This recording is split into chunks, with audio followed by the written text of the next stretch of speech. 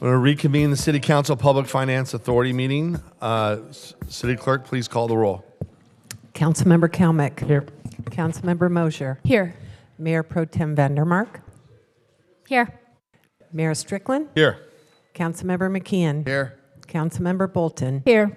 Councilmember Burns. Here. All present. So now we're going to do the Pledge of Allegiance. Councilmember Mosier, please lead us in the pledge. Everyone that can stand, please do. Ready, begin.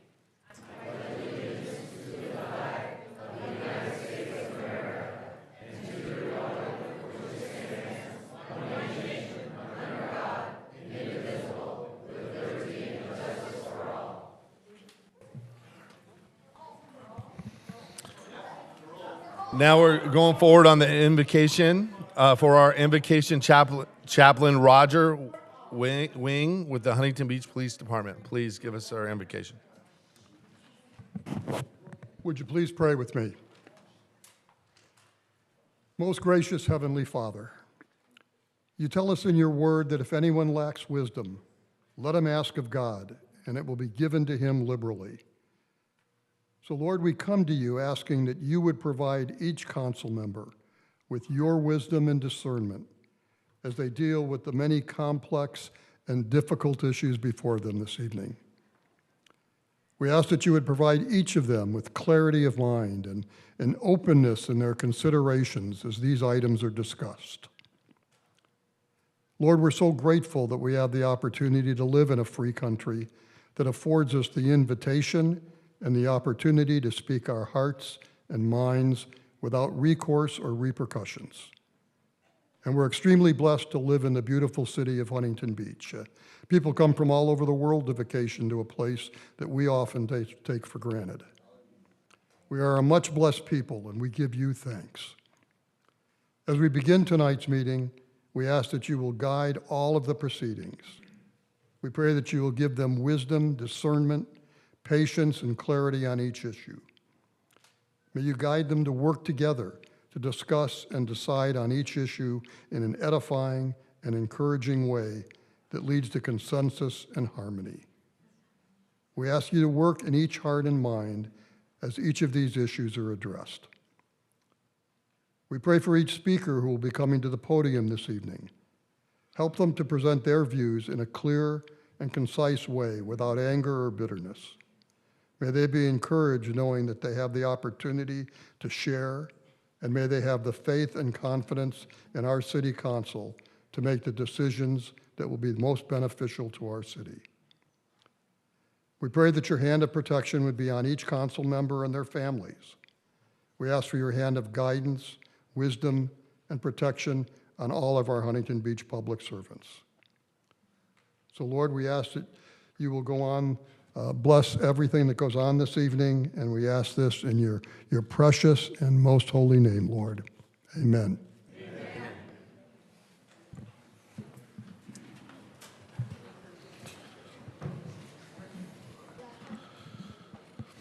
Closed session report. City Attorney, do you have anything to report? Yeah, thank you, Mayor.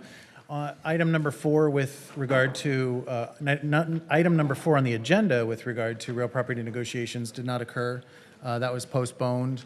With regard to number 3, potential challenges, City Council voted unanimously to not challenge SB 10 or ADU units law at this time, but did authorize me to pursue options for challenging SB 9, including reaching out to Redondo Beach's lawsuit against the state on the constitutionality of SB 9 for charter cities. So that's the report. Thank you, Mayor. Thank you. So I would like to take a point of personal privilege. I would like to make an announcement that on the basis for my recusal at the February 21st council meeting on item number 12 on the agenda, involving the Bonani Development Project. It was my primary residence that was located within 1,000 feet of the proposed development. Thank you. City Attorney report. Do you have a report?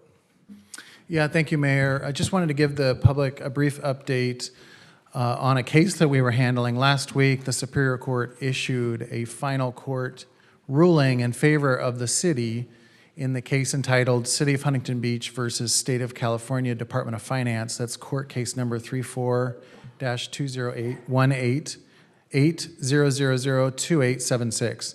The lawsuit against the state sought reimbursement of previous redevelopment loans, one known as the waterfront loan in the amount of $22.4 million, plus interest for a total of approximately $25 million. This is $25 million.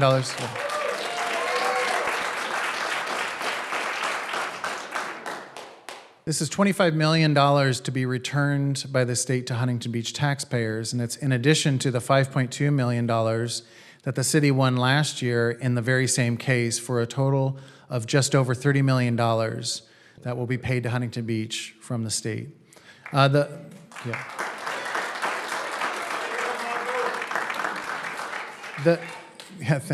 you. The vast majority of this money will go into the general fund. The next steps are the city submits for reimbursement in the next couple months, and then the funds from the state will come from the county controller's office to the city. By the way, the state may appeal the Superior Court decision, which would hold up the actual payment, just for your information.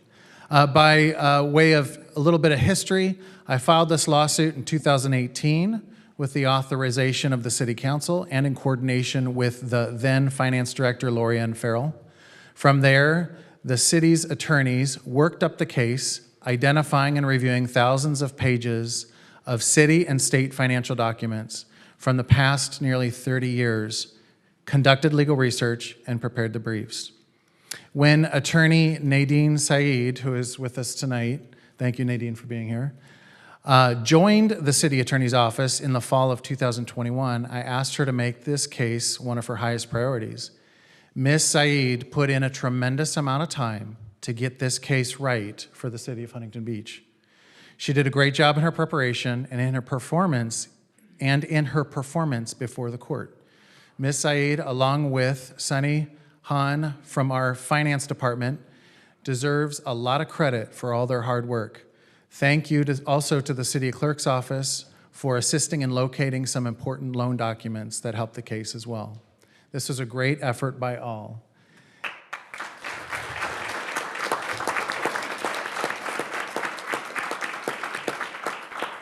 This is obviously a very important legal victory for the city, a kind of redevelopment law victory that we know of no other city in the state obtaining on this scale. I want to thank you, Ms. Saeed, Ms. Reef, or Ms. Han, and the entire City Council for your support for the legal work that we do in our office. Without this kind of support, these kinds of victories could not be possible for the taxpayers. Thank you. Councilman McKeon. Yeah, so obviously I love this, and this is exactly why it's so important that we always fight for our city. Like Michael said, other cities have the opportunity to fight, but their attorneys choose not to. And to clear up what some residents have said, you know, these lawsuits against the state do not cost the taxpayers money because our elected attorney's office is on a fixed budget. It is not paid hourly like non-elected city attorneys are.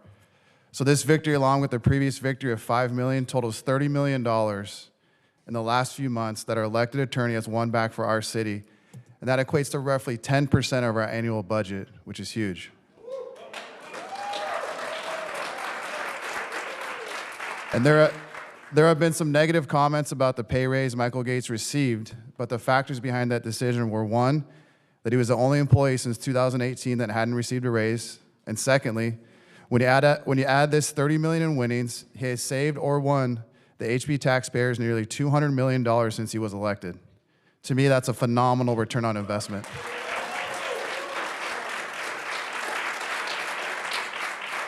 So that's why I say well done, congratulations, we are excited we were able to deliver this victory for the Huntington Beach taxpayers. Thank you. Go ahead, Councilman. I want to say congratulations to the city attorney's office on this. I do want to be very clear, though. I was mildly disappointed in the press release that went out that didn't mention Nadine Saeed or the fact that this is likely to be appealed by the state of California. This money's not ours yet, correct? Like, there's still a chance that the state appeals this. We have not had final resolution. I just reported on that. Correct. But I just want to be clear that we want to make sure that we've got this money in hand before we start spending it or start accounting for it. Like, it's great we want it. I'm really happy for this because this is really important money that we need. But we miss that key point when we tell the public that this is not our money yet. Okay, well, it's just a report on a legal victory. I understand. That's all it is. No, I don't think anybody's up here spending money. I'm certainly not suggesting we spend money. That's not the point. The point is that when we talk to the public in the press,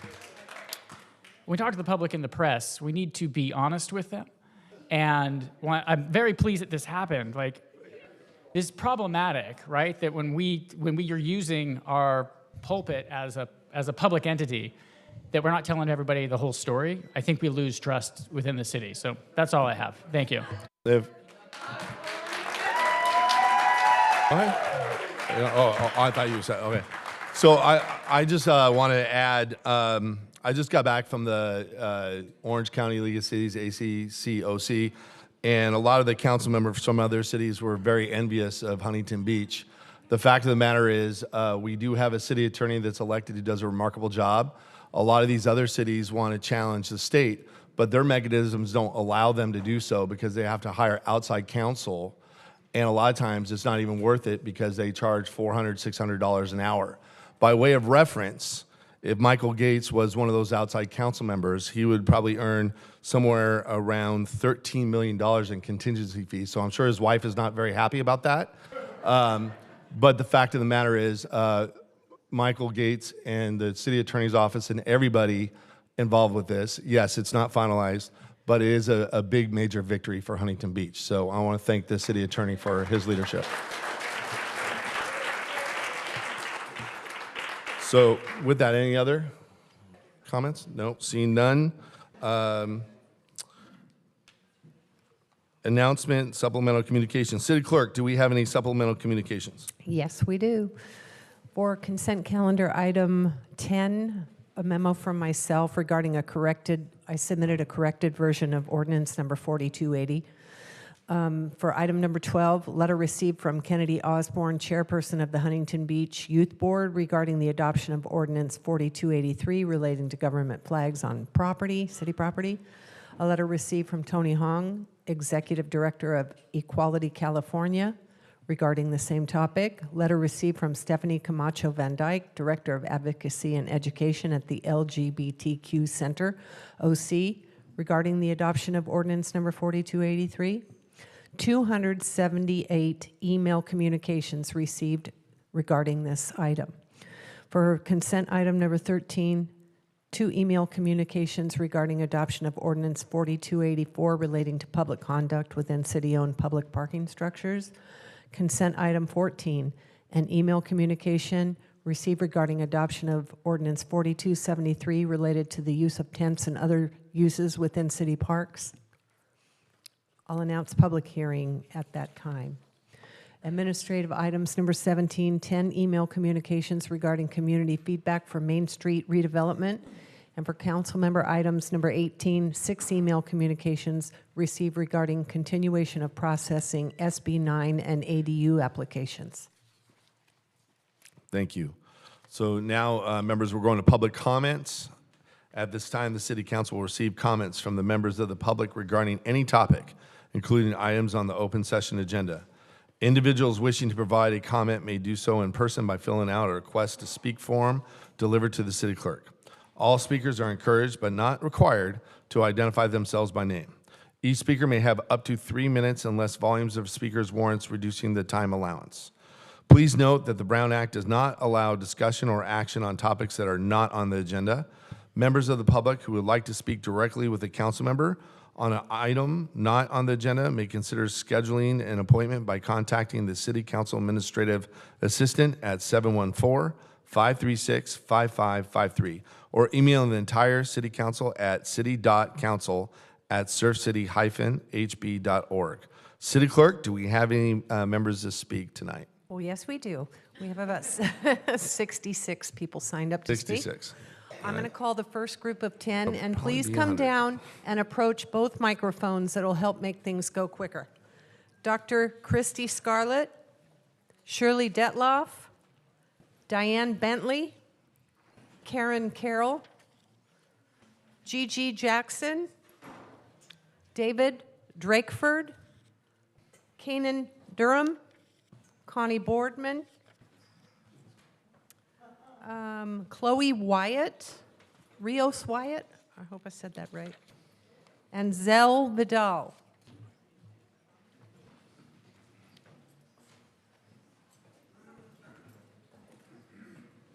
Go ahead.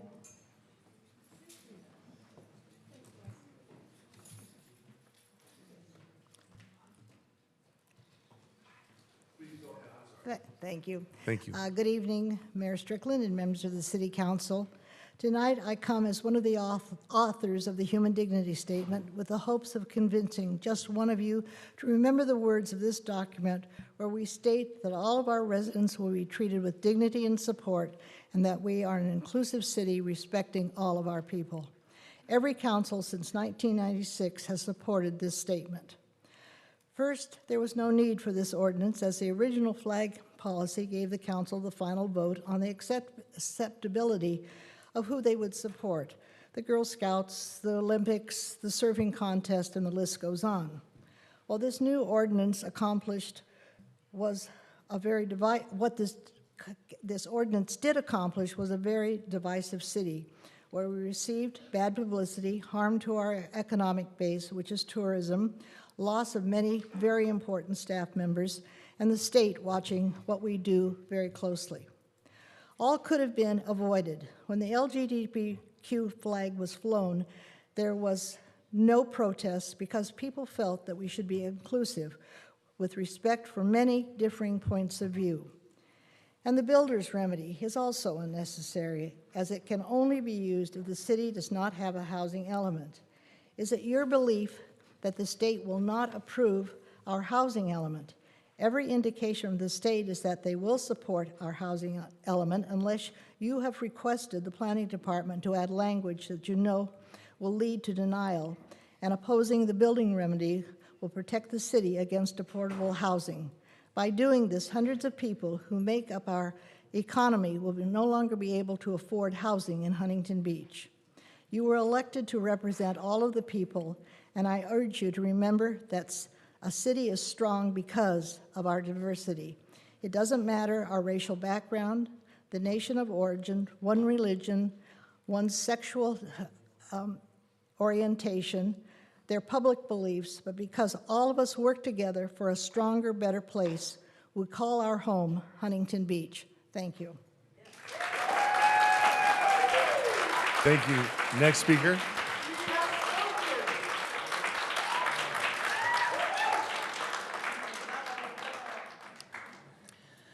Greetings. My name is Diane Bentley, and I'm a 22-year resident of Huntington Beach and an advocate with Homeless United of Huntington Beach. I'm addressing the City Council tonight on two topics. First, the need to continue support for the programs the city has in place to assist the unhoused residents of our city. And second, the need to quickly submit the HB housing element to the state with our plans for achieving reasonable increases in the housing stock in Huntington Beach. Efforts by previous city councils and city staff, such as opening the Navigation Center, arranging for outreach by the HPPD Homeless Task Force, and deployment of the Be Well crisis response teams have demonstrably reduced the homeless population and improved the mental health of residents in the city. The Navigation Center has served over 500 individuals and helped 162 find permanent housing. The HBPD Homeless Task Force made over 3,500 contacts with individuals needing help and made 480 referrals to the Navigation Center in 2022 alone. The Be Well crisis response teams have responded to almost 3,800 calls for assistance to both unhoused and housed residents of Huntington Beach. If we stay the course, we can expect more positive outcomes like these. The comprehensive review of homeless services compiled by the City Finance Department and HBPD describes in detail the positive outcomes to date and provides financial analysis for all of the services provided. The report states that the total annual operational cost to the city for fiscal year 21-22 to address homelessness and other needs of our residents was only $12 per HB resident. That's only $12 per resident for the entire year. And the estimate for 22-23 is for $13 per resident. Surely Huntington Beach residents can spare $13 a year to continue the good work being done to improve mental health and housing situations for our fellow residents who have fallen on hard times. The city also needs to increase its housing stock in rational ways so that our residents at all income levels can find affordable housing in Huntington Beach. The housing element developed by city staff provides a plan to that goal. Submission of the housing element to the state is the first step in the right direction and must be taken immediately. Huntington Beach has the opportunity to be seen as an example of the right way to provide help to those less fortunate souls among us, but only if we continue the programs that clearly are working and if we are guided by a rational approach to growing 10 our housing seconds. stock. Thank you. Thank you for being here. Thank you. Next speaker, thank you for being here. Good evening, Mayor Strickland and members of the City Council. My remarks tonight will be very brief. They can really be summed up in 3 words: do the math. I first became connected with Homeless United Huntington Beach as an advocate for the homeless, representing St. Bonaventure's Justice and Peace Ministry. As a part of those groups, I attended the first Homeless 101 in the city, where United Way presented the amazing study done by UCI, showing how much more municipalities have to pay for the unsheltered than they do when homeless are sheltered with services. At that time, I began keeping a spreadsheet. I have part of it here, so I could participate knowledgeably in conversations with fellow residents who have opinions one way or another about how to solve the homeless problem. To conclude, I can't improve on the excellent presentation that Lieutenant Smith made during the study session. I only implore the council and concerned citizens to take a good look at how our Huntington Beach community has benefited from so little in contributions from each resident. And I would also ask you to please take note of the actual alternatives if we were not doing this as a city. Thank you. Thank you. Next speaker, thanks for being here. Go ahead. Yes, please. Thank you. Good evening, Mayor Strickland and council members. My name is Gigi Jackson, and I'm a retired educator, homeowner, and resident of Huntington Beach. I'm also an advocate with Homeless United, and we are proud of our collaboration with all city council members. I want to address agenda items 13 and 14. I do not support this agenda item, which infers that these items would be part of a new majority plan to eliminate homelessness in our city. This thinking is making homelessness a crime that will go away through the process of arrests. Past experience tells us arresting homeless people is a costly revolving door that does not solve problem. A solution is to continue the use of the Navigation Center with Mercy House providing intake and wraparound services. Councilman Burns stated in our meeting with him, build on the things that are working.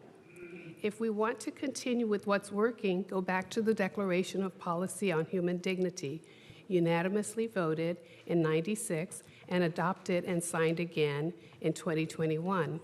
I know some council members believe too much effort is in place for a small percentage of people, the unhoused. However, this Declaration of Policy on Human Dignity confirms the value of equity for all residents. Who knows when any of us will be in need of similar support and resources. Based on the comprehensive review of homeless services submitted and presented by Lieutenant Smith, the cost of Huntington Beach residents to maintain what is already in place, such as the Navigation Center, Be Well Crisis Response Program, and the Homeless Task Force, is $12.98 annually per Huntington Beach resident. This is the cost of 2 Starbucks coffees.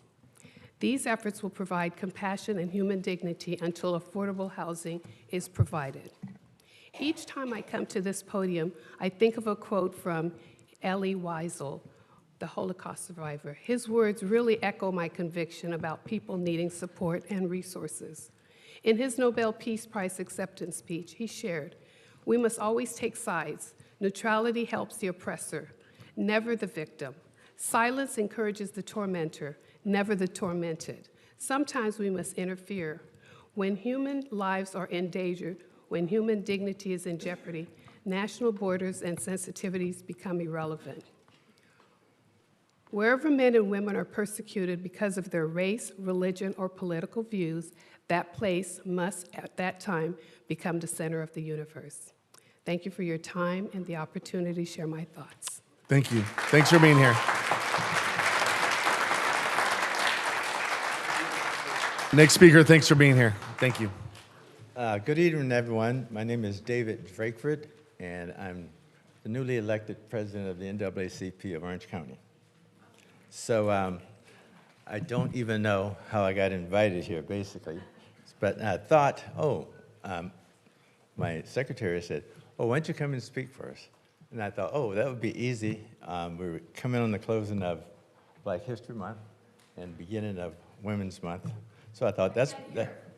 Oh, thank you. Okay, I said that. You didn't hear anything I said, right? So let me start over. Good evening, everyone. My name is David Drakeford. I'm the newly elected president of the Orange County NAACP. So I was asked to come and speak here, and I was wondering, well, why? Then I thought, we're coming on the end of Black History Month and the beginning of Women's Month. So I thought, that would be pretty easy to do. Then I read the declaration of the city's policy on human dignity, and I thought, let me see if I can pivot to that. So the policy is something that I certainly adhere to, and so my concern or my interest was, how is it being implemented? All communities should have a policy like this, but the history tells me that it is not implemented and followed through with. So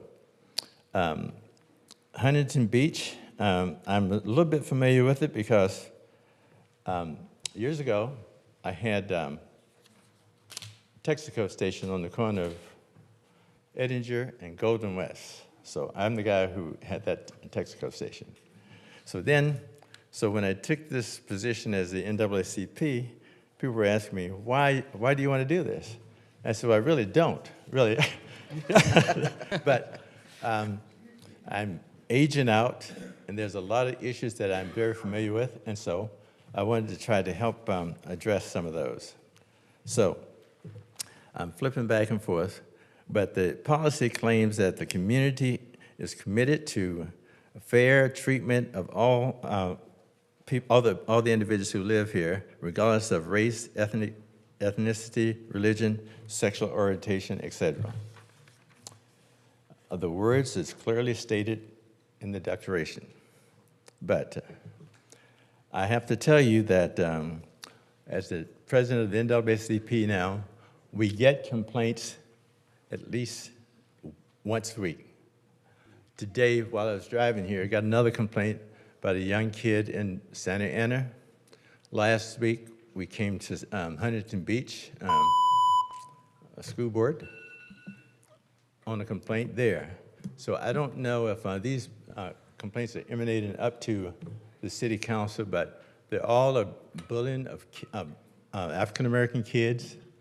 Now, I understand there's a group of kids, it's called the Monkey Group, Sir, you're out of time. I apologize. Maybe last sentence just to finish. I'm sorry? You're out of time. Can you do maybe one more sentence just to finish? Oh, okay. So my point is that the policy is great. I wish every community had it and would live by it. I certainly ascribe to it, and I think most people do. but we do have a segment that don't. Thank you for being here, sir. I really appreciate it. Thank you.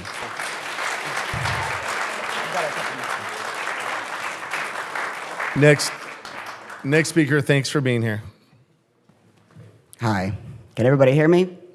All right. Hello. My name is Kanan Durham, and I'm here to speak in opposition of agenda number 23.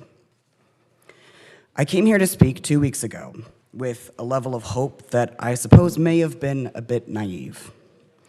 I can't say that it wasn't disheartening to sit for over 3 hours of public commentary, watching the pride flag be ripped up to loud applause, listening to folks insinuate that I'm a pedophile, that we'd have to fly the Confederate and Nazi flags as well if we flew the pride flag.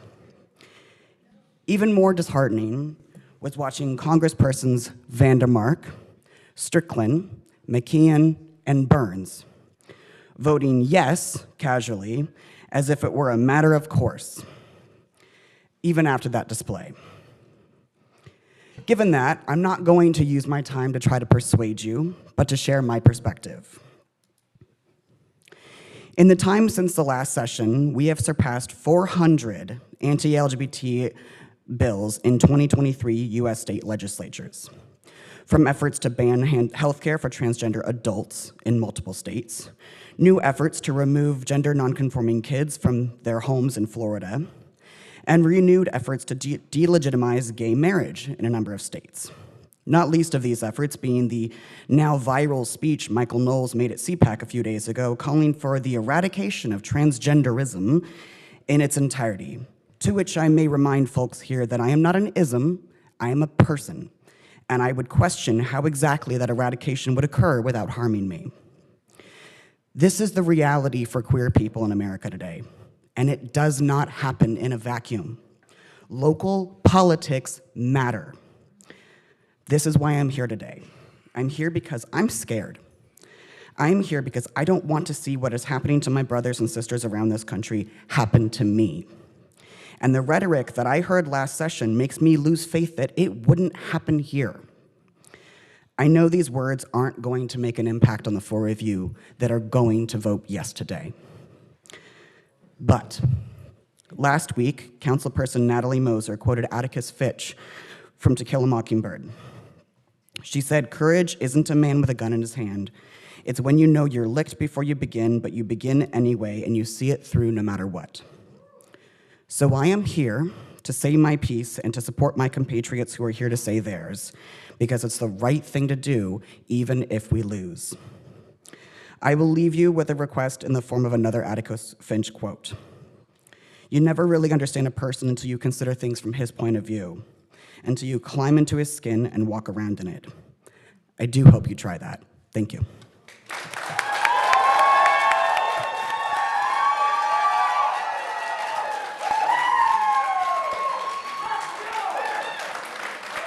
Next speaker, thanks for being here. Good evening, council members and Mayor Strickland. My name is Connie Boardman. I've got several items I'd like to address this evening. I was on the Huntington Beach City Council when the redevelopment agencies were dissolved, so I was very happy to see the recent win at the Superior Court in which the court agreed the state owed the city $25 million. The case involved a loan made way back in 1988 that the court recognized as an enforceable obligation, and the state should have treated it as such. The press release didn't mention the city attorney who tried the case, so I was glad to hear Mr. Gates recognize her this evening, and I'd like to also thank Ms. Nadine Syed and the staff in the city attorney's office, the clerk's office, the finance office, for finding and providing the documentation to convince the court that indeed this did represent an enforceable obligation. And while it's great news, I think it's likely the state will appeal, so the city can't allocate those funds for projects just yet, huh? And now for some not so great news. I've noticed a disturbing trend of this council taking away previously held rights. First, it was the right of Huntington Beach residents to anonymously report code violations they see in businesses. And at the last meeting, you took away a private property right for people to put a granny flat in their backyard. Now, if I understood the report from closed session, you may have reversed that. If you did, thank you. And tonight, you are posed to take away a right from the entire city council. Tonight is the last opportunity to reverse course on the poorly thought out ordinance that will prevent the city from flying the gay pride flag or any other commemorative flag. Under the current flag policy, this council is required to vote in order to fly any kind of commemorative flag. What is more open and transparent and democratic than voting? Why replace this democratic process with a rather authoritarian ordinance? Is it so those of you who plan to run for public office, higher office, don't have to defend voting against flying the pride flag? Are you trying to tie the hands of future councils? You know future councils can amend ordinances, they can repeal ordinances. The four of you ran on transparency, but this ordinance takes a transparent process away from the city council. I was here at the last meeting and listened to the public comments, and I've read some of the emails you've received. Some of those comments from some who support this ordinance demonstrate exactly why the city needs to fly the pride flag in June.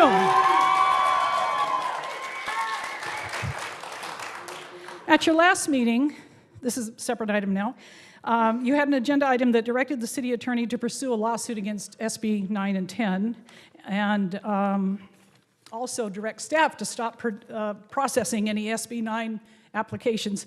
It wasn't clear to me from the city attorney's report whether you have also reversed course on that. If you did, that's great. I'm going to close by quoting a recent editorial in the Orange County Register, and I guess not. So there we go.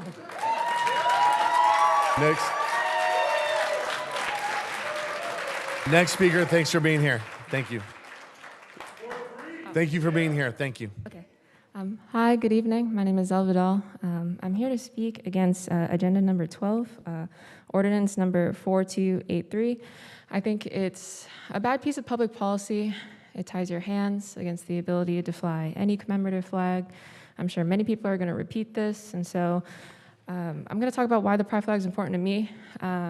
In 2020, I got jumped, and I was punched in the head and called a faggot and a tranny for going out with my friends and not really dressing any different than I do now. I guess they just don't like people with wide shoulders and comfortable clothing. And so I think that the pride flag is very important because it's a show of solidarity with a group of people that often don't feel safe and often suffer at the hands of people that don't think that they should be alive. And so I think it'd be really in the best honor of many people in Huntington Beach to at least one of you vote no on agenda number 12. Thank you. Thank you.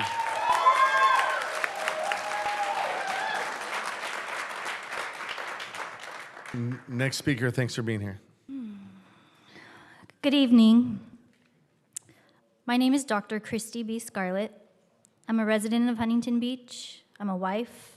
I'm a mother of a 9-year-old daughter and 6-year-old son. I'm also a local clinical psychologist with a private practice in Los Alamitos. My practice is going on its 10th year, and I've been providing therapy for 14 years. I see HB residents and residents of surrounding areas. People often ask me, what kind of people do you see? I see people like me and you. Your mother, your child, your neighbor, everybody. It's not any those, them people. Mental health struggles are high right now for so many. My colleagues and I's phones are ringing off the hook.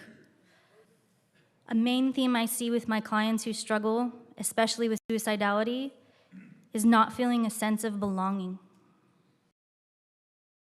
Sometimes all it takes is one more sign from your community that you do not belong to send a struggling person over the edge.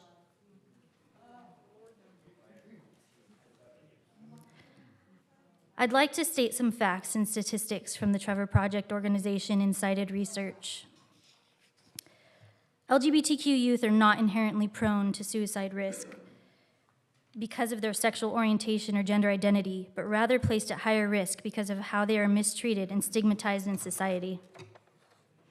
Suicide is the second leading cause of death among young people aged 10 to 24.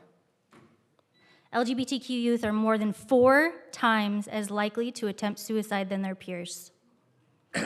In the US, at least one LGBTQ youth attempts suicide every 45 seconds.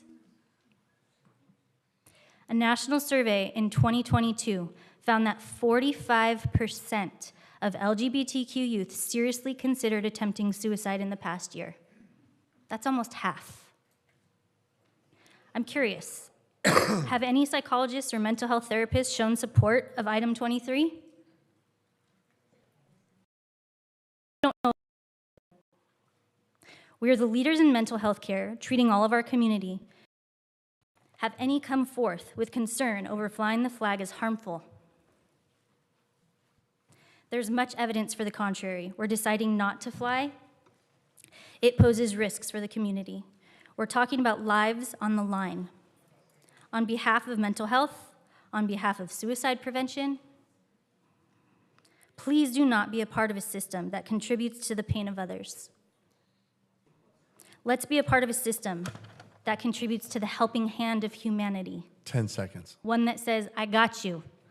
Let's save lives, bring back the flag, send messages to the community that let them know they're enough.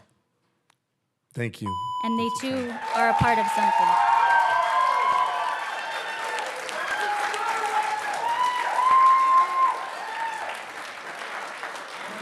Next speaker, thanks for being here.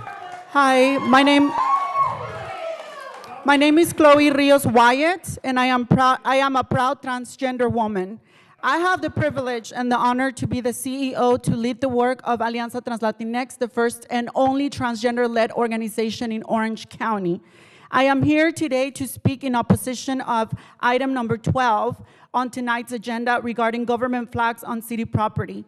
I want to let the city of Huntington Beach know that prohibiting flags from being displayed across the city will negatively impact the overall well-being of all LGBTQ+ people. I also want to remind you that there is an epidemic of violence against transgender people, and at least 32 trans people were murdered in 2022. I was raised in Orange County, and I experienced firsthand the discrimination and violence for being different, sounding different, and for being transgender. I want to demand the city of Huntington Beach to continue to allow the pride flag, including the trans flag, to be utilized anywhere in the city. Seeing the pride flag outside of venues or public places has helped me feel that I am a part of a community, feel accepted, and help me personally feel better mentally. I know that other transgender people who might see these flags around the city will also feel the same way. Huntington Beach can be quite intimidating for LGBTQ+ people already because of the culture and the hate that we receive every day. Yes, taking pride flags down is an act of discrimination and marginalization, and it threatens to erase LGBTQ+ people. We urge you to continue to allow pride flags in the city and ensure that future generations have the opportunity to feel proud of who they are. You will not erase our existence or remove us from the culture and the city of Huntington Beach. We have existed for generations, and we will continue to fight back until we have the same rights as every other citizen of Huntington Beach to display their pride and who they are. It is a shame that Huntington Beach has chosen to move backwards and remove LGBTQ+ flags. By doing this, you are promoting violence, hate, and helping with the murdering of our community members. So shame on you. Shame on you. Trans power!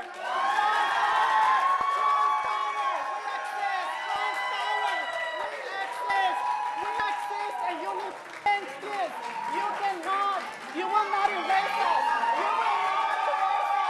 We are here. We exist. You will not erase us. Trans power!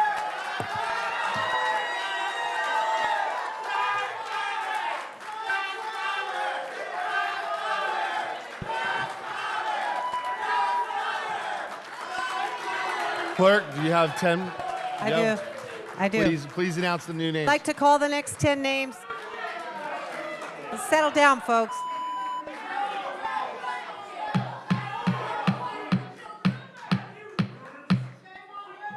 All right, I'm going to call the next 10 names. Thank Mayor. you.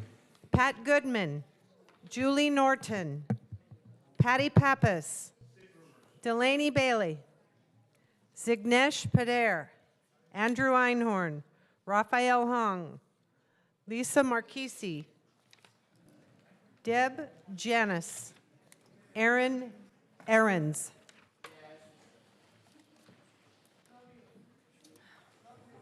Good evening, Mayor Strickland, City Council members.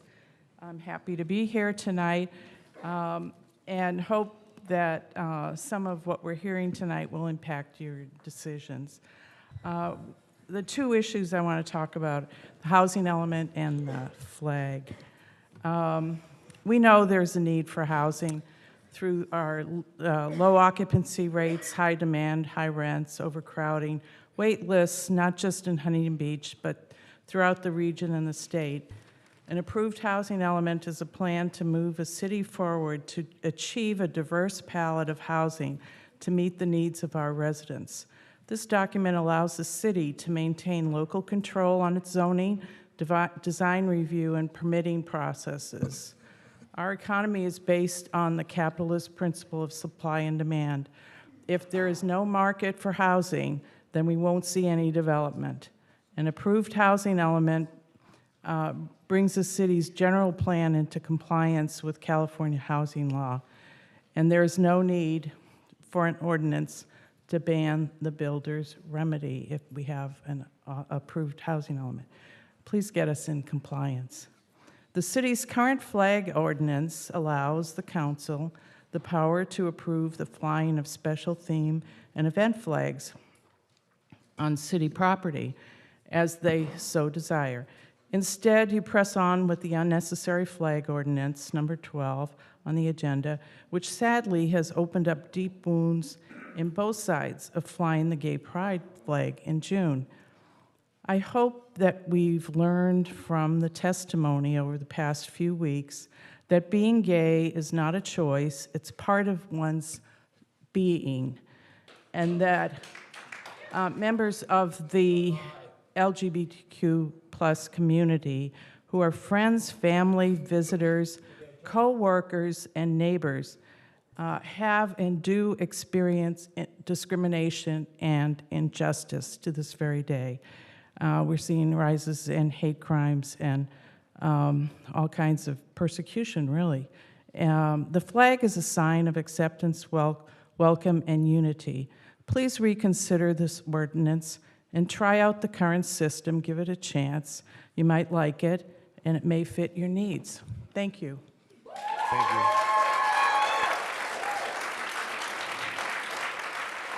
Thanks for being here. Next speaker. Thank you. My name is Patricia Pappas, and I'm a member of this community, resident for 43 years.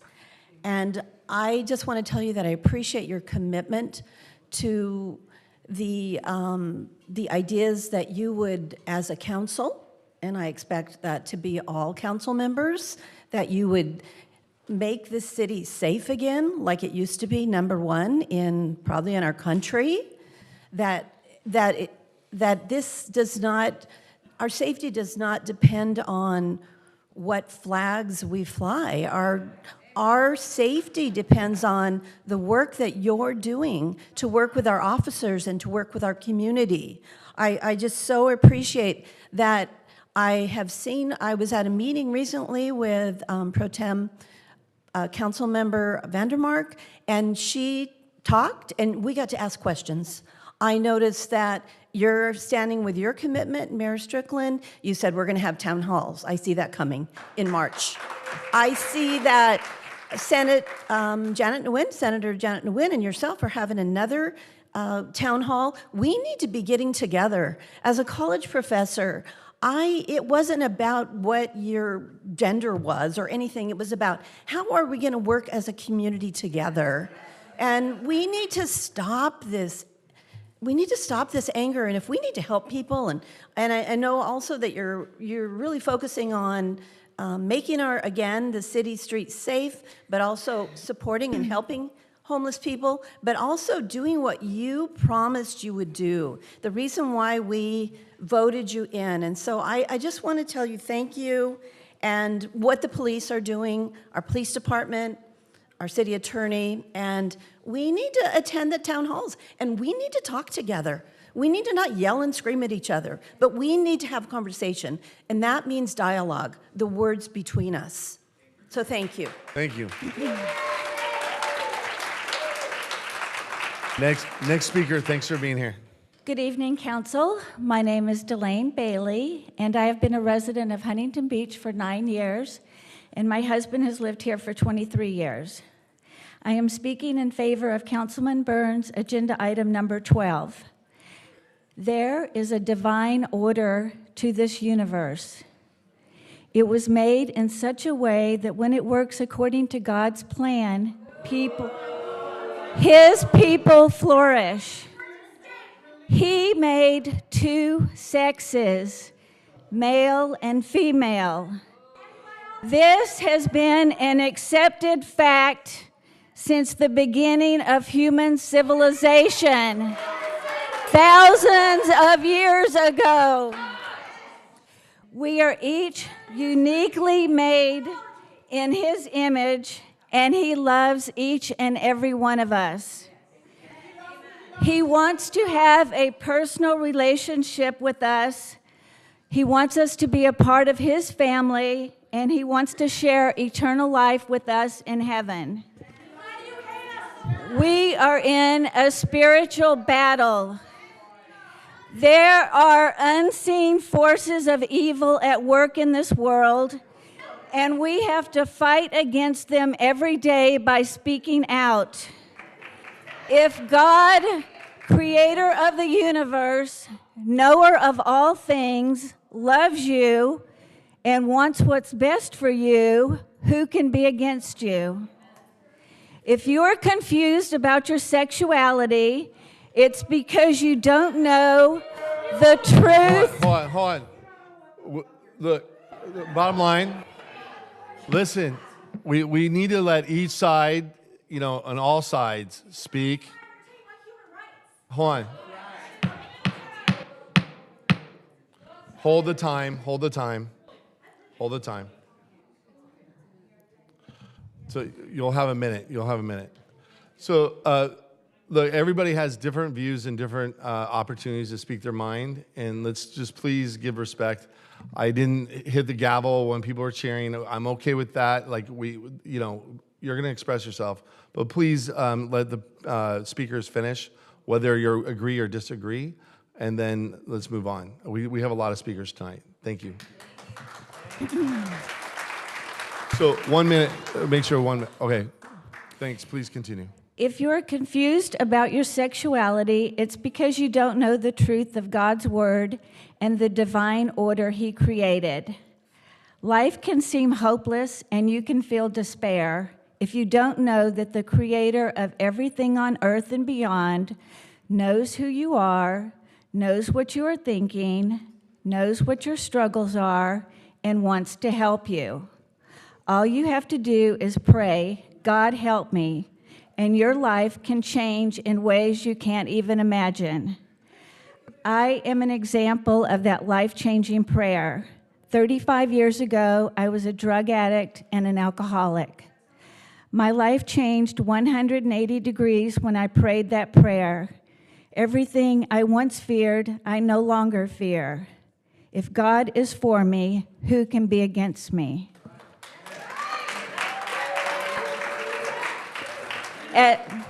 As Christians, we are called to the greatest commandment. Love the Lord your God with all your heart and with all your soul and with all your mind, and love your neighbor as yourself. 10 seconds. You are told that we don't recognize the flying of the pride flag. That means that we hate you, we marginalize you, we reject you, we exclude you. That is a lie. That's time. Thanks for being here.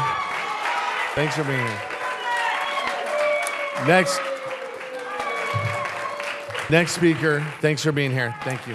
Thank you. Good evening, council members and city council members. This flag ordinance and this flag issue is just becoming more and more of what it really is. And all it is just virtue signaling. Nothing's going to be solved by this. You are all complaining about this flag. And now you have individuals like Mr. Kalamak over here who wanted to say last meeting that for a group of folks that in several states it could be fired for who they are, we want to show solidarity as a government speech that they are welcomed here. Newsflash, Dan, people have lost their jobs for not using the right pronouns that these people want to believe that they are. And this is happening across the nation. So no, this is not the place for government speech. And it seems to be the only angle that the LGBTQP movement is capable of, to utilize the government to further their agenda because the dialogue and the debate of public space is too strenuous, crying out, words are violence. Nowhere in the proposed ordinance does it state a ban or the word pride flag, yet you have the professional victims here for perfect outrage. You'd have a foot to stand on too if you were in like Saudi Arabia or Uganda, where they actually persecute gays. You are in the most progressive country on the planet. So those in opposition, you sound like you're crying over spilled milk. You say the flag doesn't represent you, yet you are so privileged that you inherit all the rights and liberties that the American flag protects. These include the freedom to live your life in any style you see fit. We need to come together now more than ever, and there is only one flag that will unite us. It's the same flag that has flown since 1776, and it will continue to fly thereafter. We are all American citizens. We are not all gay citizens.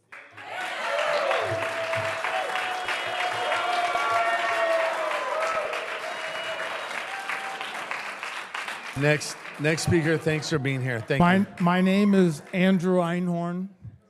The title is Truth Be Told. Numerous past speakers have provided evidence accusing members of your council of making racist statements. These allegations have laid the foundation for seeking the truth from the council members. However, the council has chosen to overlook the issue of racism with deliberate disregard. I hold myself to a high standards of personal integrity, and as a voter, I expect the same from those on the council that represent us as political leaders. The truth is the only story that matters. Ignoring the past will not make it disappear, as it often resurfaces unless someone has the courage to acknowledge their views or, even better, apologize. I strongly believe in free speech and fostering a platform for diverse perspectives. However, it does not protect people from consequences from those opinions. There is a clear line where comments become racist.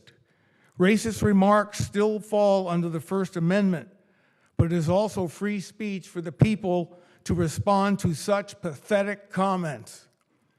My objective is to fulfill personal obligations to my family, friends, and community by requesting the council to appoint an external ethics committee investigation into the allegations previously made by several others from this platform. The purpose of this investigation is to clarify the situation and set the record straight. The council's lack of response on this issue implies the acceptance of racism, and it's crucial that this changes. I have been and will remain a persistent voice against racism. I can't cure racism, but I can expose it. Thank you very much.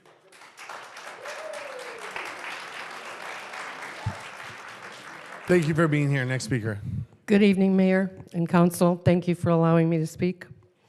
I am a 44-year resident of Huntington Beach. My name is Deb Janis. I first want to just again thank Mr. Gates and his staff and team for working so hard for we the citizens of Huntington Beach. Secondly, I'm here in support of item 12, the flag ordinance. We know that this is not a ban of any flags in our city. I fly the grandparent flag in September because I'm a grandparent.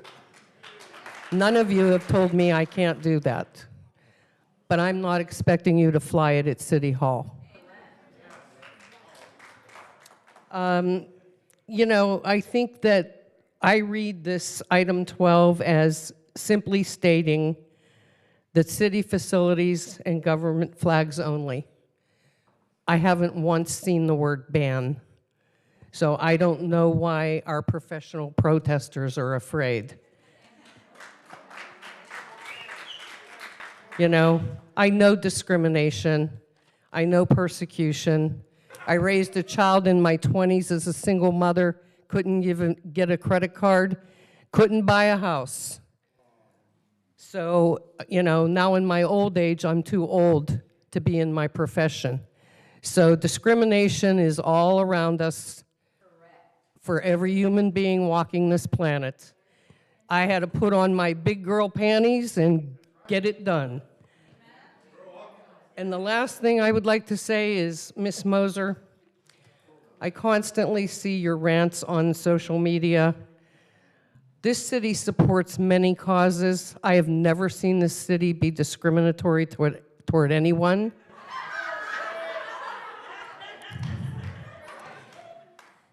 And I think you're gaslighting a few people with the stuff that you're putting out there, and I'd like to ask you to resign from the council because I don't think you represent our city well. Thank you. Next speaker, thank you for being here. Council, my name is Lisa Marquise, and I'm here to speak in opposition to item number 12. First, I would like to thank Council members Moser, Kalmick, and Bolton, and previous council members who made Huntington Beach a better place by flying the pride flag. The rest of my comments are directed to the 4 members who want to banish flying the rainbow pride flag, a rainbow, and using doublespeak to that end. And that's what I want to address, the doublespeak. That you are doing this because equal rights. Though nobody is discriminated against for being heterosexual or a grandmother. So why would you say this? Because you have to. You know that what you're doing is an obvious outward act of bigotry, targeting a group of people subject to hate crimes, and that's has become unacceptable to say out loud too much, only behind closed doors, and puts the city in legal jeopardy, at the very least as an employer, charged with protecting employees from discrimination and harassment, which is why you craft a resolution that prohibits other flags as well. Deniability, I won't even call it plausible. That you are taking back support Huntington Beach has officially expressed for a group vulnerable to hate crimes and harassment. Because bottom line, that is what you're doing. You are rescinding our official support for LGBTQ people. You are rescinding the statement the flag represents, that discrimination and bigotry have no place here. And you are rescinding the proclamation of equal rights for a group of people subject to hate speech and violence. Own it. That's what you're doing. You have to make an excuse for your actions because on its face, it's an act of targeted bigotry. It's not about equality, it's a jab at the fight for equality. That's what you're doing. And it's not subtle. I'd say no that in the next election, voters won't feel so comfortable with how things are going to stay home on a rainy day. They're going to turn out and they're going to show you the door.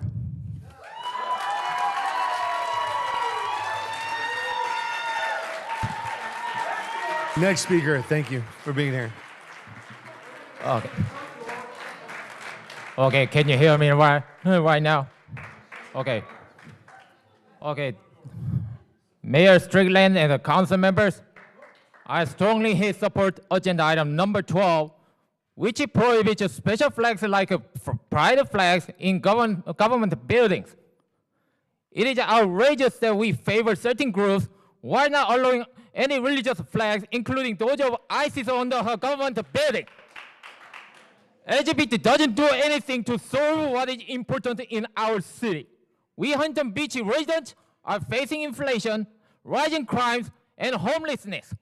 So why should we celebrate sexual activity between two others in the city property? Does that even improve our quality of life? This is not the episode of South Park.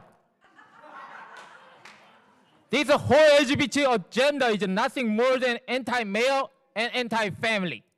They want to emasculate our boys and men. Men should be wearing steel-toe shoes and working hard labor, such as machinery. Not wearing lipsticks and high heels. Transgender women can't have an abortion because they don't have a vagina. This abomination should not be celebrated in family-friendly city like Huntington Beach. Thanks for listening to my concerns. Next.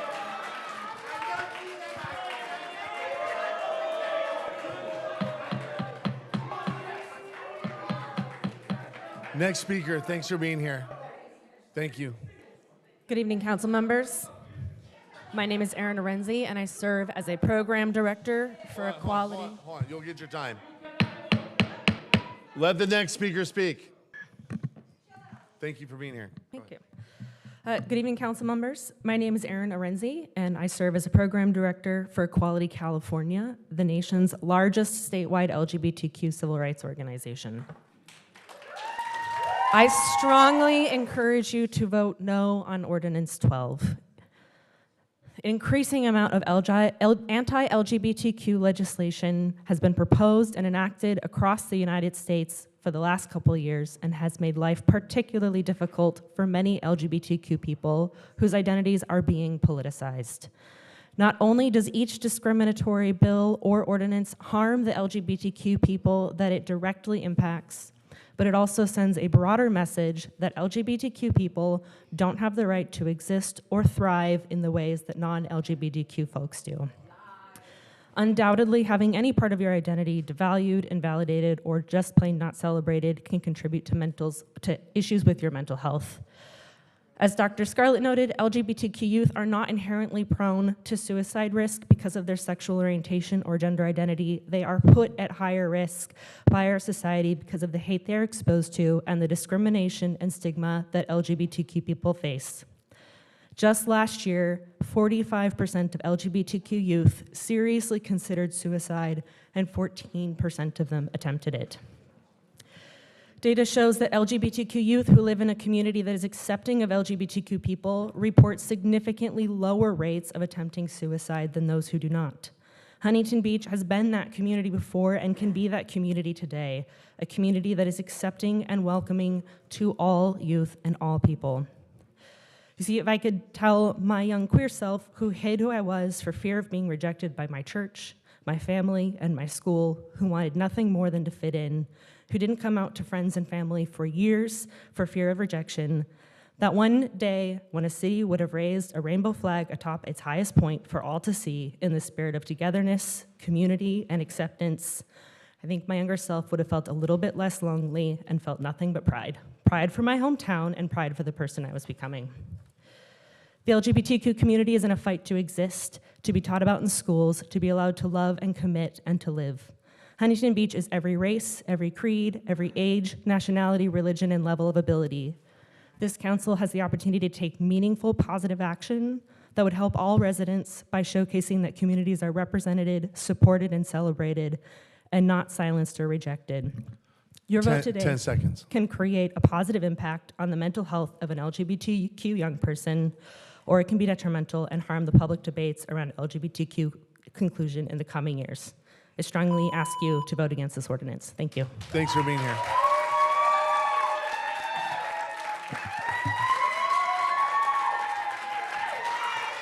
Madam Clerk, Yes. we have more speakers. Last call for Julie Norton, Peg Corley, Cynthia Meenan, or Menon, Hector Diaz, Gretchen Dawson, Kathy Ryder, Jean or Jeannie Paris, Sylvia Calhoun, Amory Hanson, Kathy Hawes, Bethany Webb.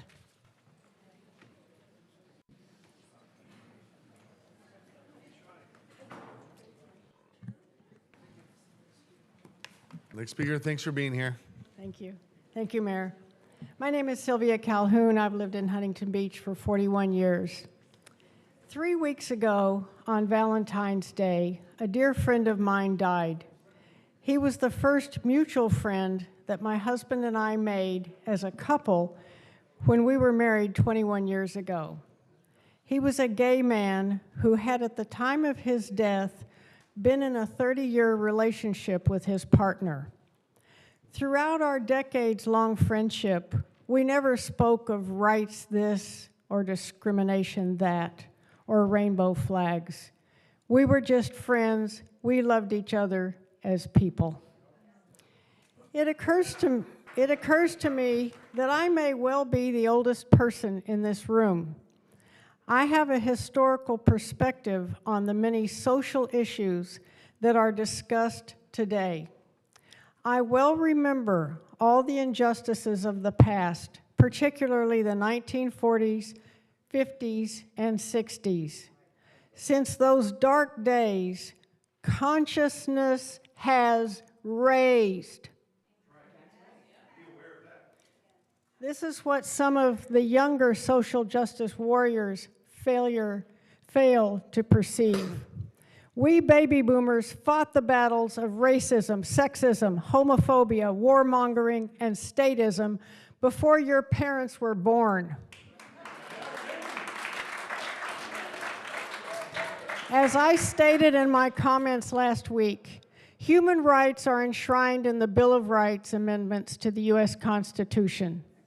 I would like to state again this week that I believe only U.S. government flags be on U.S. government buildings. For an example, I was not fond of the Confederate flag waving in the breeze when I lived in the South years ago. Likewise, I do not support a rainbow flag on Huntington Beach government land which supports a particular lifestyle or orientation. That is none of my business. I support Agenda Item 12. In 1965, I attended a trade school which was practically all male. I experienced sexism. It was not mean-spirited, but it was the mentality at the time.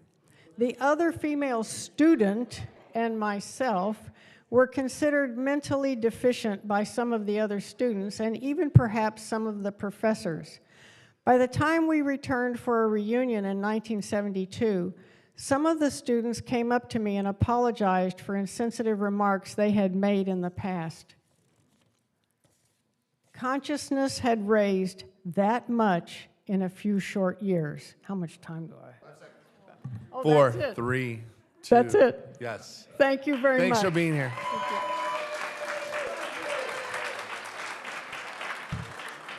Next speaker, thanks for being here. Thank you. I'm Gretchen Dawson, a Huntington Beach resident. I'm going to keep this brief. I'm reading on behalf of my wife also, who couldn't be here tonight. Last time we were here, we heard a lot of the argument, you can fly your flag at your house, just not on city property. I have nothing against the gays. Another woman spoke about the fact that she was wearing a leopard hat, but would never expect the city to fly a leopard flag. And over we heard the reference to queer community being conflated with special interest. The pride flag being flown during June is the same as acknowledging Black History Month. It's to celebrate a group of people who were born this way and have been marginalized by society for it. Not to be confused with chosen religions or special interest. To close, I'd like to point out that someone said, if the city flies the pride flag, why can't I fly the Christian flag? To which I'd like to remind everyone here how we started this meeting with a prayer to God. We are a room with diverse beliefs, and yet we are all led in prayer on city property. So yeah, in a way, you did get to fly your Christian flag on city property, and yet still no one made a fuss about that. And that's a chosen religion, not a group of people. We've already been flying the flag during June the past couple of years. Taking it down is taking it away, and Huntington Beach, that's not a good look. Stop canceling a rainbow. Thank you for your time.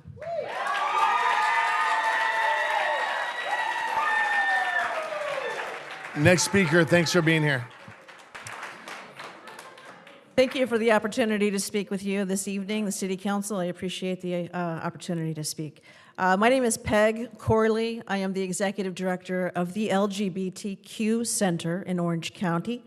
I am here, not surprisingly, to talk about agenda item number 12. I am not here, however, to try to change your minds, the four of you I'm talking to directly, or your vote. If we couldn't do that in 2 sessions, I'm not under the illusion that we're going to do that tonight. I am here, however, to help us find the path forward from here. It would be easy for LGBTQ people to stop coming to Huntington Beach.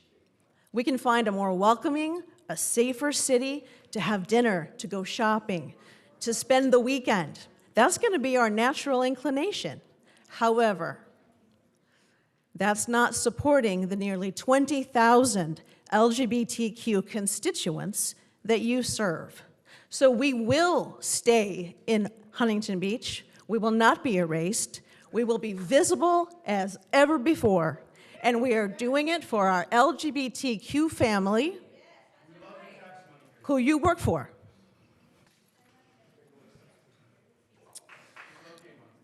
Yes, we do love gay money, and we have plenty of it. We know how important it is. We know how important. Thank you. Again, please just let the speakers speak. We have a lot of speakers on, everybody has a different perspective. Just let the speakers get through their presentation. Thank you. Thank you, I appreciate that. Studies have shown, we've all seen the studies, we've seen the data, our most vulnerable community members, and I mean insert your marginalized community here, not just LGBTQ community, any marginalized community, the most marginalized and vulnerable people. If they do not see themselves in their larger community, they do not feel safe, they do not thrive in their lives. So that is why we are making a commitment to not pull out of Huntington Beach. We will be here for them. I personally make this promise to you, the City Council members, each and every one of you. I, as the ED of the Center, Orange County, will be here for you. When your children or your grandchildren come out as LGBTQ, and they may already be LGBTQ, but they don't feel safe telling you that. But I will be here for you. I will provide counsel. I will listen to your fears and your concerns. I will make sure that you have the tools you need to lead and parent with love to support your children. That is a promise. And here's what I ask in return. I want our flag back. You have no value placed on our flag. It's either going to go in a broom closet or a dustbin. And I'll tell you what, the blood and sweat of people have carved out safe spaces throughout Orange County, and that flag means a lot to a great deal of people. And I am asking you to let us be the custodian of that flag until Huntington Beach is ready to fly it again. And when that day comes, I personally will deliver it to you in good condition and in good faith, but give us the flag back. Thank you. Next speaker. Next speaker, thanks for being here. Hi, good evening. Good evening, council members. My name is Sunitha Menon, and I'm the Managing Director of Operations at Equality California, the nation's largest LGBTQ+ civil rights organization. I'm speaking in opposition to Ordinance 4283. I stand before you today on behalf of Equality California, but also as a member of the LGBTQ+ community, and more importantly, as a human being. A human being that is exhausted. I'm exhausted from the constant attacks my community has been facing every week, fighting day and night for basic respect and dignity. Already this year, as you all know, a record number of bills across this country have been introduced into state legislature to eliminate critical protections for LGBTQ+ people, to separate LGBTQ+ children from their families, and to criminalize our very existence. We have witnessed a 200% increase in anti-LGBTQ+ protests over the past year, many of them attempting to intimidate and harass trans people. None of this happens in a vacuum. LGBTQ+ Californians, our neighbors, our youth, and their peers all see coverage of these attacks, and the result? There was an 83% increase of anti-LGBTQ+ hate crimes in Orange County reported this year. So where does Huntington Beach factor in? Where do you all factor in? In 2021, when LGBTQ+ people saw a unanimous vote of all 7 Huntington Beach City Council members to fly the pride flag at City Hall and at the pier, LGBTQ+ people here in Surf City felt welcomed and supported. And even though members of the public, probably some of the ones here today, voted to burn the flag down, they said the world was built for straight people. The LGBTQ+ people still felt valued and validated because of the precedent of acceptance and support this council set. Now imagine how they felt when members of this council voted to reverse the president and to take down the flag, a message that we aren't welcome in Surf City. The pride flag is a nearly 60-year-old form of visibility, of knowing you are welcome. It is an easy way of knowing that you have allies. It welcomes LGBTQ+ neighbors to freely be themselves and rebukes hatred festering in communities.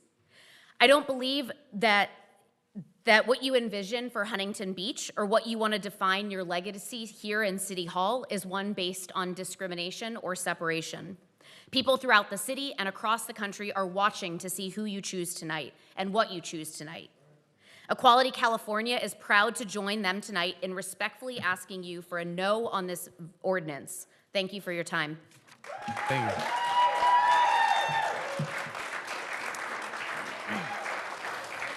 you. Next speaker, thanks for being here. Hello, my name is Hector Diaz, and I'm actually a resident from Santa Ana, but I spent a lot of time here as a teenager, and this is actually where I learned how to surf and where I learned to appreciate the ocean.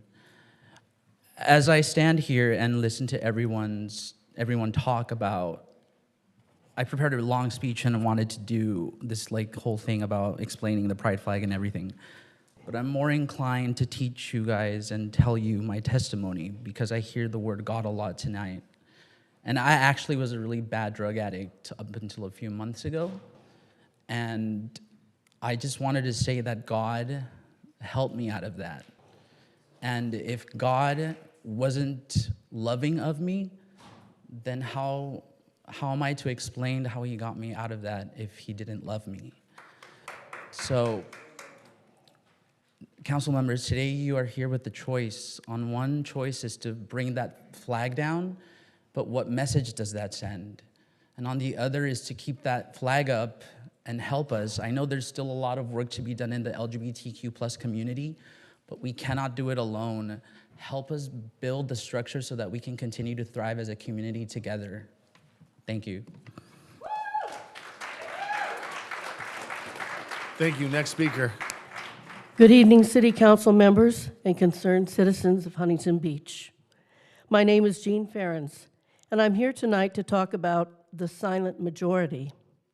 Conservatives have tried to co-opt the term silent majority for use by their side ever since Richard Nixon first employed it in 1969, thus relegating their opponents, especially liberals, to being the noisy minority.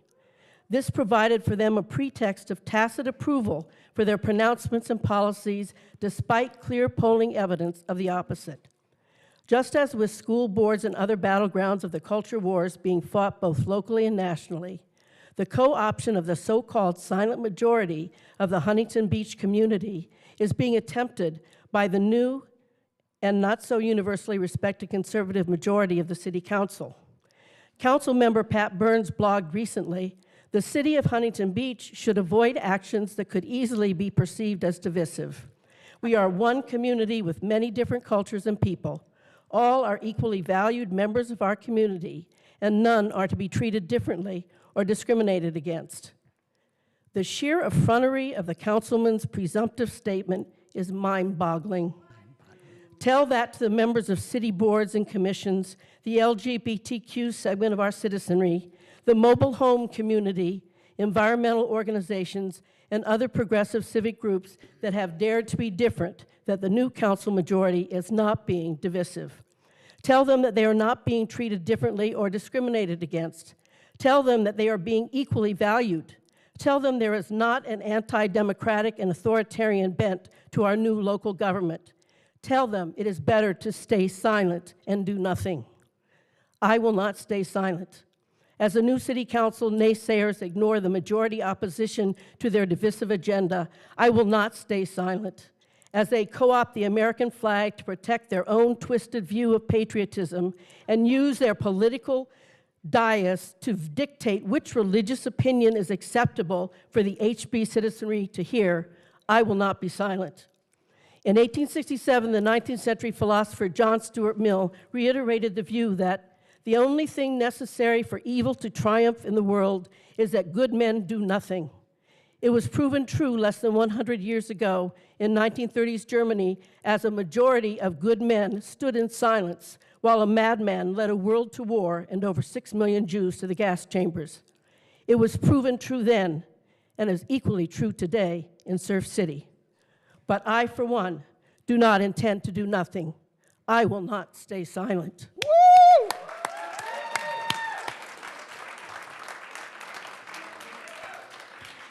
Hi, my name is Bethany Webb. I am a 44-year resident of Huntington Beach. I'm going to add something that I wanted to, the name Natalie Moser has been brought up before tonight, something about her post.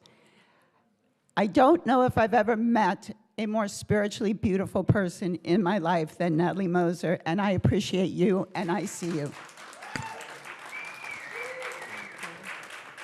So I have mentioned before that people not from Huntington, particularly before 216, don't really understand the makeup of Huntington, and I'm going to go back to that.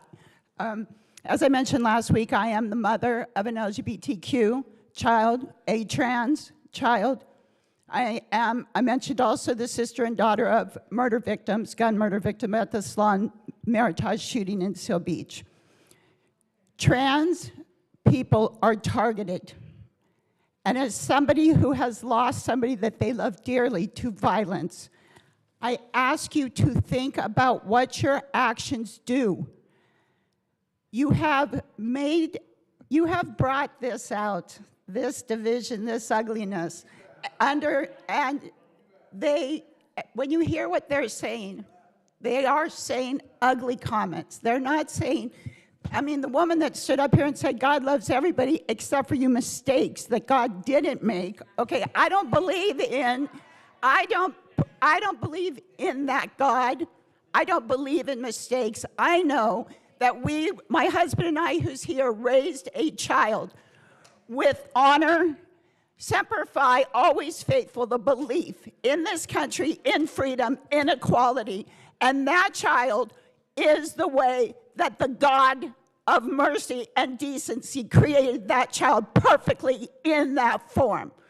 Now, I wanted to get back to part two of what I believe that you don't understand. There is conservatism in Huntington Beach, but it's fiscal conservatism, and you're not following that.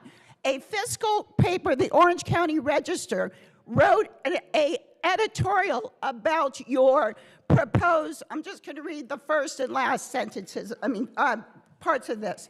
The City of Huntington Beach City Council majority apparently believes that it is above the law.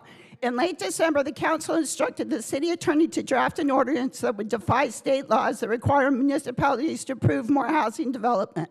And now, General Rob Bonta's office has replied, we could definitely see this one coming. What's their final, again, a conservative Orange County newspaper leans right. Sorry, but Justice Huntington Beach residents, must follow the laws they don't like, so must the city. We expect the courts to rebuke Huntington Beach and the residents to be stuck with soaring legal bills. Thank you. No, thank you. Thanks for being here. Next speaker, thanks for being here. Good evening, Mayor, council members, city staff, and HB voters. I'm Kathy Ryder, and my husband and I have lived and voted in Huntington since 1985. And while we do certainly support the need for public safety in our public parking structures, in our city lots, in our public buildings, and in our parks, we still have those same concerns that we had at the last meeting about agenda items 13 and 14. There's a long list of unacceptable behaviors in both of them, and exactly how are we going to share what these unacceptable behaviors are to not only our citizens, but to those who visit our city? How will these be enforced? Are we planning to put police officers at every public spot 24/7? Because if I recall a couple of meetings ago, our police chief asked for some additional support and all that was tabled, and we were repeatedly told that our police force is understaffed. And if I'm out and about and I see someone doing one of these unacceptable behaviors, how and to whom do I report it, or do I? And these violations look to be misdemeanors. Are there going to be costs involved? Will there be fines? Who was going to assign the fine cost? Are all violations equally egregious? How do we pay these fines? And what if I commit a whole slew of them? Will eventually I be banned from a public spot? How will that be monitored? And of course, we were all told during the election season that on day one, this 90-day homeless plan would be implemented. Well, of course, we've now learned that this 90-day plan was really just a couple of emails between a retired police chief and the city manager at that time. And at our last city council meeting, Councilman McKeon even said that the agenda items ordinances were designed to end homelessness. So homelessness is a crime now, I guess, in our city. That's how we're going to solve it. I actually was here for the study session this afternoon, and it looks as if what we are currently doing and what we have been doing is working. I don't think we need a whole bunch of rules and regulations. But we are also looking forward to hearing about how we're going to reimagine Main Street. This is something that is long overdue. And we certainly support agenda item number 18. Why in the world do we tell property owners what they can and cannot do? I already live in a neighborhood where we've got one-story houses that are now two-story houses. We have garages that are apartments. This is one of the ways people solve their housing situation. So I urge you to really be thinking about what we're doing when we look at how we're going to go against state laws. Thank you. Thank you. Next speaker, thanks for being here. Thank you, Mr. Mayor. My name is Mr. Amory Hanson. I'm speaking tonight on item 17A, the additional feedback on Main Street. I also urge the City Council to begin steps toward a plan that will include the continued openness of Main Street. I wanted to share some thoughts I had based on reading the report as well as the survey. Of note, 37% of respondents to the survey supported the enhanced streetscape, and 14% said, quote, utter, end quote. The staff report mentions that many of the other comments supported an open Main Street, but had additional suggestions to improve Main Street. Of note, the survey only had a box to list additional suggestions under, quote, utter, end quote. 37 plus 14 is 51%, a majority percentage of respondents. When asked in the survey if each individual block of Main Street should be closed, a majority of respondents did not support closing each block. I urge the City Council to consider this information when considering next steps for Main Street. Downtown Huntington Beach still requires revitalization and should remain a place for Huntingtonians to come together. I want downtown to be a place of pride for all Huntingtonians. Once again, I urge the City Council to consider the feedback provided today and create a plan to revitalize downtown that involves an open Main Street. Thank you. Thank you so much. Next speaker, thanks for being here. Thank you. Good evening, Mayor Strickland and City Council. My name is Kathy Haas, and my husband and I have been residents of Huntington Beach for nearly 50 years now. He couldn't be here, but he fully supports my position as well. And I'm here to speak in support of agenda item number 12 this evening. As I've stated previously, the City of Huntington Beach does not need to be in the business of deciding which affinity flag shall fly over the city and which shall not. That anytime you fly an affinity flag, you're going to offend somebody.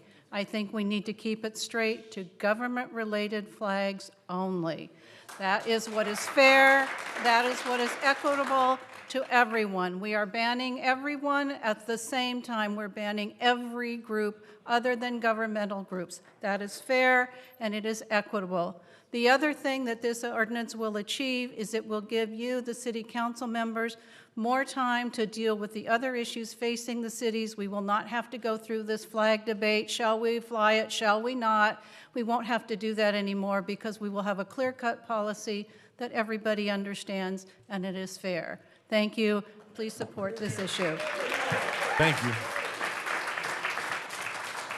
We're getting there. Madam We're Clerk, getting there. more names. Yes, so I'd like to, I'm going to call the next 10, and I would just like to let some of our public here that requested some translation assistance, some Spanish translation assistance. We do have someone here that can help us, a representative from our police department.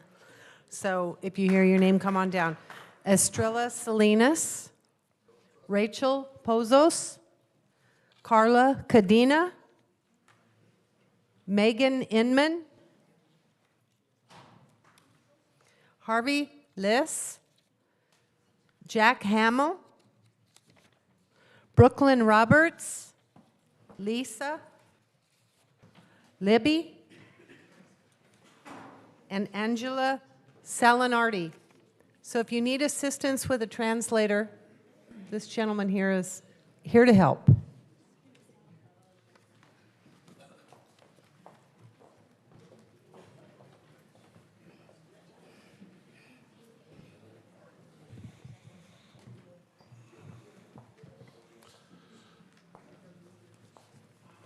Thank you for being here. Thank you for having me. It's really nice to see you guys on the City Council. Thank you, Mayor Strickland and council members. My name is Angela Salinardi. I've been a resident in Huntington Beach for 42 years. I grew up during the years of skinheads and straight heads when division was at a height, and it was pretty heartbreaking. So to see right now this division being created over sexual preference is kind of mind-blowing to me. Personally, I'm a heterosexual Irish-Italian Christian woman with a biracial son. And most importantly, I'm an American because we're Americans, and that's what we should all identify with right now when division is at its height. I'm not asking anyone to fly a women pride flag, a black pride flag, an Irish pride flag, Italian, because there's no point in it. It's for me, it's my identity, and it's my lifestyle, so I don't expect anybody to take part in it except for me. By flying a pride flag, I think it just creates more division, and we don't need more of that right now after the last 3 years of absolute insanity in this world. So I'm against flying anything but a government flag. I think the American flag, a California flag, and of course a Huntington flag makes the most sense. It's the most non-divisive, and just so you guys know, anybody who's left, we don't hate gay people. We just want everybody to keep their business to themselves. You can be you, and I'm going to be me. And I'm not going to force my lifestyle on you, and you shouldn't force yours on me. So anyway, thanks for all the hard work you guys are doing and being voices for the people. I kind of went all over the place, but just some stats I looked up while I was waiting for Orange County Human Relations. 10% of Huntington Beach residents are LGBTQ+. Huntington was awarded a 76. I imagine out of 100 in this rating of homosexual friendliness, I don't know what else to call it, where the national average was 56. So actually Huntington's doing pretty good, so I don't think anybody has anything to complain about. I've heard people say they come here because they feel safe and included, so I'm sorry to the people who've gone through obstacles because of their preference, but it's not the majority. The majority of Huntington residents welcome everybody. So thanks, council, and please just keep it governmental because that's your job and sexual preference isn't. Okay. Thank you for being here. Next speaker, thanks for being here. Hi, my name is Megan Inman. I'm a HB resident and I grew up here. I just want to correct a couple things the last speaker said. First of all, being queer is not a lifestyle. It is not a choice. We don't have a special club. So I just want to clear that up really quick before I move on. And I just want to say, like, this is pretty disappointing. Like, I'm pretty disappointed in a lot of people here tonight as an HB resident. I think at this point, we can do away with the pretense that this flag restriction is not about the pride flag specifically, because we all know it is. When has the flying of any flag here brought so many letters of disapproval as rainbow colors? The flying of a flag is only divisive if its viewers dislike what it represents. That's LGBT visibility. They don't want us to be seen. They don't want us to be visible. They're fine with us existing as long as, you know, they don't have to encounter us in our visibility. The flying of a flag is not divisive. The hatred in the community for LGBT visibility is what is divisive. And this council has voted to validate that. Many diverse communities happily fly the pride flag. Healthy communities recognize, uplift, and celebrate differences. True unity is an ability to recognize the different people in your community and support them. Unity is not feeling threatened because someone who is different than you is receiving support. There's no scarcity of support for anyone in a healthy community. The issue here is that some people hate seeing a pride flag because they, again, oppose our visibility. You might not be against us as people, but you don't like that we're being visible. That's a problem. That's ignorance and bigotry. So now I speak to my fellow LGBT people, our friends, families, and allies, and I just want to remind you that even though this feels like hopeless and kind of shitty to like hear a lot of these negative comments, I just want to reassure you that a lot of these people scream the loudest because they're afraid. They fear people who are different than them. They fear LGBT visibility. But most of all, they are afraid because they know that they are a dying breed of people. Threatened to be drowned by the rising tide of social change. So they yell and they complain over a pride flag and cheer when it's brought down because it gives them the slightest glimmer of hope that maybe the world is not moving on without them. This council may embolden them, but it is nothing more than a small echo chamber that makes them think they are louder than they are. HB may, for now, be the little island they huddle on, afraid of the waves of social change that lap at it. Pathetic. I thought this was a town of surfers. Flag or no flag, we will not stop being very, very visibly queer. And we will not disappear. Thank you.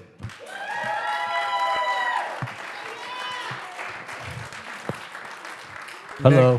Thank you for being here. Next speaker. Thank you. I want to thank all of you guys. I commend you for the hard work you're doing, especially with the homeless situation. I am going to speak on behalf of supporting number 12 only because, you know, everybody pays taxes to California. They pay taxes to the federal government. Therefore, there's people that don't agree with flying ideological flags, and I know it's a, you know, a community. My sister's gay. I've got gay people, and I've never in my life encountered this type of hate. And it's not hate on our side. It's like this accusatory of like we're the bad ones. And I'm like, wait a minute, no, that ain't it at all, you know. And I don't want, you know, anybody to misconstrue what I'm saying here, but you know, this victimization has got to end. I mean, this divisiveness, like I support LGBTQ people all the way, you know what I mean? I'm totally, you know, but, you know, I'm a Christian and I don't like go and put my faith in people's faces. I just don't do it because it always made me feel uncomfortable. And this is what I feel is happening. It's like, look, I respect you. I get along. Everything's great. Let's be cool. I'll go to your parties. It's cool. Well, let's hang out. But let's keep things neutral. And, you know, I want to thank some of you for risking your lives for coming here tonight because the, you know, pride flag's not being flown. I think it's a little petulant and it should be, I don't know. You know, this is not how we unite. It isn't. By flying a flag. Like it's American, it's the California, it's the Huntington Beach flag, it's what we represent. That's it. End of story. That's all I'm going to say for right now. And, you know, again, I know a lot of some of you folks have, experienced some obstacles, but again, what Nice Gal said earlier, we don't hate you, we love you, we are inclusive. But, everybody lives here and everybody pays taxes. It's not all about this or that. So let's just keep it neutral and keep things even. That's it. So.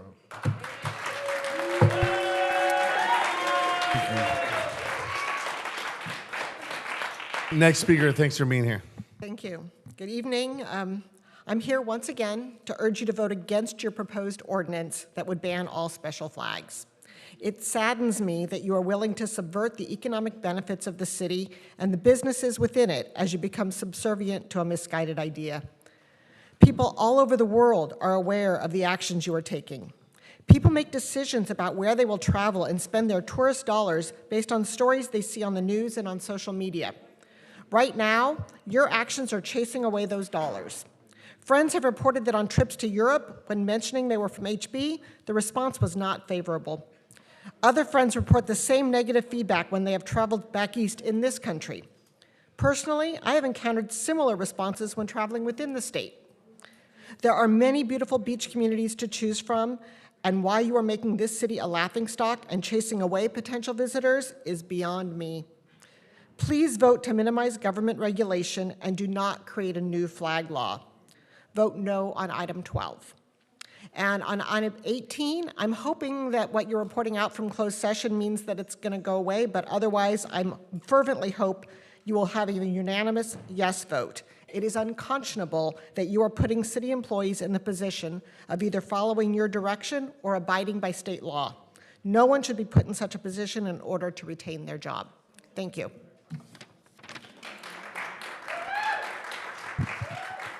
Next speaker, thanks for being here. Good evening, City Council members and residents. My name is Lisa. I would like to speak about two subjects tonight.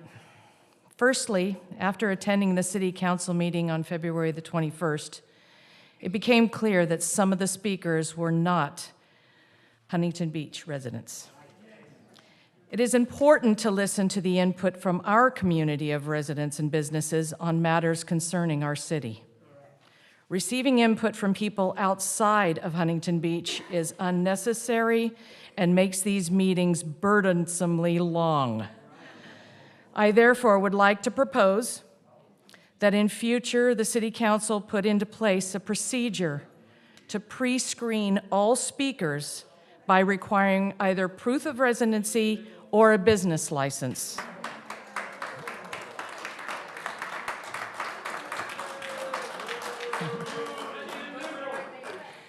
Next, in regards to agenda item 12, during the prior City Council meeting, again on February the 21st, I heard many of the Pride speakers say that without flying the Pride flag in June, they don't feel safe. Does that mean that they are in fear for the other 11 months of the year? Pride shouldn't come from a piece of fabric. Pride should reside within. We have not banned the Pride flag in Huntington Beach. However, if you still don't feel safe or welcome here, then we wish you the best of luck in finding a happier place to live.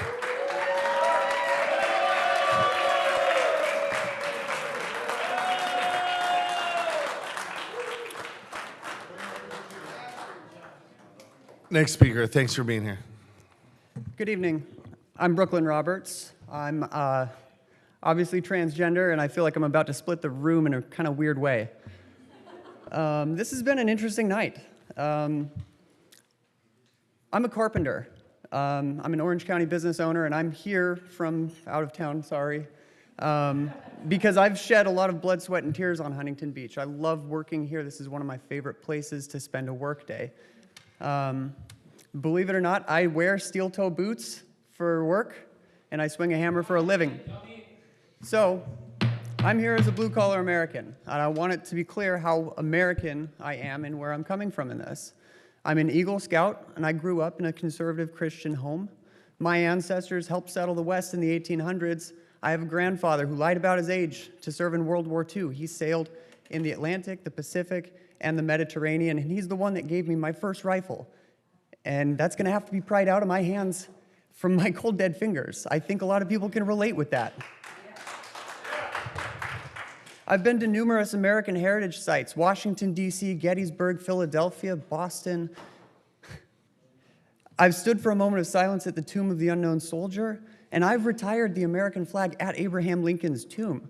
I've seen the Liberty Bell and the Declaration of Independence in person, and I've walked through the front door of the White House.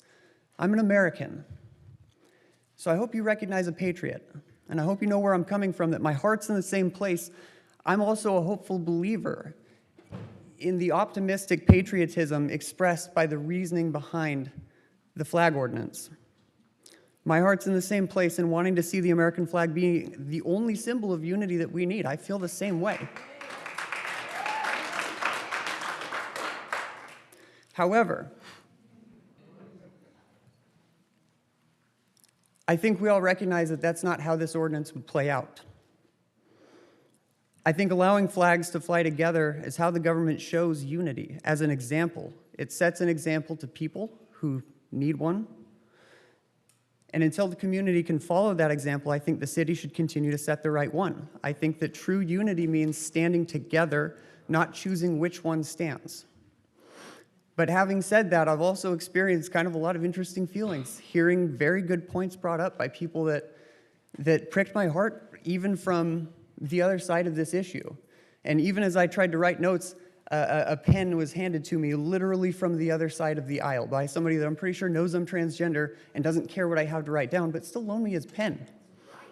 And I think that's a good show of decency. I think that we all, this is kind of my conclusive remark, I think we all owe each other the benefit of the doubt as people, as humans. But in the meantime, I hope that the city of Huntington Beach considers setting the right example of unity by showing what it looks like to stand together. Thank you. Thank you.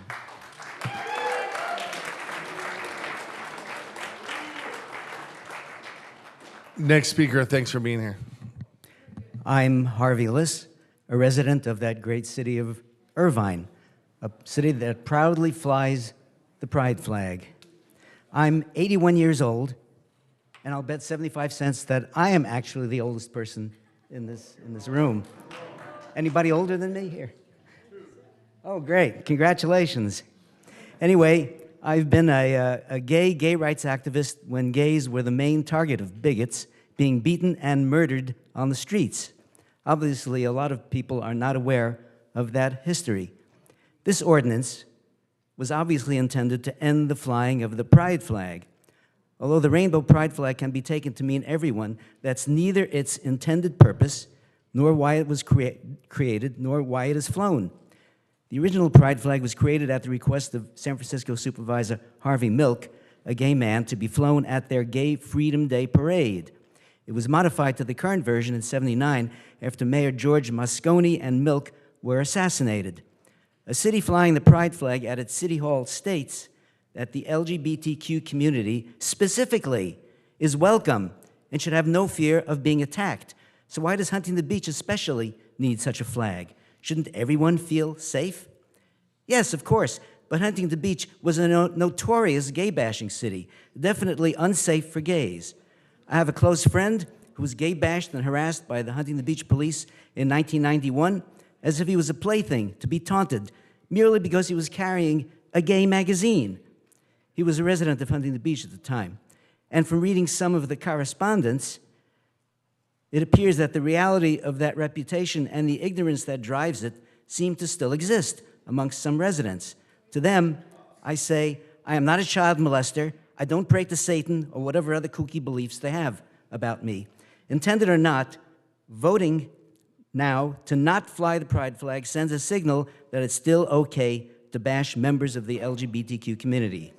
But you have a second chance to right that awful wrong. Flying the pride flag would state that we are now welcome in Huntington Beach, a change of a past reality. And if I'm attacked for holding hands with my husband on the beach, doing exactly what straight couples do, I would expect the police to protect me rather than to join in the attack, telling me that I got what I deserved. By the way, the correspondence I read that this change of policy will negatively affect tourism is probably true, and that's surely a fact, not a threat. So do the right thing. Pull it from the consent calendar, and all should vote no on the second reading. I should mention also that when I told my parents that I was gay, my mother said, "Oh, Harvey, that's wonderful," because I just heard on Geraldo that gay children 10 take seconds. wonderful care of their elderly parents. It's better than having a daughter. And I did. Thank you. All right. Okay, Madam Clerk, more names? yes. Last call for Estrella Salinas, Rachel Pozos, and Carla Cadena. And then I'll call the next 10. Robert Boland, Meg Robinson, Martha Moreau, Cooper, Guest PJ, Russ Neal, Stephen Martin, Jean or Jeannie Ferens, Frank Rodriguez, Valentina Bankhead. Thank you for being here. Okay. Good evening. My name is Meg Robinson. I am a lesbian and I live in Huntington Beach. I'm sad that I'm here for the third time this evening speaking against item 12. It didn't have to be that way. As people have mentioned, we already had a really good ordinance that would have allowed you to vote this out, to decide not to fly the pride flag in one city council meeting. It would have been one and done. Instead, it's been dragged out for 3 city council meetings with increasing heat and hate and frustration on everybody's part. And this is on you. There was no reason to change an ordinance that was working. I have no clue why you didn't take that way. One meeting, and it would have been done. Actually, when you vote tonight, because I know you will vote it in, I know that when we have our Cherry Blossom Festival in April, we will not be flying the Sister City flag because you won't have time to approve it. So you've kind of painted yourself into a corner, but that's the way it goes. I really want to talk more about the rhetoric that I've been hearing the past 2 meetings. I've seen it in the emails, in the agenda packets. I've heard it from speakers here. I've heard it from the murmurings from the crowd. It's displayed the violent tolerance that has marred Huntington Beach in the past. The hate speech that spews heinous stereotypes of the LGBTQ community. Conspiracy theories. This is rhetoric that can only further divide this community and make the LGBTQ community feel even more excluded. A yes vote to remove the pride flag could easily be misconstrued as tacit approval of these extreme views, unless these views are directly addressed by this council. My challenge to you is this: what will you do to make the gay community feel safe and welcomed in Huntington Beach? If you do nothing, tonight is not only sad, it's shameful. Thank you.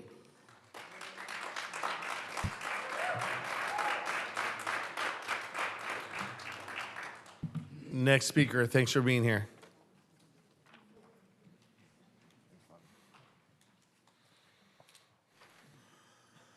Well, I'm here to speak on item number 23-187. The recent presentation that was given by city staff at the library on 2/10/23, that is, this survey is based on, right here, was incomplete to say the least. It generally followed the inadequate plan that was designed at the request of the city staff and presented by Studio 111 some time ago. I, along with many of my fellow Main Street merchants, restaurants, and property owners, applaud the current City Council action in removing the outdoor dining that was allowed at basically no charge to the restaurant owners during the COVID pandemic and allowing two-way traffic on all 3 blocks of Main Street as it has been since 1909, so that all businesses would have the same opportunity to survive. Like I mentioned, this survey is really incomplete as it does not address all the issues that were brought up at that meeting. James Coelho, asked staff who would take on the long-term expense for the maintenance of this project. The staff said that there could be a PBAD put in place to pay for that, but there is no mention of that fact in the staff report. As far as I know, the property owners are not interested in a property business assessment district. This fact alone may have changed some of the answers on this survey. In that meeting, a public plaza kept being brought to the forefront by staff. Most of the businesses and property owners do not understand the design or the possible negative consequences of a public plaza on Main Street. We would be placed in the same ugly position as that of the merchants and restaurants located at the 3rd Street Promenade in Santa Monica. I added to those photos that were taken today, by the way, this report from up there in Santa Monica. As you can plainly see by the photos that were taken today, Main Street is thriving and doing well. My suggestion is to take a deep breath, step back, and let's see how Main Street does for the next year or two before we make any major adjustments, and direct staff to just back off until then, as mentioned as in the alternative action. That is their alternative action. Then the city, along with input from the merchants and property owners, could see what we really need to do to improve the downtown experience, such as a better lighting, better police presence, a comprehensive plan to help with our homeless problem. But for now, it's working just fine. As a side note, the city could be generating between $150,000 and $200,000 a year in parking meter revenue, and the bid will get a financial shot in the arm with between 40 to 50 new vendors for Tuesday nights. Today, when I was downtown, there were some people pulling in just in front of BJ's in that one end parking space. 10 seconds. Okay. Anyway, they were from Germany. They didn't know what they were doing. They wouldn't have been there if that street would have been blocked. And I told them, yeah, they could park there, just had to be away from by 2 o'clock. Hamburg, Germany. They were great. It was good to have tourists back. Thank you very much. Thank you for being here. Thank you. Next speaker, thanks for being here. Good evening, Council, Mayor, Mayor Pro Tem, City of Huntington Beach. Thank you for having me back in my hometown. My name is Stephen Martin. I'm from the Stonewall Democratic Club. I'm our elected at-large member, and I'm here representing our organization. I want to open up with a quote that I think this will unite across all generations of people, and I think you'll find it familiar. Imagine all of the people living life in peace. You may say I'm a dreamer, but I'm not the only one. I hope someday you'll join us, and the world will be as one. John Lennon. I've never seen government work so fast in my entire life. And I give it to you guys for being efficient. But with that, isn't it not obvious that we are tearing the community apart? People are throwing out the words predator, all sorts of names coming from across the aisle that are just horrendous. That's not becoming of any of us, former Huntington Beach members or current Huntington Beach members. And it's obvious that it's tearing us apart. We are at each other's throats. And I'll take the 4 members who are supporting item 12 at their word, that they believe that the United States flag waves for all of us. I believe you. And that's why I challenge you to come wave it for us. Let's slow this down a little bit. We don't have to have this vote tonight. You have proven that you can get the votes and you can deliver this flag ban. But why don't we bring the two communities at odds together at one of your many beautiful parks, beaches, down at the pier, and have a cultural exchange and see if it changes people's minds? Because I think if we see each other as humans in a cultural space, culture is where we have art, food, music, conversation, political dialogue. And I think we can achieve this and build some bridges across the aisle to see that we're all just humans. So, okay. If not, I'm afraid these arguments run hollow. Because that flag didn't wave for me when we signed Don't Ask, Don't Tell. It didn't wave for me when we signed the Defense of Marriage Act. It didn't wave for the millions of people that were put into early graves because of bigotry and hatred. And I don't accuse anyone here tonight of that. But we know that it existed in the past, and I think the first step is to acknowledge that that has happened. And so if we could lament on how to bring these communities together, I think that would be huge. And if you do go forward with this ban, why don't you guys become the largest single donor to fight suicide in the queer community, or hunger, or poverty, or addiction? Show us that you care. If you believe that flag, Mr. Burns, waves for us, please help us wave it and show it. The Supreme Court has decided. Thank you.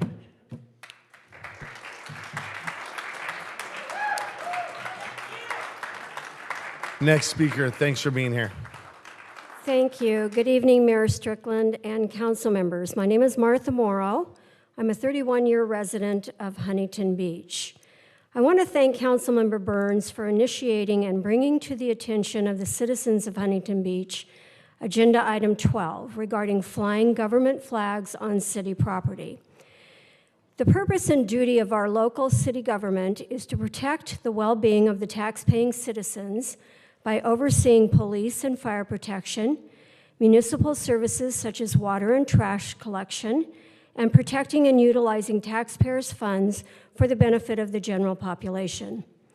Unfortunately, the previous city council and the political minority of the current council did not and do not understand the limit of their duties. The duties and responsibilities of the city council do not include promoting and advocating the agenda of special interest groups. By doing so, they are robbing the rest of us of the time, attention, and resources that should and must be devoted to addressing the city's current critical problems. Problems largely ignored, excused, window-dressed, or enabled by the previous council. People might say flying a special interest flag, such as the LGBTQ flag, on government property is a small thing, but in fact, it diminishes the symbolism and value of the flag of the United States of America, which unites us all.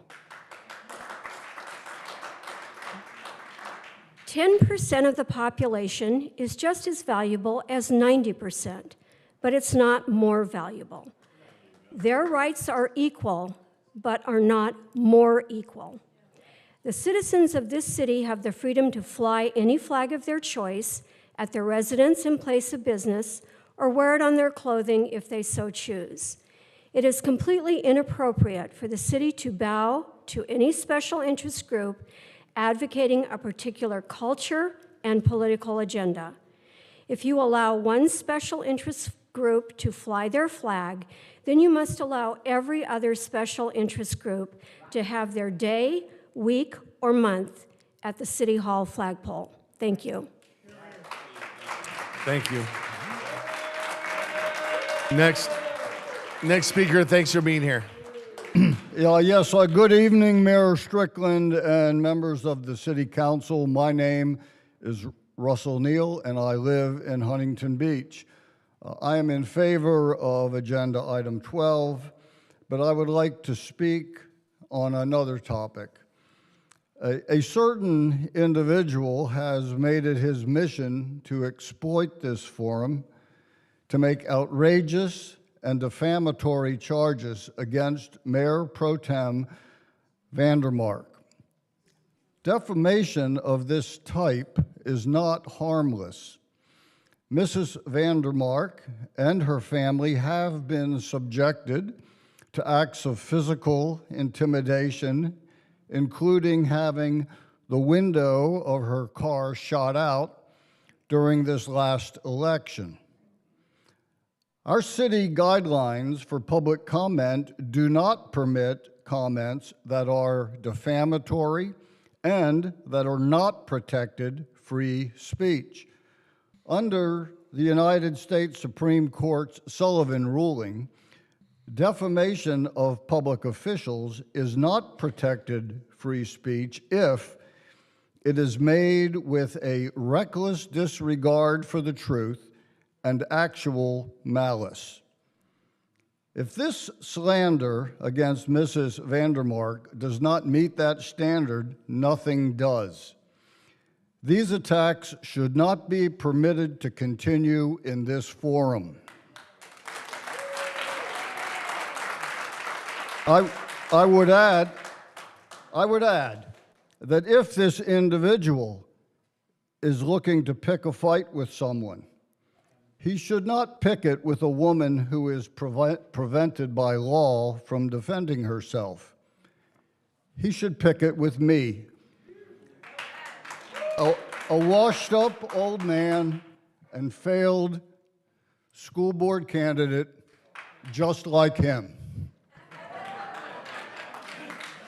Or as Doc Holliday might have said, I'm your huckleberry. Thank you. Thank you. Next speaker, thanks for being here. Hi, I'm Cooper Carrasco, just Cooper on the thing. Good evening, council and neighbors, and people from out of town. That's fine with me too. I don't care that much if you guys come. I mean, it's cool. You know, we're neighbors too, still kind of. I'm here to oppose agenda item 12. Since we pretty much know how the vote's gonna go, I just wanna tell my neighbors, when a group that you're not in gets a flag flown for them, you really shouldn't ask, what about my flag? Like, what about my flag? If it makes them happy, you should be happy for them. For your own sake, for your heart, you should not be envious in response to another group being celebrated. It's bad for you. Particularly in the case of a group who, less than a decade ago, could not legally get married and for the vast majority of this country's history was punished with all sorts of roundabout laws like public indecency, immorality, sodomy, registered as sex offenders for sharing a kiss on New Year's Eve. That happened at the Black Cat Tavern. You can look it up. The LGBT community continues to be attacked, threatened, and stripped of their civil rights by the law. I know some people in here don't believe that, and I've seen the eye rolls, but it is true. It's not some liberal hoax, and I'm ready to talk about it one-on-one with any of you. I'll send you links or whatever. Like, it really is happening. This idea that celebrating one group takes away from another group is wrong. When I drive by the senior center, I don't get all worked up and think, where's my 30-something center? Because the senior center doesn't hurt me, and this flag doesn't hurt you, any of you. When I see the pride flag being flown by the government, I see a well-deserved apology and another barrier to freedom overcome, akin to women's suffrage and the abolition of slavery. I see a step towards the fulfillment of our ideals. And to those who oppose this as much as I do, don't despair.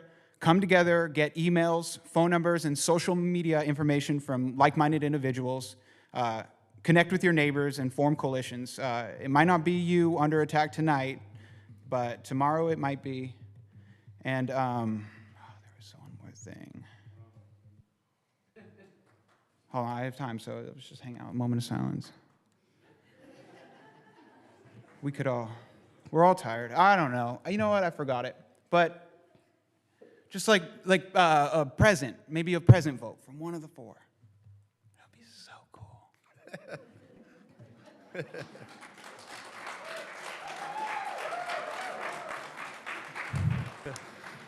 Valentina Bankhead, Huntington Beach resident.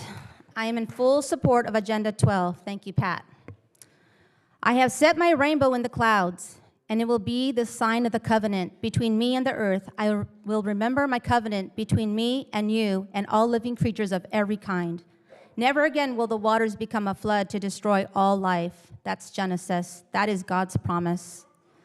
The American flag has stood as a symbol of freedom and justice for over 225 years. Through wars and in times of peace, the sight of the American flag has given notice to foes and assurances to friends that democracy lives.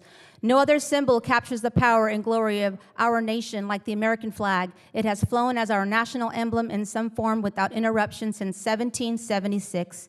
The American flag remains a living piece of history and a source of pride and unity for all Americans. The Stars and Stripes embodies the very qualities that make our nation great: liberty, justice, freedom, love of country, and national purpose.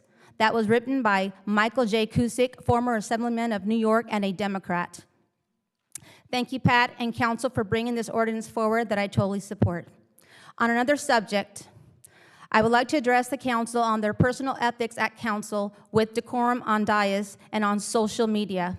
As a resident of Huntington Beach, no one should feel targeted or singled out. Natalie Mosier has a definite race baiting problem. She has demonized people by virtue of reverberating slanted articles from organizations that are liable and also not informed in truth and reality. What is your motivation? What is her purpose for this? To make a resident feel not accepted and excluded from Huntington Beach society? Why pinpoint out a man who you claim should look into the mirror because he is wearing a Make America Godly Again hat? Is she against God in our country? On that note, Natalie Mosier has also switched out an Invocation religious leader to one rabbi of racist ideology that includes hate, stereotyping, and also points to slanted websites that have been hijacked by the left. She has boldly lied on dais about it, which I think is offensive to every resident in the room and watching online. I think she should be investigated for her behavior and loose, irresponsible rhetoric of hate towards any and all residents and co-council members. We are watching, Natalie. Your behavior reeks of hypocrisy, outright disrespect, and ignorance to the people you call your constituents. You talk about love and equity and inclusiveness, yet you speak of discrimination towards them? Shame on you. Stop baiting with your time on hate, and please work diligently on the true issues in our community as the other council members that were just elected. 10 seconds. Thank you.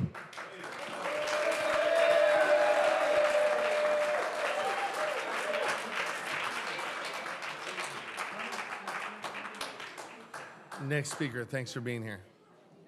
Good evening. My name is Frank Rodriguez. I'm a 31-year-old gay man pushing back against the hijack agenda of the LGBT Incorporated. I'm the executive director of operations for Gays Against Groomers. I thought long and hard about what I was going to say at this podium, and facts are something that I'm going to deliver tonight. The executive director of OC LGBTQ Center oversees Q chat spaces. These chat spaces are offered to children and adults. So the person at this podium was actively advocating to groom your children, and they supported it. This is a fact. Another fact is, half of the people that are gonna come to this podium that are gay are addicted to drugs. 25% of them are going to attempt suicide or already have attempted suicide. Half think that life isn't worth living. Do you see any of them advocating for any of these things? No. But let's advocate for the facts. They want to talk about income being lost to Huntington Beach. According to the IRS, gays earn 10% less than the average American. And that's a fact. You want to know another fact? Natalie, you tweeted about Blue Shield leaving Huntington Beach. Do you know 75% of my community fails at getting access to health care? So what does Blue Shield do to ensure that my community can get the obvious mental health care that they need? That's why I'm so glad that I waited to turn in my slip, because the behavior of my community is apparent in their outlash. That they need help, medical help, mental health help, not someone on Twitter lying about some sort of organization or healthcare service that does nothing for my community. But we're helping them, right? I get messages from children from all across our country, scared to speak out at their schools because of the gang that has appeared here tonight. They go to the schools, they infiltrate the public, and they try to attack people here. Why? Because they're screaming out for help. A flag, a piece of fabric, is not going to heal the closet trauma that this generation is dealing with. A flag is going to help them? If you look at a flag and that provides you safety, I implore you to go talk to a therapist. Gays Against Groomers represents the real issues that are facing our community. Fighting for children, the active thing that this community is for. They're not here for rights. They're not here to support anyone else other than their cult. And that's why I'm glad I'm part of an organization breaking the barriers and exposing things like the executive director of 10 OC. seconds, 10 seconds. Thank you to the board majority, and I really hope my community gets the help that they need. Much love.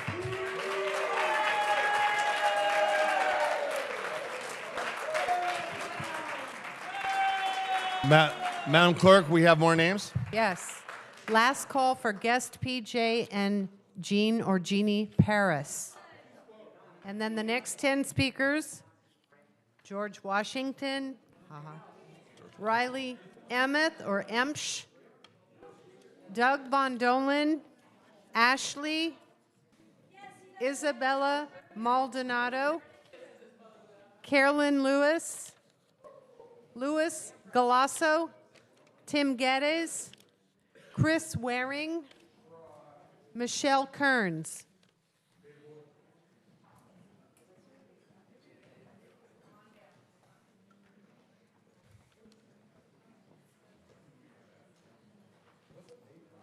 A lot more.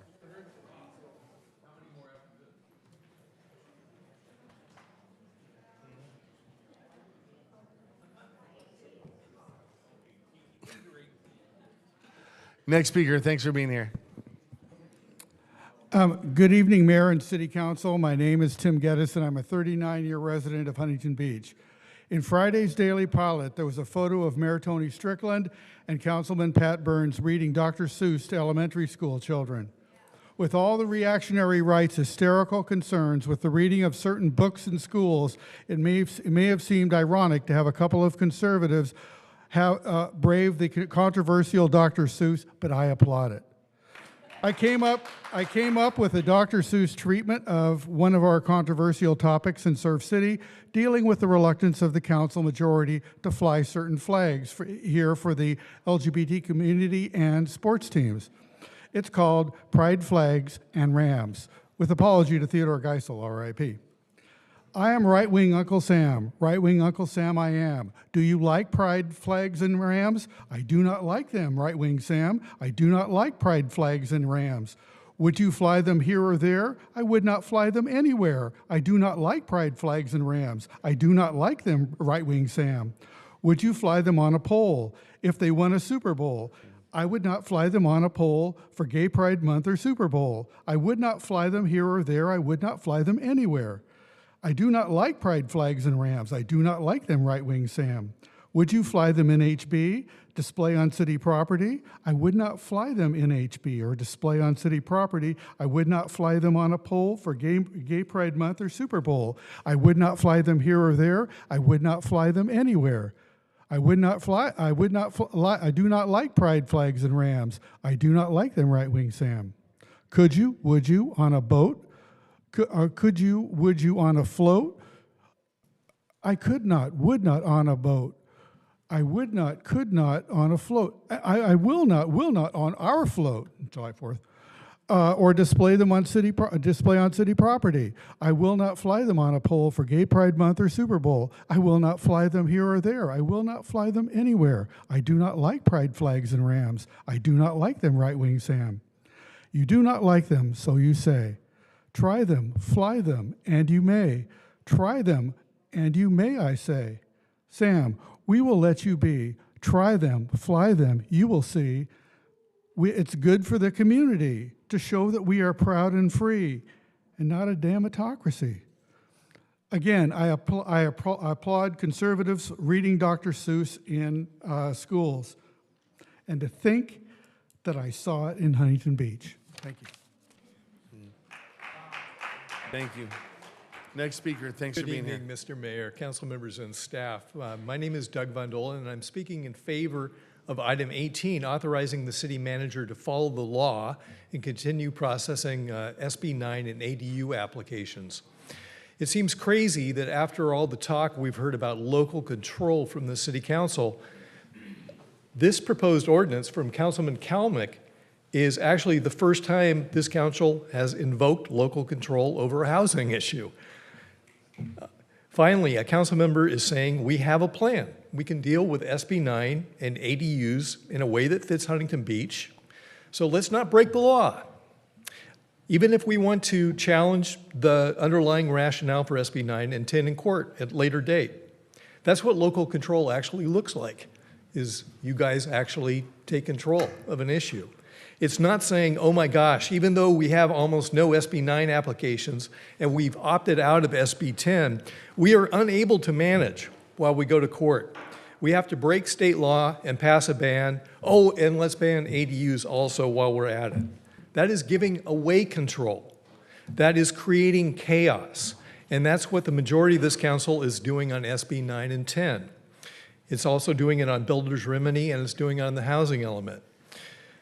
Let's look at the housing element. Staff presented this new council with a painstakingly researched, carefully vetted, fully compliant housing element in December. Instead of saying thanks and then lobbing it over at HCD,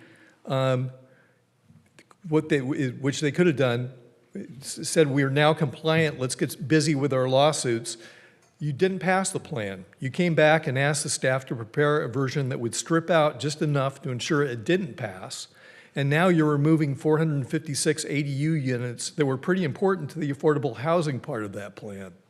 So we are now nowhere close to having a compliant housing element, but we are very close to getting sued by the state, outside advocates, and city homeowners that are having their property rights taken away. It's not too late. Show the state, show builders, show affordable housing advocates, and show the residents of the city you're serious about exerting local control over housing issues, the way you talk about it. Start by passing this ordinance, authorizing the city manager to follow the law and continue processing SB 9 and ADU applications. Then vote against the builder's remedy ban you're also considering tonight. And then go back and pass the compliant housing element that you received in December. Thank you. Thank you. Next speaker. Thanks for being here. My name is Ashley. Last month, a realist mentioned the vote had long ago been decided on the flag ordinance. Many queer citizens, visitors, and allies still came to plead with the City Council not to adopt this ordinance in lieu of the previous working flag policy. Personal accounts and facts were shared about the proven benefits of inclusion and representation. Local youth spoke up about how pride representation matters to them. My LGBTQ family and friends have done a wonderful job sharing their love, and I'm proud of them for all the courage it took to do so. Sadly, sharing facts, data, and research won't sway an opinion built on belief. It doesn't matter how many university graduate medical doctors and scientists agree that gender-affirming care saves lives. It doesn't matter how many statistics are shared of teen homelessness because of family rejection over queer identity. It does not matter that LGBTQ youth are prone to suicide risk because they are mistreated and stigmatized in society. Unsurprisingly, facts don't matter to some of the loudest anti-pride, pro-Christian nationalist hecklers in the crowd who swore an oath to QAnon and believe the earth is flat. Facts don't matter to special interest groups, AKA gays against groomers, who pay crisis actors full-time for flag-ripping performative outrage. Proud Boys came up to agree with this ordinance and used the podium to drivel something bonkers, something global elite, whatever. Facts never mattered to him. LGBTQ hate crime statistics don't matter to someone who thinks those people are sinners who deserve it. There's a saying that goes, by the company you keep, I can tell what life you lead.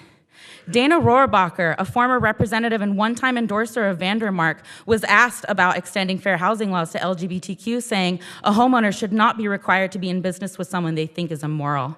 Another quote, I believe marriage should be between a man and a woman, once said by Mayor Strickland during his time as senator. I truly hope that antiquated belief has changed since then, but forgive me if I expect the words of real queer HB citizens to fall on 4 pairs of deaf ears during the spectacularly shallow performance of their love for the United States flag. Lastly, respectability politics refers to the way that people attempting to make social change present their demands in a fashion that are acceptable to the dominant standards in their society. But LGBTQ crimes, hate crimes, are up 4,000% since 2017. California is one of 7 states that did not introduce anti-trans legislation this year so far. To that I say, fuck respectability politics. Claiming this new ordinance is unbiased is bullshit. And it should be remembered that neutral positioning in times of injustice always sides with the oppressor.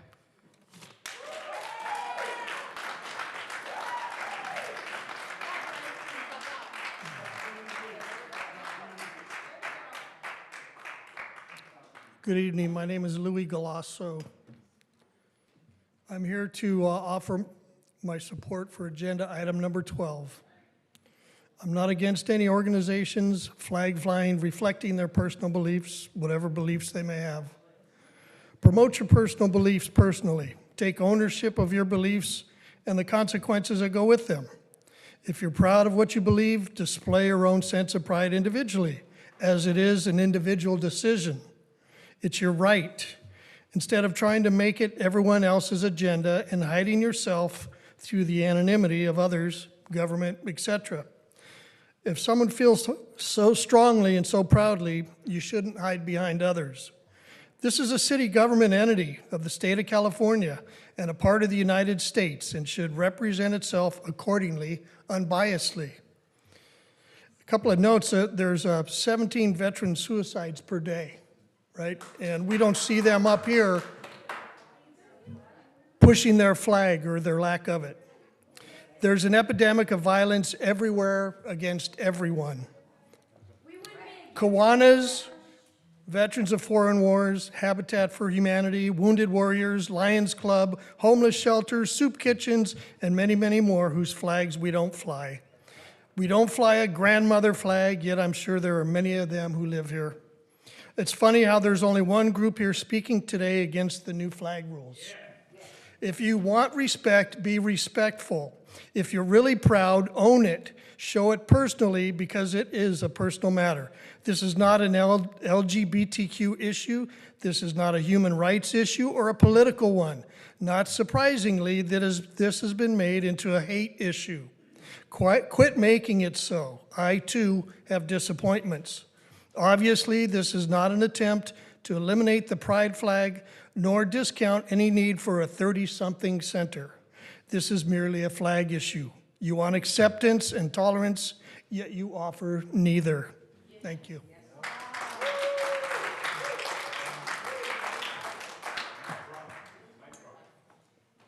Hello, my name's Carolyn Lewis. I've been a resident for 23 years.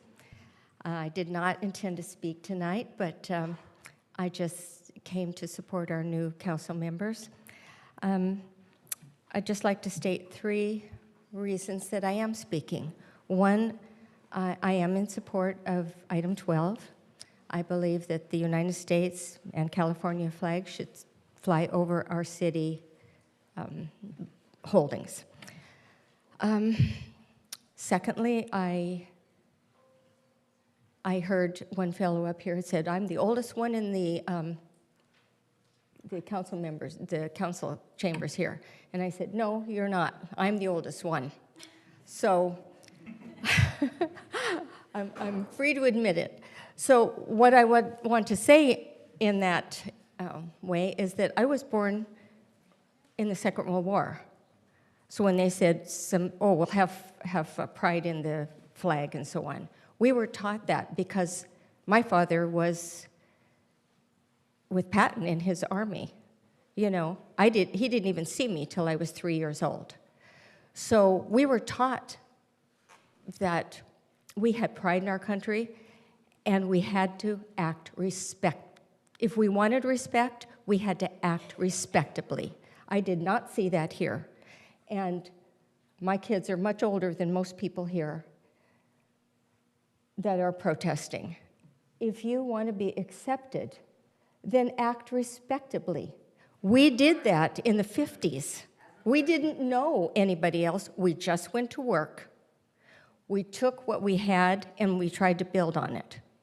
So when someone says, oh, you can't afford to live, the next thing I want to just point out real fast is that affordable housing. My husband and I got married as teenagers. We've been married 63 years, or about.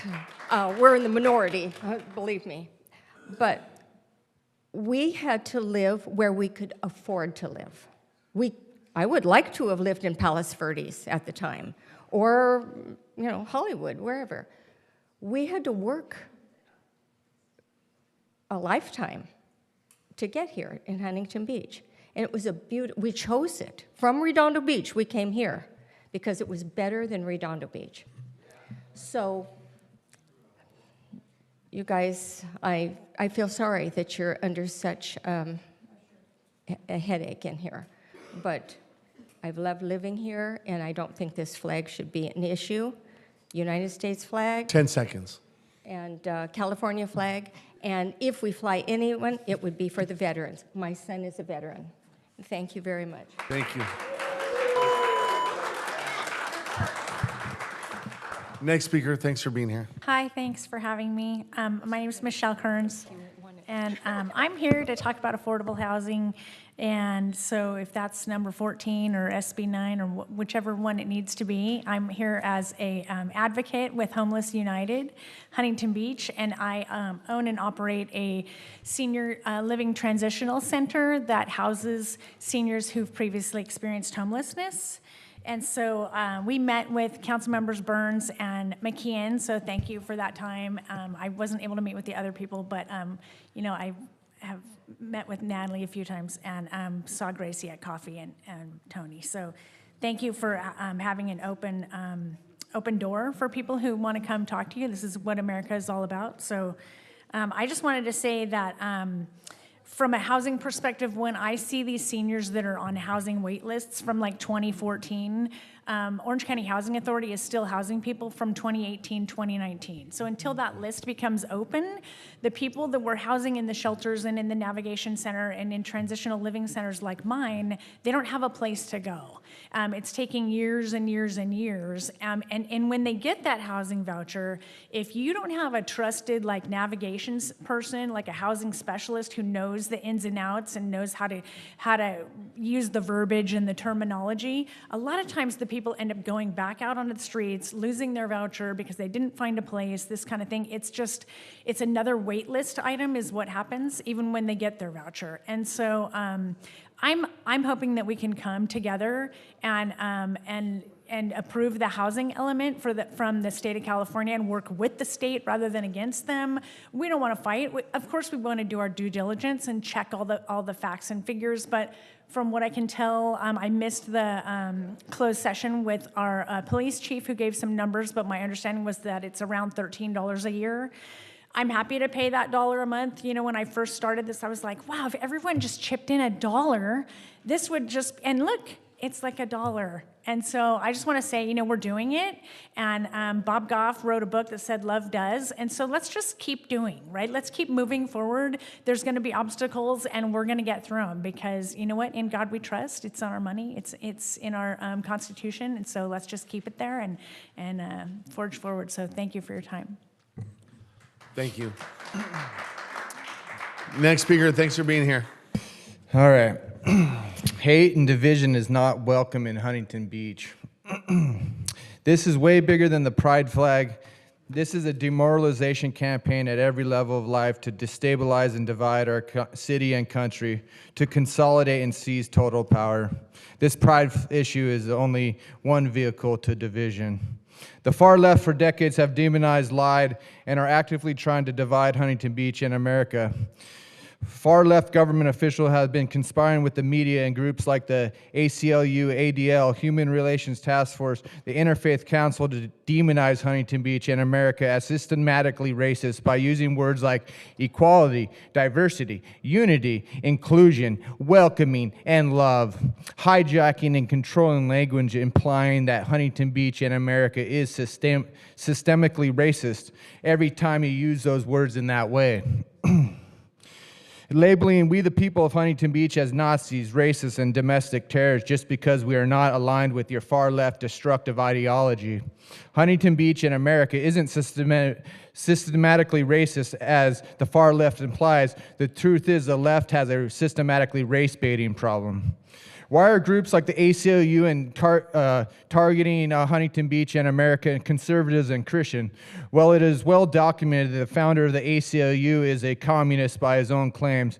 To quote Karl Marx, my object in life is to dethrone God and destroy capitalism. Well, for socialism to work, the people need to depend upon the government. So the first thing that needs to go is God.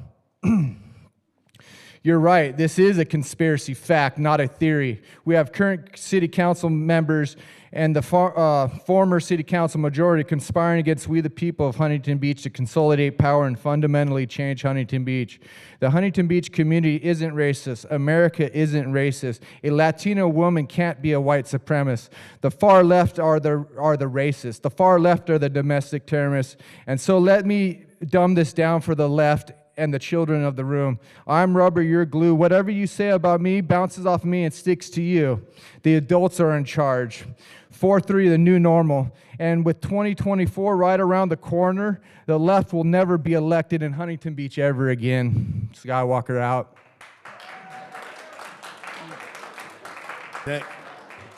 Next speaker, thanks for being here. Oh, tough to follow there. Yeah, my name is Chris Waring. I've talked here before. Let's change the subject here to maybe greed. I am a senior citizen. I'm 74 years of age. I live over here in Pacific, well, that was Pacific Mobile Home Park growing up, but now it's Surf City Beach Cottages. And in recent years, the rents keep going up. And the last time that I had my rent increase, they says, well, it was below the cost of living at the time, which is 8.5%, and it's only a 7.25%. And I guess he doesn't know economics. But be that as it may.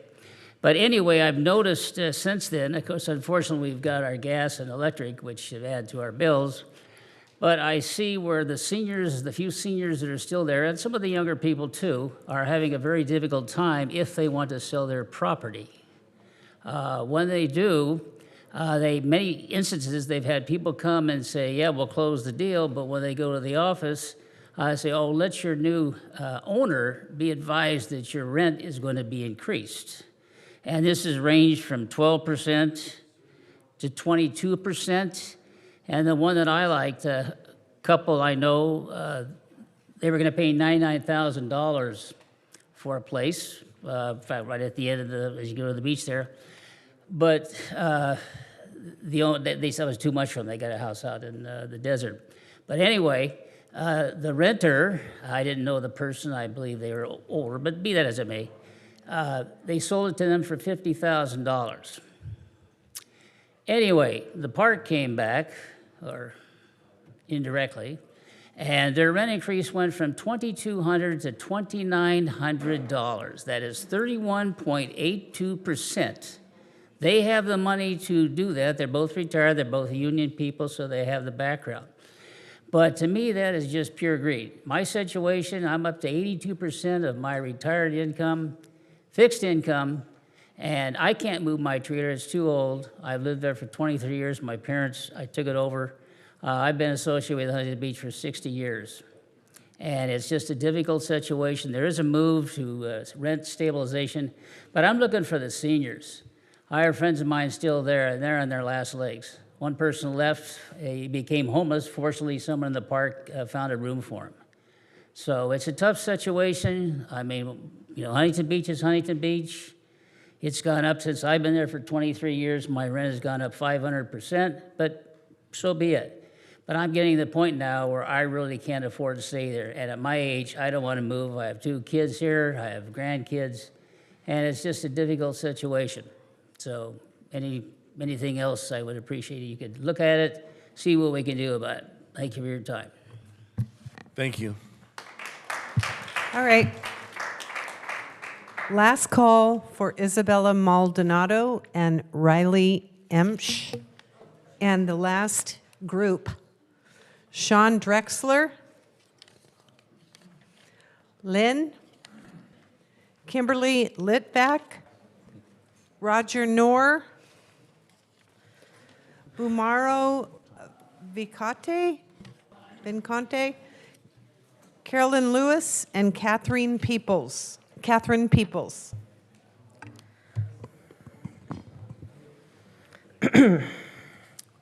evening. Thank you for being here. Good evening, everyone, working people of Huntington Beach and Orange County.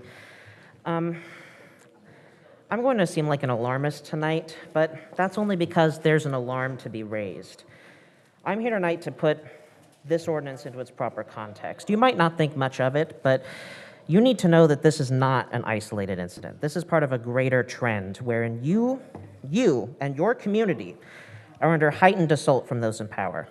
Queer people have always faced special scrutiny from our government by and for the rich, but this most recent wave of phony moral panic and very real political violence is unprecedented.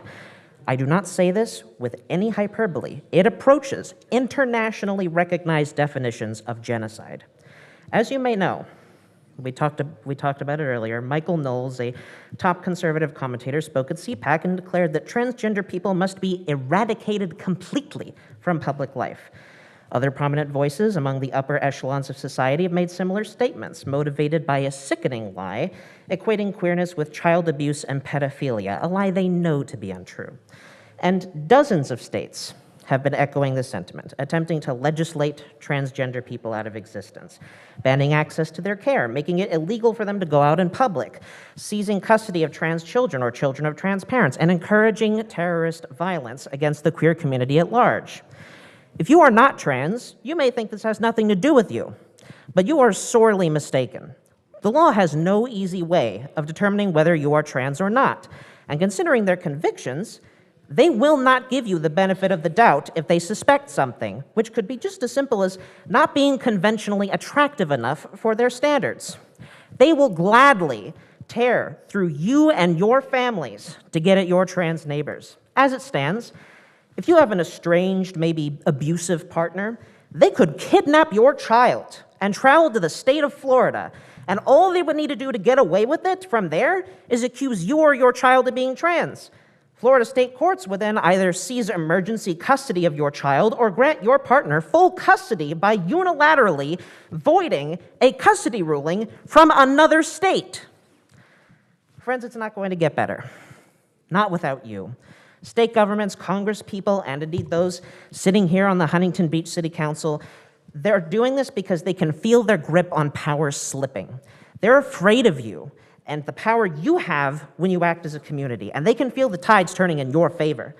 If you want to keep yourself and those you love safe, I implore you to come together with your neighbors, your co-workers, and your fellow residents of this city. Unite in solidarity with the queer community and fight together for real democracy in our government and in our economy. You have nothing to lose and a world to win. Thank you. Next speaker, thanks for being here. Good evening, City Council, residents, and staff. My name is Catherine Peoples. I'm the Executive Director of HPP Cares. We are a HUD-approved housing counseling agency that has had the awesome job of administering over $100 million worth of ADU grant funds.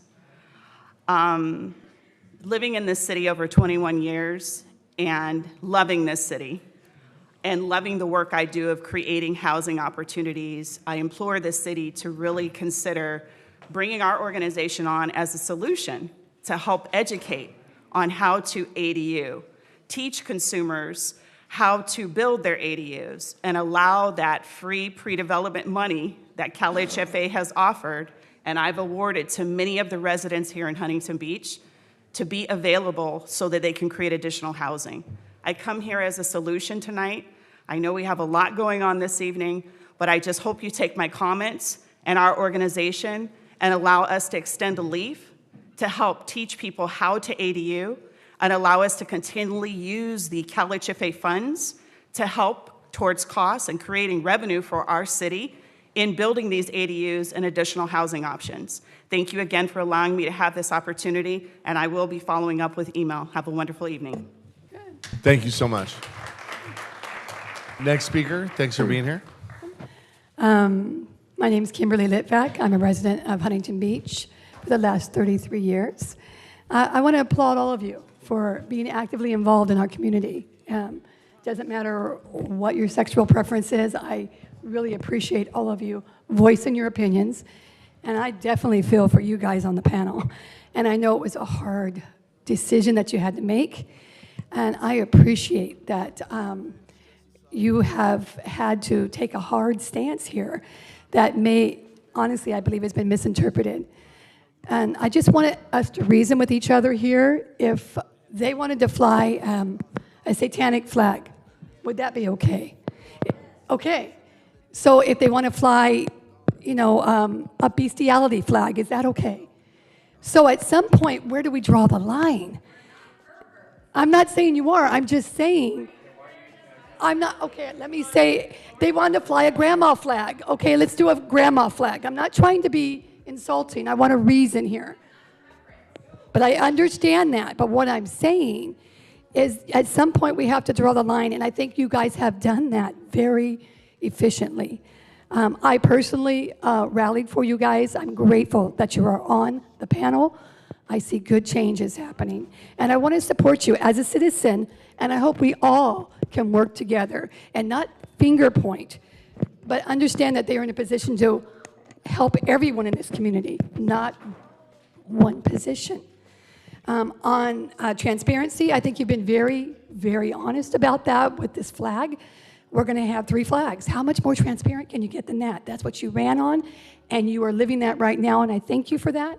With the housing development issue, I called the housing division in Huntington Beach, and I found out about this fair pricing, low-income housing. And what I found out is it was a $200 discount on a 1-bedroom apartment for $2,800. That would be $3,000. So there's not solutions yet, and I love that you have said, we will build, but we'll build responsibly. We'll build infrastructures. We're being told that we're going to have water rations and all these different things. So to ask for fair housing programs that have been presented that are responsible, I applaud you again for standing for the right proposal. And I know that's not easy because people want answers right now. We do have a homeless problem, but I have a business in Santa Monica. That's a real homeless problem. So what we need to do is support our police department. We need to support our council people. We need to even financially support in the way that we can to resolve this amicably about each other here. 10 seconds. Don't bully people for their difference of opinion. And this is one person's interest.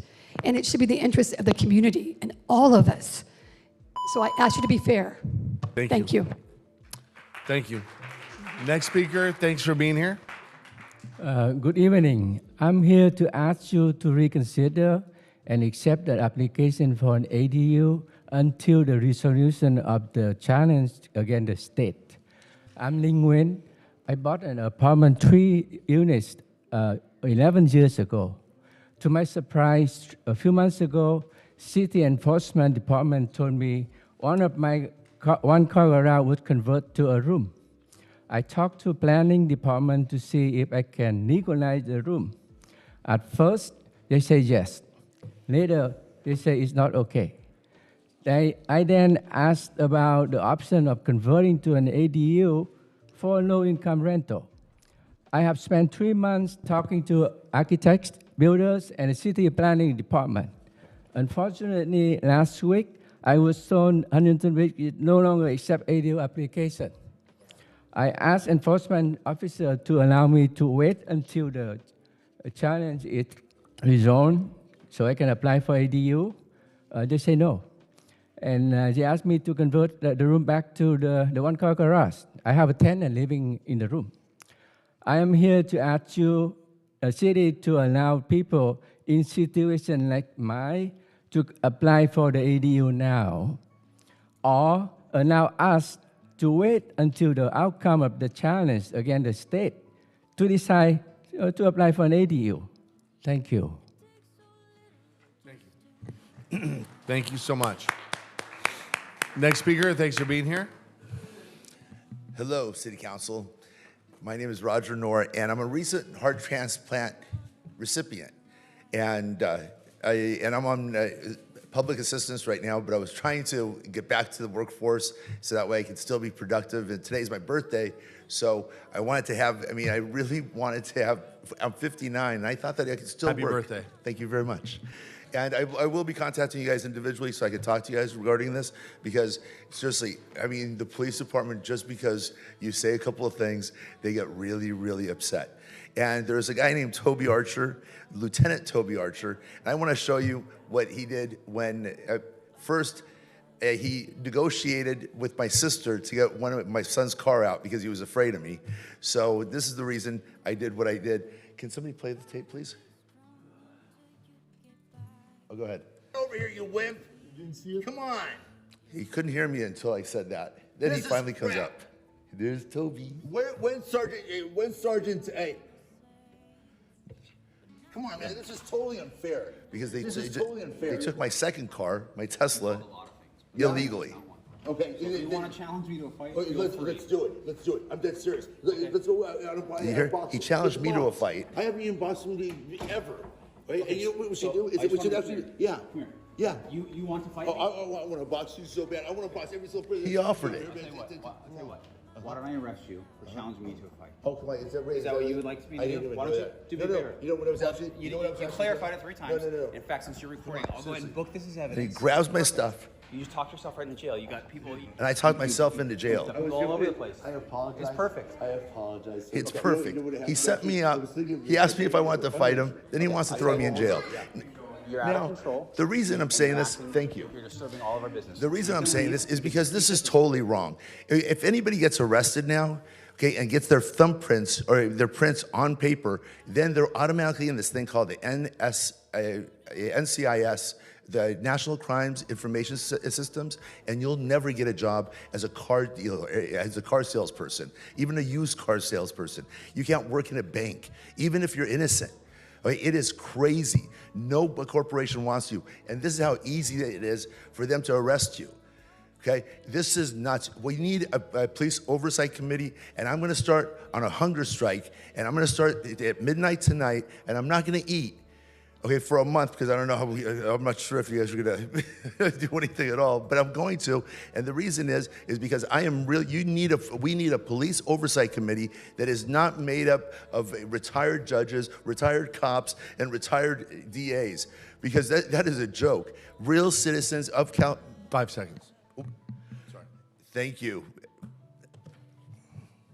Last thought, go ahead. I said 5 seconds. No, it's absolutely fine. It starts 12 o'clock, and I'm going to be contacting every one of you guys, and hopefully you guys will be meeting me. Thank you. Next speaker, thanks for being here. Hey y'all, my name is Bumalo Vicente, although people call me Boomer, although I'm not a boomer, unlike most people in this room. And I was born and raised in Santa Ana, and I want to add what this man was saying. We actually just passed a historical police oversight commission in the city of Santa Ana, and I helped work on that. I previously sat on the police review commission for the city of Berkeley when I was a student there.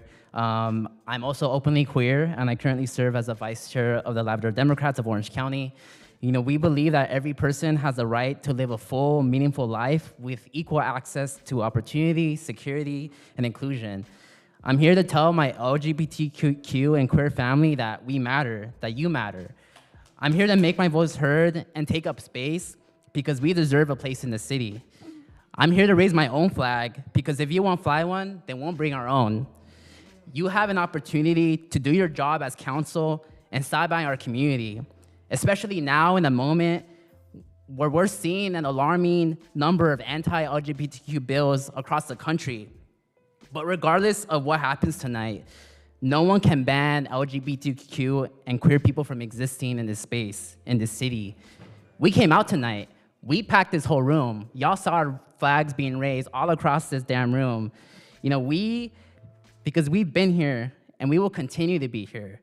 Not only do we organize, but our community also votes. And we're gonna be voting this upcoming election, and we don't play nice. Thank you. All right. Thank you. Okay. Madam Clerk.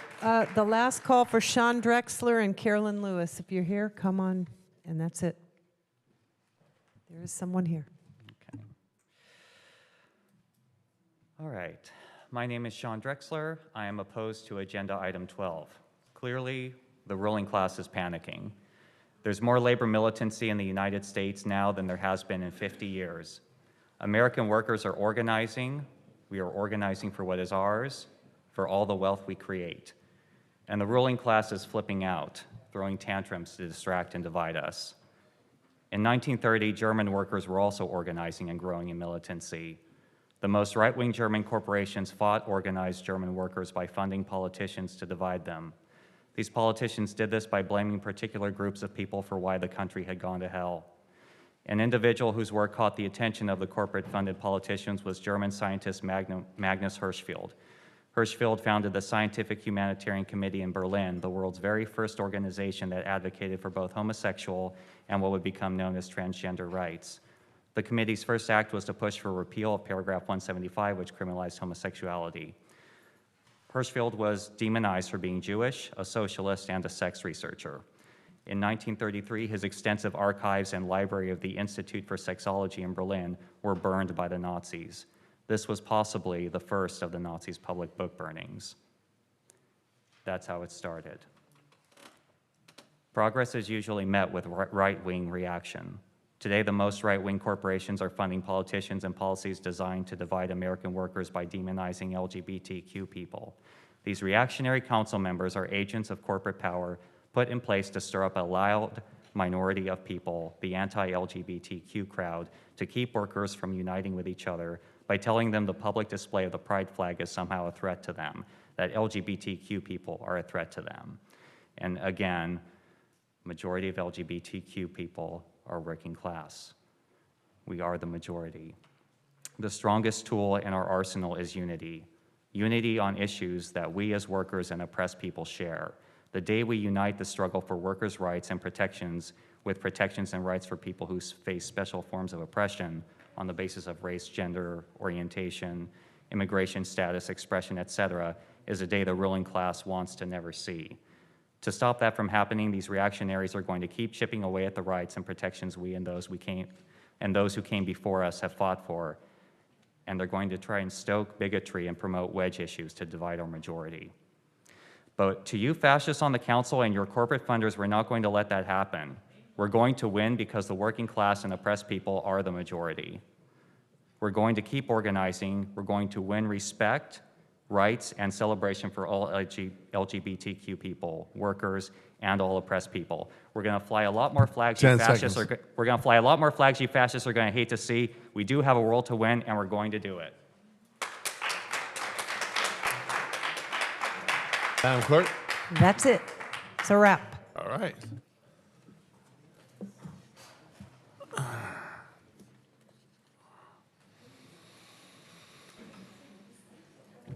All right, members, we're going to council committee appointments. Does any member have anything to announce? Seeing none, we're moving on to AB 1234 reporting. Does any member have anything to report? I do. I'd like to report that March 6th and 7th, I attended the 2023 Sacramento Legislative Advocacy Trip in Sacramento. I also attended the March 6th and 7th ACCOC conference this week in Sacramento. Any other announcements? Seeing none. Moving forward, openness in negotiation disclosures. Does anyone have anything to disclose? Any member? Seeing none. Moving forward, City Manager's report. City Manager Zelenka, please introduce your report. Mayor Strickland, members of the council, given the late hour, I just wanted to report that in the month of February, we had 17 employees join the 1HB team over 4 departments. Thank you. Thank you. Members, now we're going to the consent calendar. Anyone like to pull an item off the consent calendar? I'll pull 10, 11, and 12. Kalmick pulls 10, 11, and 12.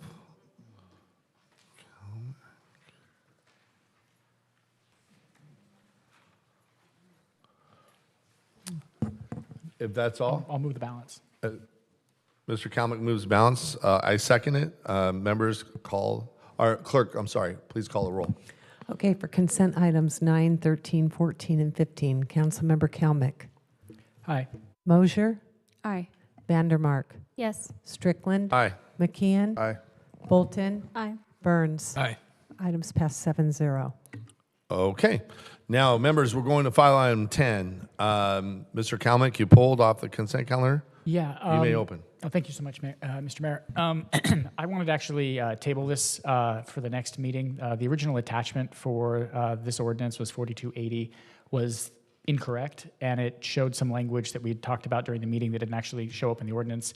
It was amended by the clerk late in the game, but I actually talked to a resident who said, oh, it seems like the language is fixed, so I'm not going to make a public comment on it. So it feels a bit like a bait and switch, and it doesn't seem like 2 more weeks is that big of an issue. So I would just ask that we table it and re-agendize it for the next meeting. That would be my motion.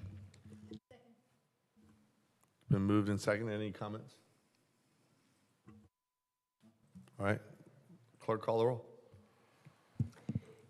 Councilmember Kalmick? Aye. Mosier? Aye. Vandermark? No. Strickland? Pass. McKeon? No. Bolton? Aye. Burns? No. Strickland, no. All right, so we have a 3-4 vote. The item fails. Would anybody like to move it? I'll move the item. Second. Okay. Councilmember Kalmick? No. Mosier? Nay. Vandermark? Yes. Strickland? Yes. McKeon? Aye. Bolton? No. Burns? Aye. The item passes. Okay. 4-3. Thank you, Madam Clerk. Members, we're now on file item number 11. Mr. Kalmick, you pulled the item, so I just you can open. pulled it to have a full vote on it. Okay. Any members would like to open or just call the vote? You have to move it to do it. Been moved by Mr. Burns, Second. second by Mr. McKeon. Madam Clerk, call the roll. Okay, Councilmember Kalmick? Nay. Mosier? Nay. Vandermark? Yes. Strickland? Aye. McKeon? Aye. Bolton? No. Burns? Aye. The item passes 4-3. Thank you. Members, we're now on file item number 12. Mr. Kalmick, you pulled the item, so you can open. Thank you. I just have a short statement. I appreciate everyone that came out again tonight to talk about this item. As I was reviewing the rest of the agenda, it was kind of flagged to me that I'm kind of adopting a new ethos as we talk about the city going forward, how we're going to be raising revenue in order to be able to pay our employees and our police officers who were down, I think, 26 officers at this point. We still need to recruit and hire, and we aren't competitive at this point, and so we need to figure out how we're going to bring revenue in. And so the question, I think, for every item going forward is, how does this increase revenue to the city so we can competitively hire more police officers and additional staff that, as some folks heard, that 2 of our executive members left or are planning on leaving Public Works and Community Services. So we've got folks budgeted in the budget, but we aren't paying them competitive wages. So I saw plenty of emails saying, from companies, individuals saying they were taking their business elsewhere because of this item. But not a single email or comment from folks saying they're now coming to Huntington Beach because of this change in policy. So I ask, how does this benefit the corporate entity that is the city of Huntington Beach and therefore our residents and businesses herein? It seems like it just has a negative effect on them. Thank you. Any other comments from members? Councilwoman Mosier. Thank you. We've talked a lot about this over the last many council meetings. And I would say I wouldn't want to belabor it, but I think it should be. People have come here to express what the flag means to them. When I ran for council in 2020, and I said this on Twitter, and I'll say it again here, I've said it many times, I ran to help create a welcoming city. And when we raised the pride flag with a 601 vote, so everyone that was here was unanimous, it was uplifting to me. When we were here at council chambers, outside, and we lifted the flag, it was a moment of inclusion, tolerance, and welcoming. And it was honestly one that I didn't expect to see here. But I was very proud of my city on that day. Separately, in being welcoming, when we rolled out the Moby mats at 6th Street and later at Huntington Street, to me that was a way or a measure to be able to show that we are a welcoming community, that people belong here. I attended an event last week for Visit HB to talk about really the future of our city, what we want, who we want to be, how we want the world to perceive us. And it was very difficult to me, given these conversations that we've been having, because we can't pretend that we're a welcoming city if we're not. If we don't represent ourselves that way by the things that we do, I don't know how anybody can say that we are that city. We talked about getting the Olympics here, and I don't know how we have that conversation if we're not an inclusive city. Earlier tonight, there were a number of comments. One of the people said that we are a family-friendly city, and I just ask, which families are we friendly to? There are many different types of families, 2 dads, 2 moms, a mom and a dad, just a mom, just a dad. Many of those families have straight kids, LGBTQ kids, all sorts of families. So I hope that we are a family-friendly city and a welcoming city. We also heard tonight that maybe there's an opportunity to pause, to take a moment to have dialogue. We heard that from many people, to perhaps have a cultural exchange where we have food, drink, dance, what have you, and conversation. I do think that there's opportunity for people to get together and share their stories and come to know one another a little bit more. This pride flag decision, this ordinance was unnecessary. Flag policy already existed. It was already efficient. The council could have voted to not raise the pride flag if it wanted to without doing this. But here we are, and I don't know why we're here doing this, but that's fine. You know, another thing that was said earlier tonight by Peg Corley she gave an offer to listen, to provide us with the tools to help people, to make people feel welcomed in this community, to make kids feel welcome in this community. And I hope that we, and I know I will work to spend time with her and to find out more on what we can do to better support and make people feel safe in this community. Because I know that when we raised the pride flag for the first time, I know of youth that reached out and said that it made them feel safe. And if one of those youth can feel that way, then it's worth it to me. I've also heard tonight this said that it was a special interest group. I'd say that being gay is not a special interest. It's not chosen. Somebody said that they have disappointments as well. I'd say hate crime or hate incidents are not disappointments. And I'd also like to mention that I do think that the ugliest parts of us have come out in the last few weeks. A resident on social media after I posted about meeting with Girl Scouts last week wrote, "I would never leave my children with Natalie. She might bring them to her pedo friends and try to groom them for their sexual pleasure. After all, she supported them bringing in a 12-year-old as a prop for their cause during a city council meeting." That's disgusting and inappropriate and wrong, and also alluding to the fact that if you are part of the LGBTQ community, that you are a pedophile, and that's false, and we have to stop doing that. And finally,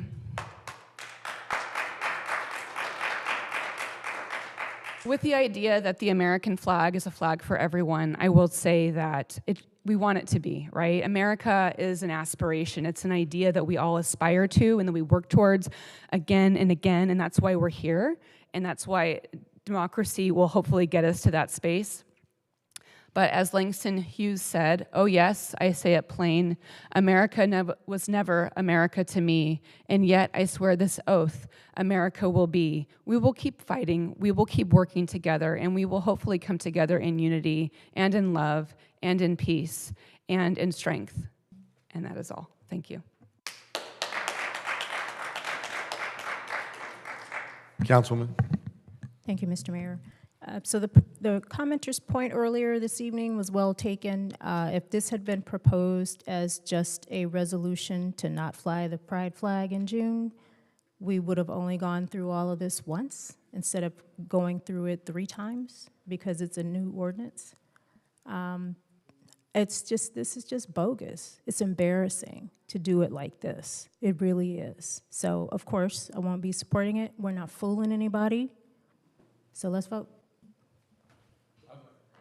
Yep. Councilmember Burns. Yeah, the lady mentioned earlier that we didn't need to do this 1, 2, or 3 times. And if 2 years ago, the majority self-serving council did the right thing we wouldn't have had to do this year. But they were self-serving and Sacramento serving. That's why we just have to stick to the principles and do what's best for the community as a whole. That's what we're about, community service, not self-service. And that's why this was done. I believe that any special interest is divisive. I think we've moved on from that. I think identity politics could be the death of us, whether or not in Huntington, the state, and the country. We see how divisive it is.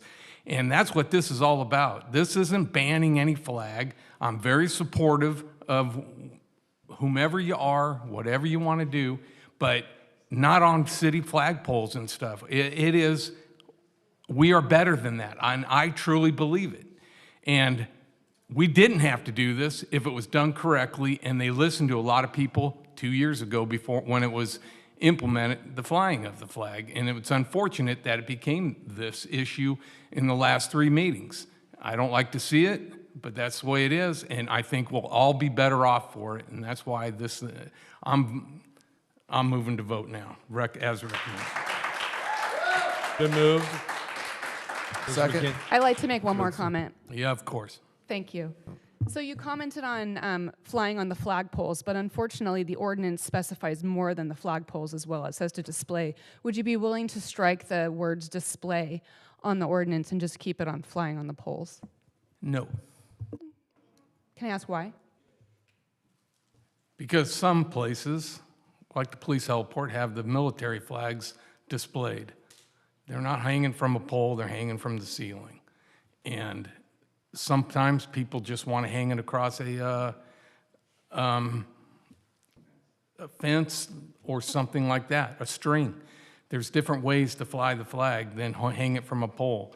And on city property, the city flag, the state flag, federal flag, that's what we should fly. And stick to those and not special interest flags. And that's the way I feel about it. Councilman McKeon. No, I was just saying, call the question. Oh, call the question. Okay. So it's been moved by Mr. Burns, seconded by Mr. McKeon. All right. Clerk, call the roll. Okay, yes. Councilmember Kalmick? Nay. Mosher? Nay. Vandermark? Yes. Strickland? Yes. McKeon? Aye. Bolton? No. Burns? Aye. Item passes 4-3. Okay. Members, now we're going on to file item 16. Builders Remedy Ordinance number 4285.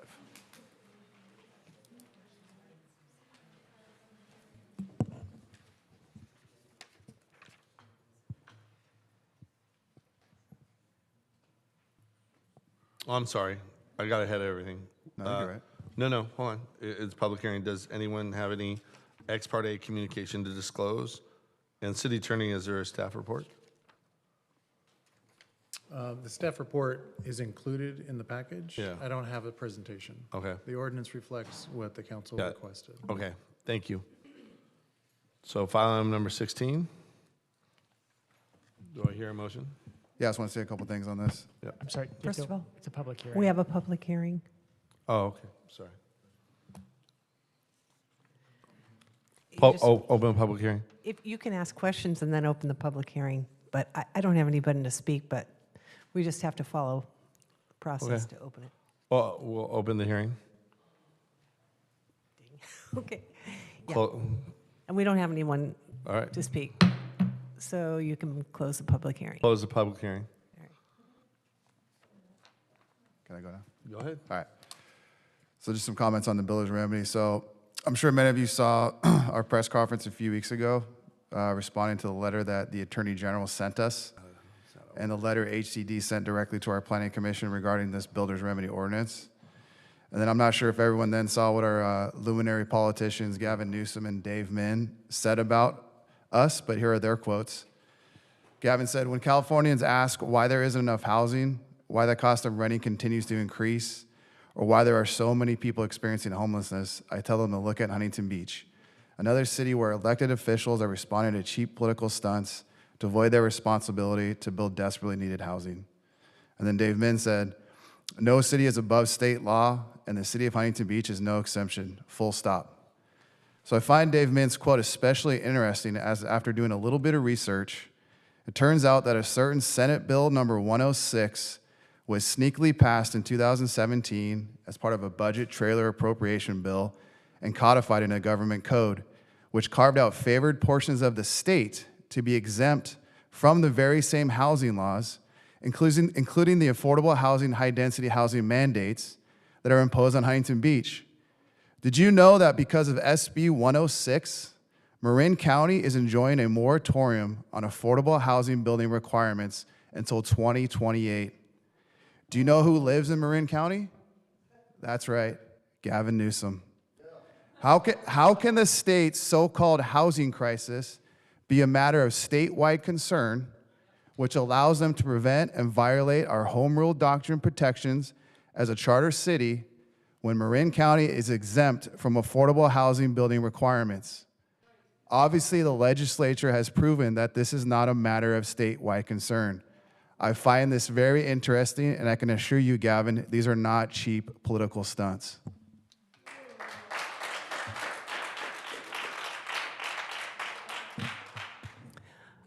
Mayor Strickland, can I just announce that I received some supplemental communication on this item for the record? Please. A letter from Cesar Covarrubias, Executive Director of the Kennedy Commission, regarding the Builder's Remedy Ordinance 4285. A letter was received from David Zisser, Assistant Deputy Director, Land Use and Local Government Relations, Housing and Community Development, and 4 email communications regarding this proposed ordinance.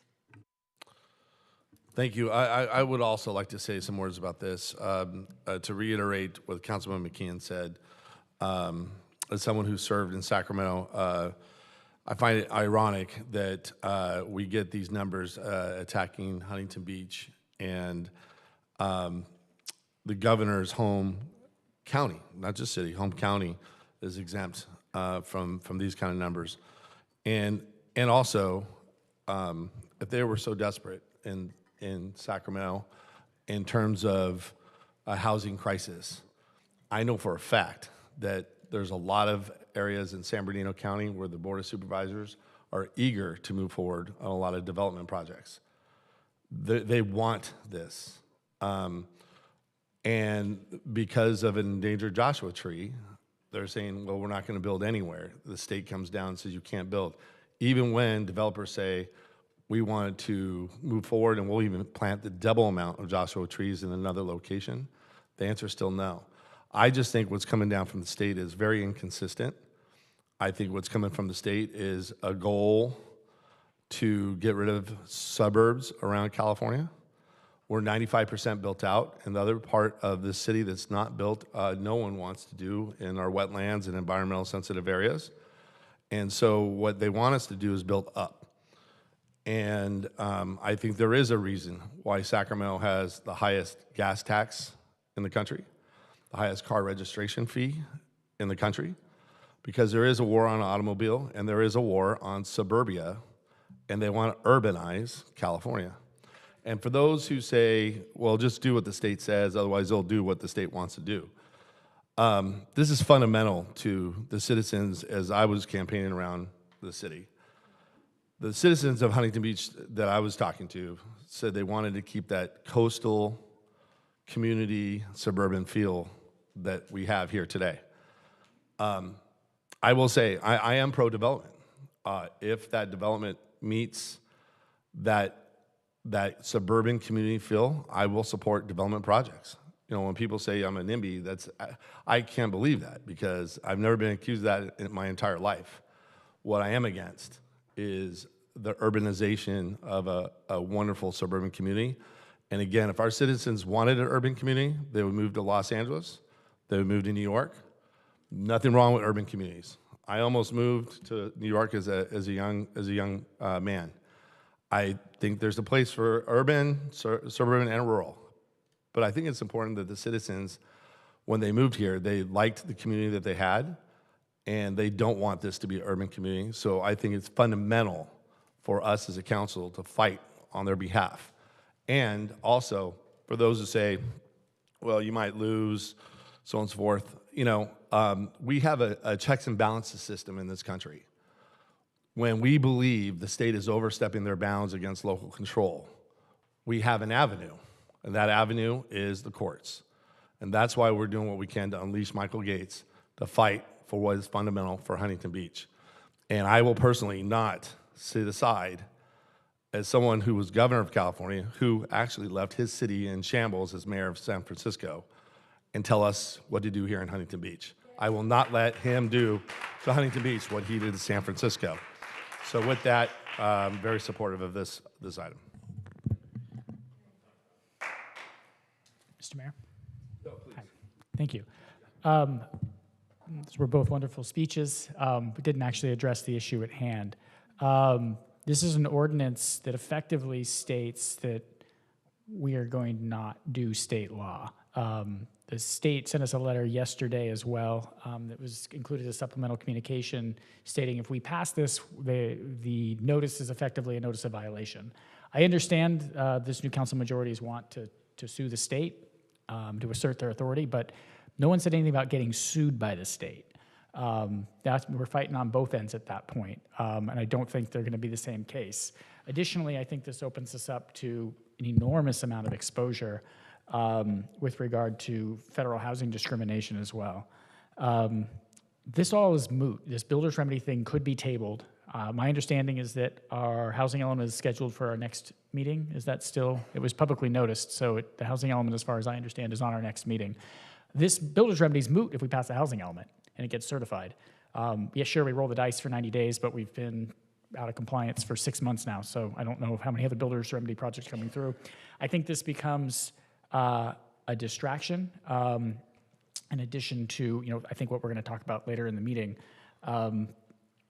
Sure, if you guys want to fight overreach, that's fine, perceived overreach.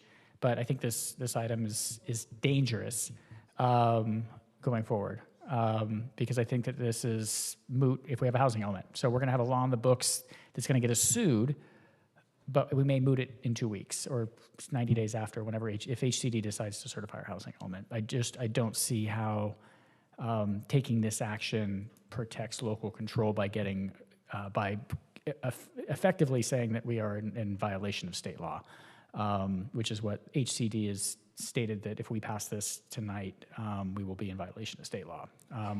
I know we can disagree with that and say, no, we're not. The state constitution provides for the home rule doctrine, but again, we're going to have to litigate that in court, but I don't think that solves the other issue of wanting to fight the state. I think getting sued by the state is not a great solution to this problem. Thank you. I'll move it. It's been moved. Second. I'd like to say something. Please. Of course, Mr. Burns, she's an elected councilwoman and has just as much right to speak as anyone else. She does. Yeah. Okay. Is it going to be the truth? Hey, okay, come on, let's go. Come on. It's been a long night, guys. Members, it's been a long night. Council Member Mosier, please go forward. Thank you. So this council recently at a study session indicated that it is interested, I believe seriously, in obtaining a certified housing element because we told staff to go back. They're coming back next week, or sorry, at the next meeting. But just as Councilmember Kalmick said, the way to stop builder's remedy is to approve and receive a certified housing element. That's all we would have to do. We wouldn't need to be doing this at all.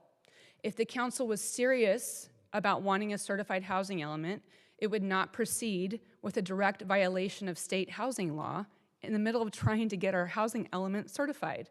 If we were serious about proceeding towards a certified housing element, this proposed ordinance would be moot, just as Councilmember Kalmick said. So I don't know why we're doing this theatrics. I'm telling the truth, Councilmember Burns. It's just unnecessary. If we're serious about getting a certified housing element, we should proceed not with this ordinance, but with the next step of approving a housing element. Thank you, Mayor. So I have a question. So we're saying the ordinance, okay, it says no processing or approval of any builder's remedy application. So what do we mean by processing? Does that mean that if someone comes in with an application, they'll just be turned away, or does that mean it'll be accepted but we won't do anything with it. I would ask our city attorney. Yeah. The two mean the same thing, basically. So they could submit an application, but it won't be processed, or, I mean, I'd have to pull up the language of the ordinance, but Well, I no think processing of applications. Okay, I think this brings up the same issue that we're going to talk about later with ADUs. You know, if we say that we're not going to process something that we have been processing before, what do applicants, I mean, they need some kind of certainty. So what are they supposed to, what's the understanding supposed to be now? That they just shouldn't come in with any applications? Okay, so to answer your question directly, the ordinance states, the city expressly prohibits the processing or approval of any application for a housing development project or any project not in conformance with the zoning and general plan land use designation, including all applicable city laws, zoning and land use regulations, and other environmental laws such as CEQA, regardless of the so-called builder's remedy, that portend to allow developers of affordable housing projects to bypass the zoning code and general plan of the cities that are out of compliance with housing element law. Thank you. That's what it says. I read the ordinance. So I still am not clear on what's going to happen if someone walks in with an application, but I'll just put that aside. So we are taking this action based on what authority? City council direction. No, I mean the ordinance. So under what authority are we able to adopt this ordinance? Well, it's the city council action is why it's here tonight. The theory behind why the city council is allowed to do it, and I'm not going to get into too much discussion about what our legal strategy is going to be or would be with some of the concerns about threats of litigation. But basically, what builder's remedy is an HAA or Housing Accountability Act provision that states that if a housing element is out of compliance, then a developer is allowed to come into the city and sidestep decades of zoning law and build wherever they want. Yeah, I And understand. but that's important because it's that concept where a developer can come in and sidestep decades of zoning, a city's zoning law, especially in a charter city where we have built that zoning law under our home rule authority. That's where the rub is. And so from the jump on this, there's been no, I believe the city's within its right to adopt an ordinance like this. Okay, so you mentioned home rule authority, and that's, I'm guessing that that's the authority that we are using to adopt this ordinance, charter city. So we derive that from the Constitution or state statutes or what have you, but those, Article 11, Section 5 of the California Constitution. But those same bodies of law prevent us from passing an ordinance that is inconsistent or in conflict with state law. So I can't support it because it's a nullity. I mean, we can't, under the Constitution, pass something that is in conflict with state law. So I don't know why we're doing this, but okay. My understanding, again, I'm not a lawyer, but my understanding, we have history of, again, checks and balances where federal government oversteps their bounds to states, states overstep their bounds to cities, and the remedy that you have is taking it to the courts, and that's our checks and balances. So to say we're violating a law, that we're going to challenge that the state is overstepping their bounds under our local control is an issue that we have within the city to move forward and challenge. Right, Mr. Mayor, but... And again, I'm not an attorney, but that's my understanding. No. We can't decide that we are not going to comply with the law because we don't like the law. That's not the way it works. No, I didn't say it's done because we like law, right? Right, the law is on the books. I could say I don't like the law that says, I have to drive 45 miles an hour down Magnolia, but the fact that I don't like it doesn't mean I can't comply with it. If I wanted to challenge it, I still have to obey it until the court overturns it. It isn't that we So don't. that's why I'm yeah. saying that what we're doing is in conflict with state law and that we are doing we shouldn't be doing this. So Again, just- let me ask the question, and thank you, because I'm not an attorney. Our city attorney, is it within our bounds as a city council to pass this ordinance? We are definitely in an area where charter city authority versus state authority on control of local housing decisions is still largely unresolved. There's a lawsuit challenging SB 9. There are lawsuits all over up and down the state challenging state laws. This is the kind of thing that basically expresses succinctly in one paragraph what our entire body of zoning code already says. Our entire body of zoning code already micromanages development in the first place. It's just that builder's remedy gets to come in and completely sidestep it. This just expressly states succinctly what our zoning code has already provided.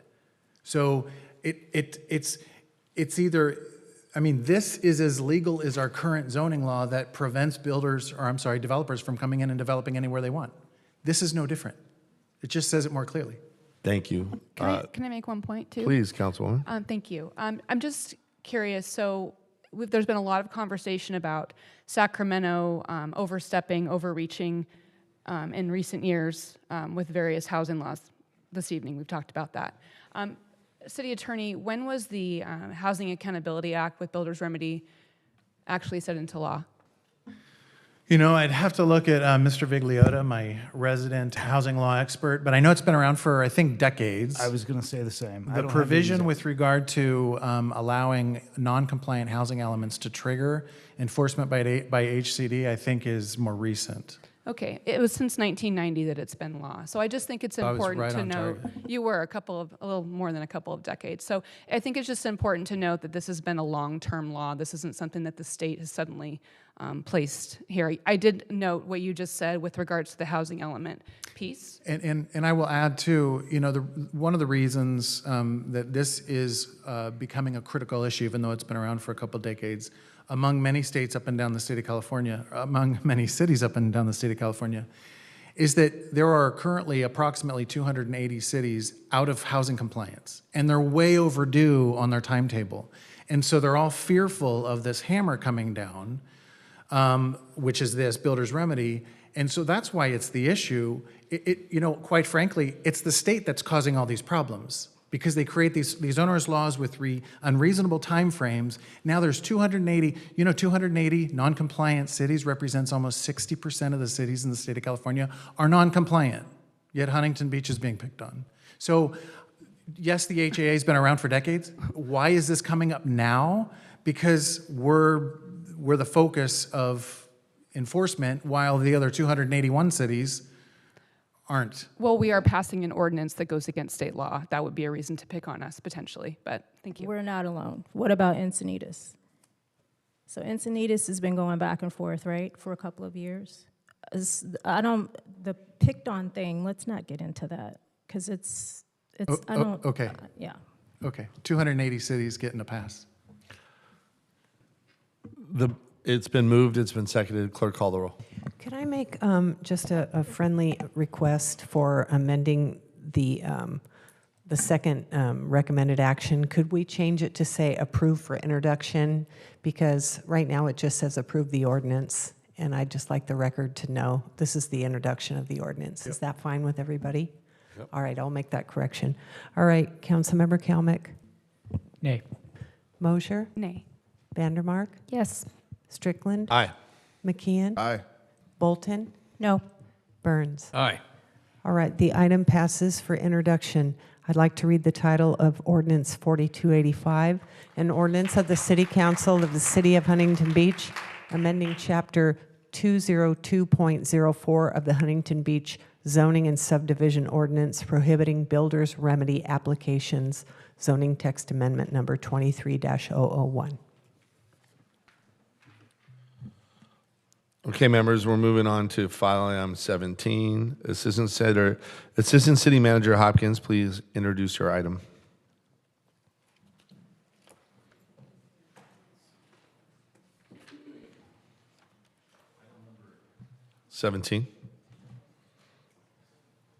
Feedback Main Street redevelopment project. Chris Casanova. will Oh, give I'm the sorry. staff Your report. name was on here, so I apologize. I put your name in the script, Travis. I apologize. Thank you, Travis. He's like, not me. My bad. Thank you for, yeah. Thank you, Travis. for being Yes. Good evening, Mayor and members of the City Council. The item before you tonight provides an overview of the additional community feedback received for the Main Street redevelopment project. For background, here's a timeline of events beginning with the July 2020 closure of the second block, which was in response to the pandemic. From there, permanent design options for Main Street were evaluated, and the plaza scheme was selected to further research and design. Most recently, the project was paused to solicit additional community feedback, and on March 1st, the second block reopened to vehicular traffic. Since the project inception, staff has conducted a series of outreach efforts with business owners, property owners, residents, Visit Huntington Beach, and the Downtown Business Improvement District. The slide here depicts the story sessions, the pop-up booth at Surf City Nights, the walkabouts on Main Street, and the recap meeting. Over 200 community members participated and provided their input. Pursuant to Council's recent direction, staff collected additional feedback. Business and property owners on the first 3 blocks of Main Street, most directly affected by the street's form and function, were targeted via mail, email, and in-person visits. A short online survey was provided to these stakeholders to collect their feedback, and a meeting was held, which provided an overview of the design options being considered.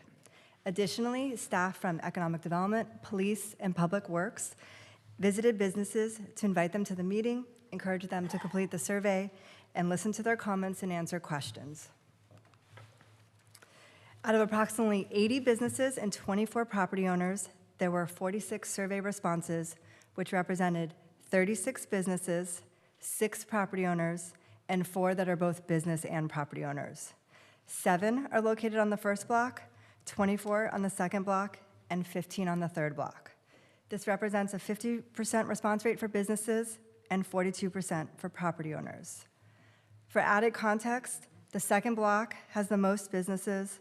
Some owners have a larger physical footprint than others, and some represent more than one interest.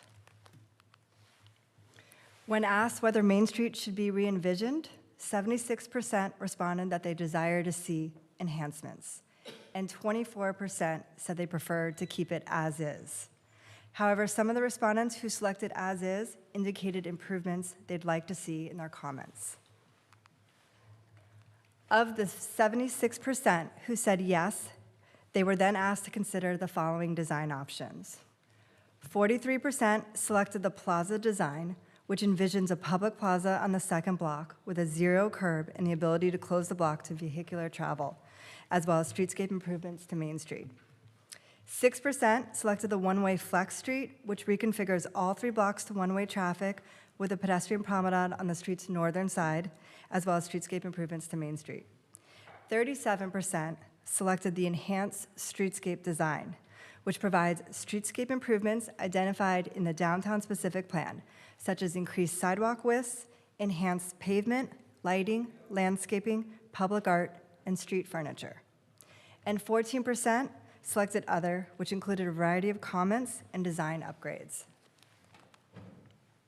Of those that desired to see enhancements, when asked if they'd like to see Main Street closed to vehicular traffic, the most popular response was the 200 block closed permanently. The second most popular response was to keep it open and only close for events.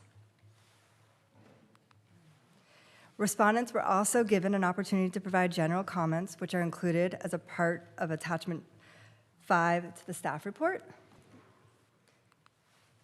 And a lot of comments received were consistent with previous outreach efforts, which led to a list of suggested improvements and design ideas. You can see some examples on the slide here for enhancing the downtown experience. Most of these improvements can be applied in some form independent of a design selection. In summary, there appears to be consensus for city investment aimed at improving safety, cleanliness, lighting, connectivity, and beautification. Tonight's recommendation is to receive and file the additional stakeholder feedback and to provide direction on next steps, including which design option, if any, to pursue. Thank you. That concludes my staff report. Staff is available to answer any questions. Any members have any questions? Motion to Move. Okay. It's been moved. Sorry, So, Mr. Mayor. so I just want to be clear. To receive, as requested, the feedback and file. And file. Okay, I just want to be clear. Okay, so receive on file. It's been moved. Do I hear a second? I'll second that. And seconded by Councilman McKeon. Mr. Mayor, are we going to give staff any feedback tonight? Is that, there's no discussion of that? We're going to, that's part B. No, I mean, we could. Okay, I'm just asking if anybody. No, if there I was mean, any- that's why I was asking what the specific motion was. If I might, I'll suggest that we get this. It's a late hour, and then maybe we could all have discussions with staff and then figure out what our recommendation would be, maybe in the next council meeting. That would be my recommendation. Unless you have a motion, but I believe the motion was to do just that, correct? I just heard receive and file without any. Receive staff and direction, file, and my then continue the understanding is second receive and half. file means that then we come back at a future time to discuss what we want to do with Main Street. What, next council meeting, or, I mean, we're the housing elements on the next council meeting, so, I mean, So, I mean, yeah, I mean, we can move it to the next council meeting, or we can do it in a month.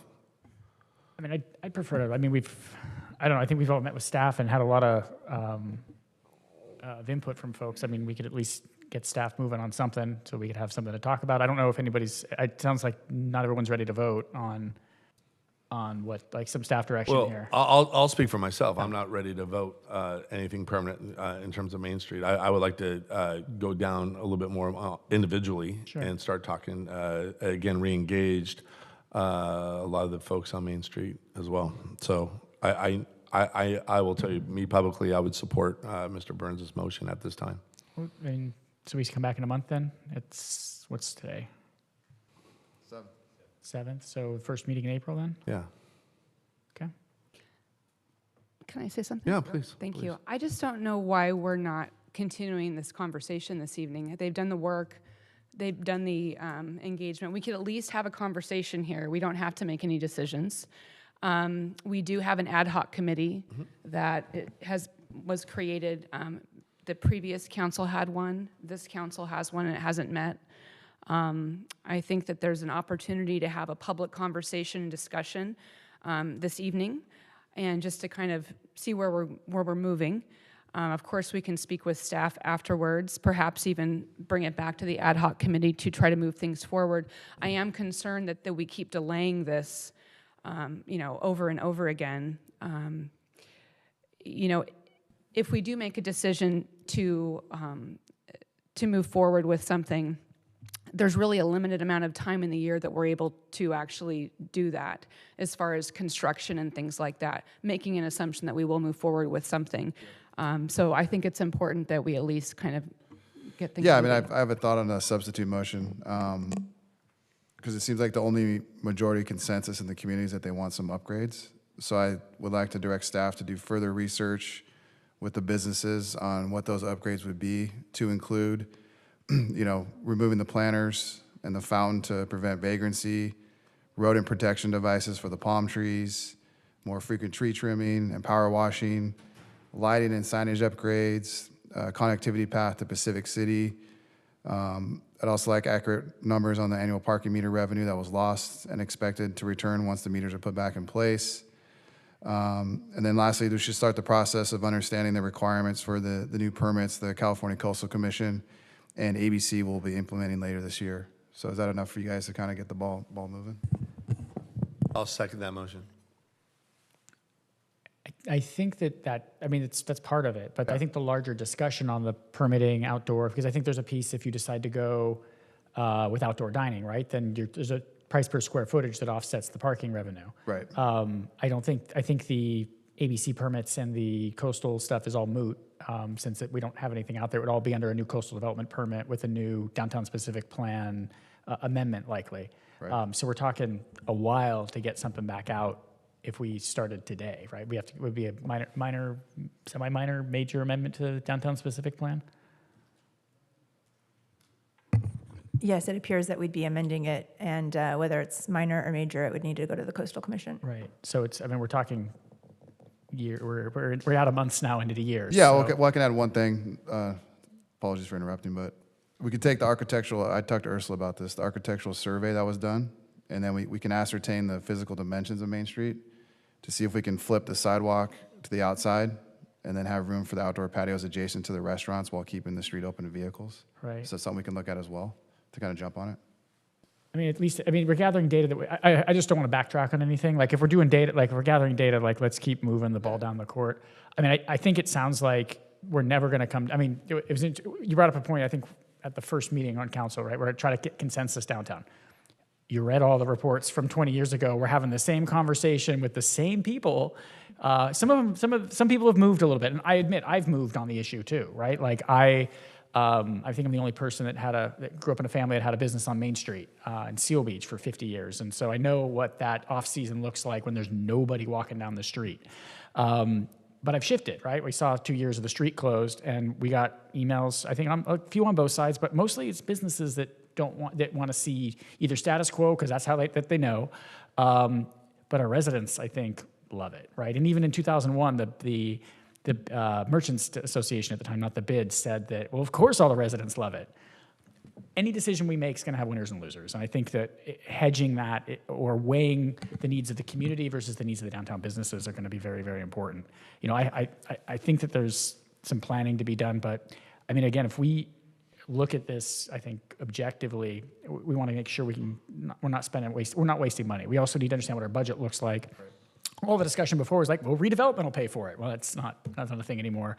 It sounds like we do have a chunk of ARPA money set aside, but I think the recurring costs of maintaining this are what is missing, and I don't know what that looks like. There's some ideas, you know, I think Bob Boland brought up a PBID, property business improvement district, as opposed to the businesses that are there.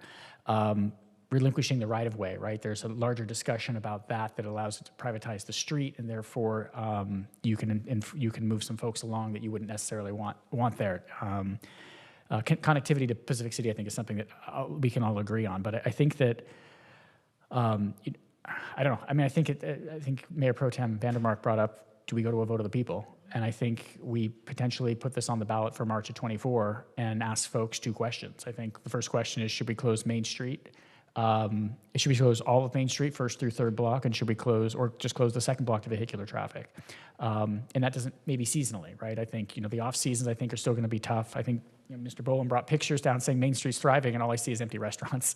So I don't know. I think the folks, and I think we've got some data now. I think it's been a long time coming that we actually had 2 good years of data in a hodgepodge manner. And I think we all agree that there were problems, right? And I think no one disagrees that those problems are things that we can fix those problems instead of going back to nothing. So, you know, I would like to see the second block closed personally. I think and making one weighing some of the other streets, I think that would look and work properly. But I think that flex street, where yeah, we can drive traffic down it in the winter and put some parking spots back or you know, whatever. I think we've seen the designs for that. So, but I think, again, I don't think the businesses are ever going to agree. I think it's going to be this 60-40 that flips every 10 years.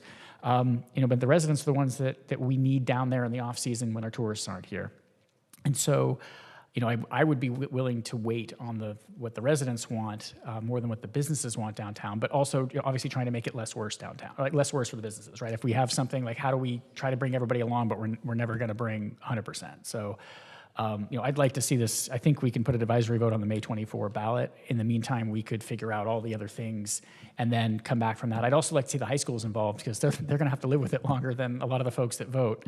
So, you know, I think involving the high school district in that and putting that through the 9 through 12 as a survey, unofficial survey, because the advisory vote, you know, obviously will exempt, they can't vote, to see kind of, and I think that along with some polling would probably get us a good picture of what more of a 50-50 split. So that would be kind of my idea would be to continue working on this. Actually, I'll make the substitute motion. So I'll make the substitute motion to continue working on the things that don't backtrack us on anything, understanding street widths, all of that.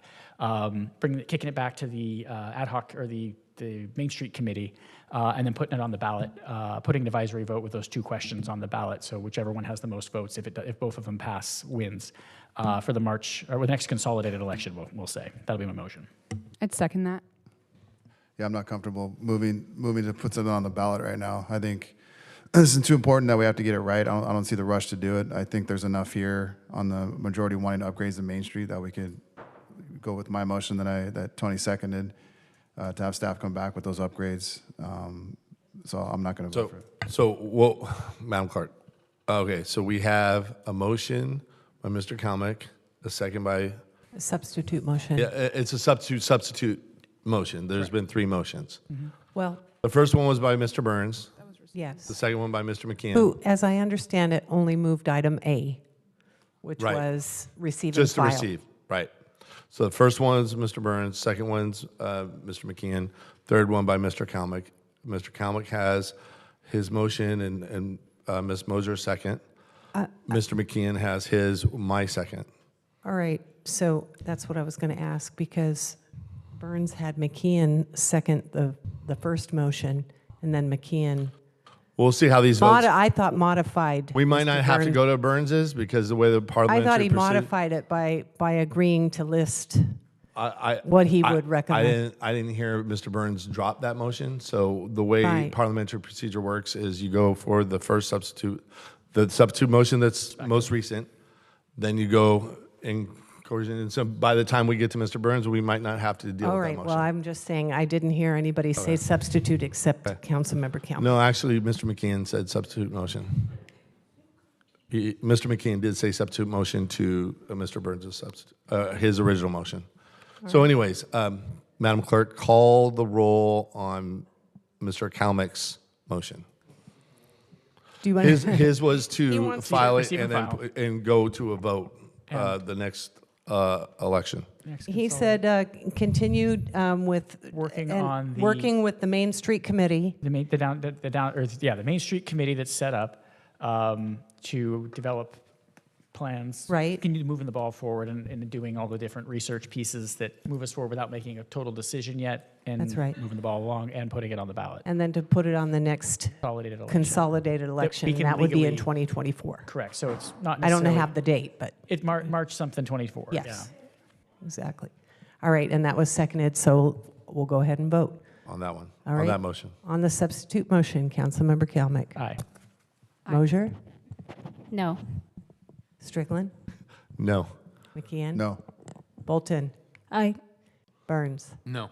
All right, the motion fails. Okay, the motion fails. Now we go to Mr. McKeon's motion. Do you want me to repeat it? Yeah, well, you have a long list of items, Right. so you can repeat if you'd like, and then we will tie it up in the minutes, but All right. does staff understand? I don't have to unless you need me to. I don't think we need Okay, you to. perfect. I think staff understands you provided a list, and that was in addition to receive and file, Yes, correct? Correct. All right, so we'll go ahead and vote on that motion. Kalmick? Pass. Mosier? Pass. Vandermark? Yes. Strickland? Aye. McKeon? Aye. Bolton? No. Burns? Aye. All right, Mr. Kalmick? Aye. Mosier? Aye. All right, so then the item passes 6-1. Councilmember Bolton voting no. 6-1. So I assume, Mr. Burns, you'll drop the original motion. Okay, thank you. All right, we're done with file item number 17. Members, now we're on file item 18. This is a measure by Councilmember Kalmick. Please introduce your item. Yeah, my screen's got a voting screen on it. I'm waiting for it. Yeah, mine does too. All right. I brought this item forward as in response to the letter we received from HCD threatening suit, in addition to some communications that I've gotten from residents that were halfway through processing their ADU application within the city, and were basically denied that right to continue their project. So based on the fact that earlier tonight we did not move forward with processing, did not move forward with lawsuits on SB 10 or ADU law, that we direct staff to continue processing SB 9 law applications, which we don't have any, but continue processing those ADU applications, because I have a feeling some folks are, we got some kind of heart-wrenching things where folks wanted to drop, they're moving their father in or their mother into, and taking out loans and paid taxes on grants, the Cal HFA grant, for instance. And so I would move to direct the city manager to go ahead and continue processing SB 9 type subdivision applications and ADU applications, which we had paused on for the last 2 weeks. Councilmember Kalmick. I'll make a substitute motion, but I think we should just take this up on the next meeting on the 21st, because as you mentioned earlier, I understand planning staff is coming back with the proposed update to the housing element. And that way we'll get the planning department's thoughts on how these applications impact RENA and the housing element approval and the proper process for the community. So I think it's just cleaner that way. It's only 2 weeks, so I would make a substitute motion that we just table this to the 21st and let them give us a proper process. It's been moved by Mr. McKeon, seconded by Mr. Burns. I would say that because we're not litigating on ADUs, or that we continue processing. Now we're just sitting out in the middle of nowhere for 2 weeks, and we've got people that are paying debt service. I mean, that's the issue, is that folks, we pulled the rug out on a bunch of folks. There's 100 applications in process current, and there's a bunch of people walking them in. And I've got letters saying their architect came down, and we got one earlier tonight, and that they can't do anything for it. So why not continue processing those applications while we're there? Like 2 more weeks could be a lot of money to some people, and the fact that we really didn't give anybody notice when we did this. I mean, there's not a scourge of ADUs in this city. No, I know. I just think it's cleaner this way, like to have staff walk through that process and not have any. What process? When they're going to come back with, in my understanding, proposed updates to the housing element, and then how these applications will impact RENA and the housing element approval. And at that point, I think it's cleaner just to handle it then. I don't understand how that impacts our current rules on ADUs. Like how ADUs impact RENA and all of that. Like since we're not going to litigate, ADUs are part of our housing element. And so we in order to certify, we remove ADUs from it and got to find 500 and something more units. But in the meantime, for ADU laws, I mean, we've been processing ADUs for 30 years in this city. And so currently we don't have good staff direction on that. So to wait 2 more weeks and then have staff give us, we have a process in place. We got 100 in the pipeline. So I just think it's cleaner in 2 weeks. I mean, I don't. How is it cleaner? Because this is all going to come like globally together through the housing element, and it's this whole ADU process. And ADU process is established law on the books. We've been doing it for 30 I understand. years. I'm talking about through how it affects RENA. So again, I made a substitute motion. I think we should just wait in 2 weeks to the 21st. It'll be cleaner this way instead of just like stamping it out and I guess micromanaging it. That's my motion. I think it's clear. We're gonna have a global discussion from staff, and they're gonna direct us on how to do this. So that's my motion. I have a comment. So because of the fairness issues, I think we may be buying ourselves another problem. So yeah, pulling the rug out from under people, that's a good description of what has happened. I think many of us have gotten phone calls from residents asking what's going on with ADUs. If we're not going to sue, then what is the purpose of not processing the applications? And we've got the same language in this, the prior H item that we did with, the processing, like what is processing? We put out a press release that said we're not going to process or we're not going to accept any more ADU applications, period, full stop. Why would we do this? Why would we do residents like this? I mean, this doesn't make any sense to me. Why are we stopping this? What is the basis for stopping the processing of ADUs? We're not going to sue. So what is our basis for saying we're not going to? If somebody's going to sue us for a due process violation, and there's no need for any of this. From what I understand, they are processing the ones that have been filed and in the permit process. They're not going to accept any new ones. And that's part of the resistance of the state overreach that is trying to ruin this city with overbuilding, single-family residential neighborhoods being built upon against they invested in a single-family residential neighborhood, and now they're being, because Sacramento thinks they can tell us how to zone our properties, they can override and just undo these. It's criminal to me, and it's another one of these, you guys have to wear a mask, but I don't. And that's that whole Sacramento attitude that we can't. I know I've talked to a lot of neighbors that they are absolutely 100% an ADU going into their neighborhood because it does affect the quality of life in those neighborhoods. I saw the great effects of all that stuff in Long Beach when I was a cop, and I don't want to see it in Long Beach, and I definitely don't want to see it to the people we serve in this community. Again, community service instead of self-service or Sacramento service. And we need to resist it in any way we can. And if we have to wait 2 weeks to get a little more information from the building, that's no problem with me. So we're saying that we don't want ADUs at all? Is that what we're doing? I sure don't want Sacramento telling us how to rezone our neighborhoods from single-family residential to, granny flats, where a lot of these people are just going to put in apartments and rent it out openly. They can give their grandma or whatever a room in the house, but like I did. I mean, that's where my mother-in-law stayed, and I had no problem with it. But it changes the dynamics of neighborhoods with ADUs put in them.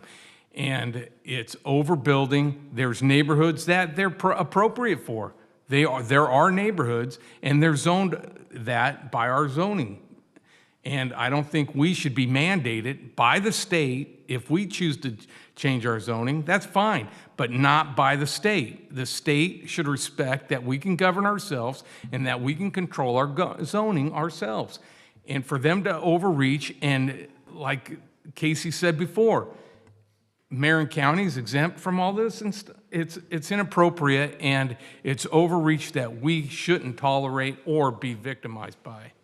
If I might ask our Ursula Luna Reynosa, how many? I mean, because in the last hearing we said we had 0 of these. SB9. SB9. Yeah. But anyways, how many are in the process now? What's it look like right now at the city? Thank you, Mayor Strickland. We currently have, I would briefly want to describe the process. So somebody for ADUs, they have to come in and pull a ministerial building permit. So they submit for plan check.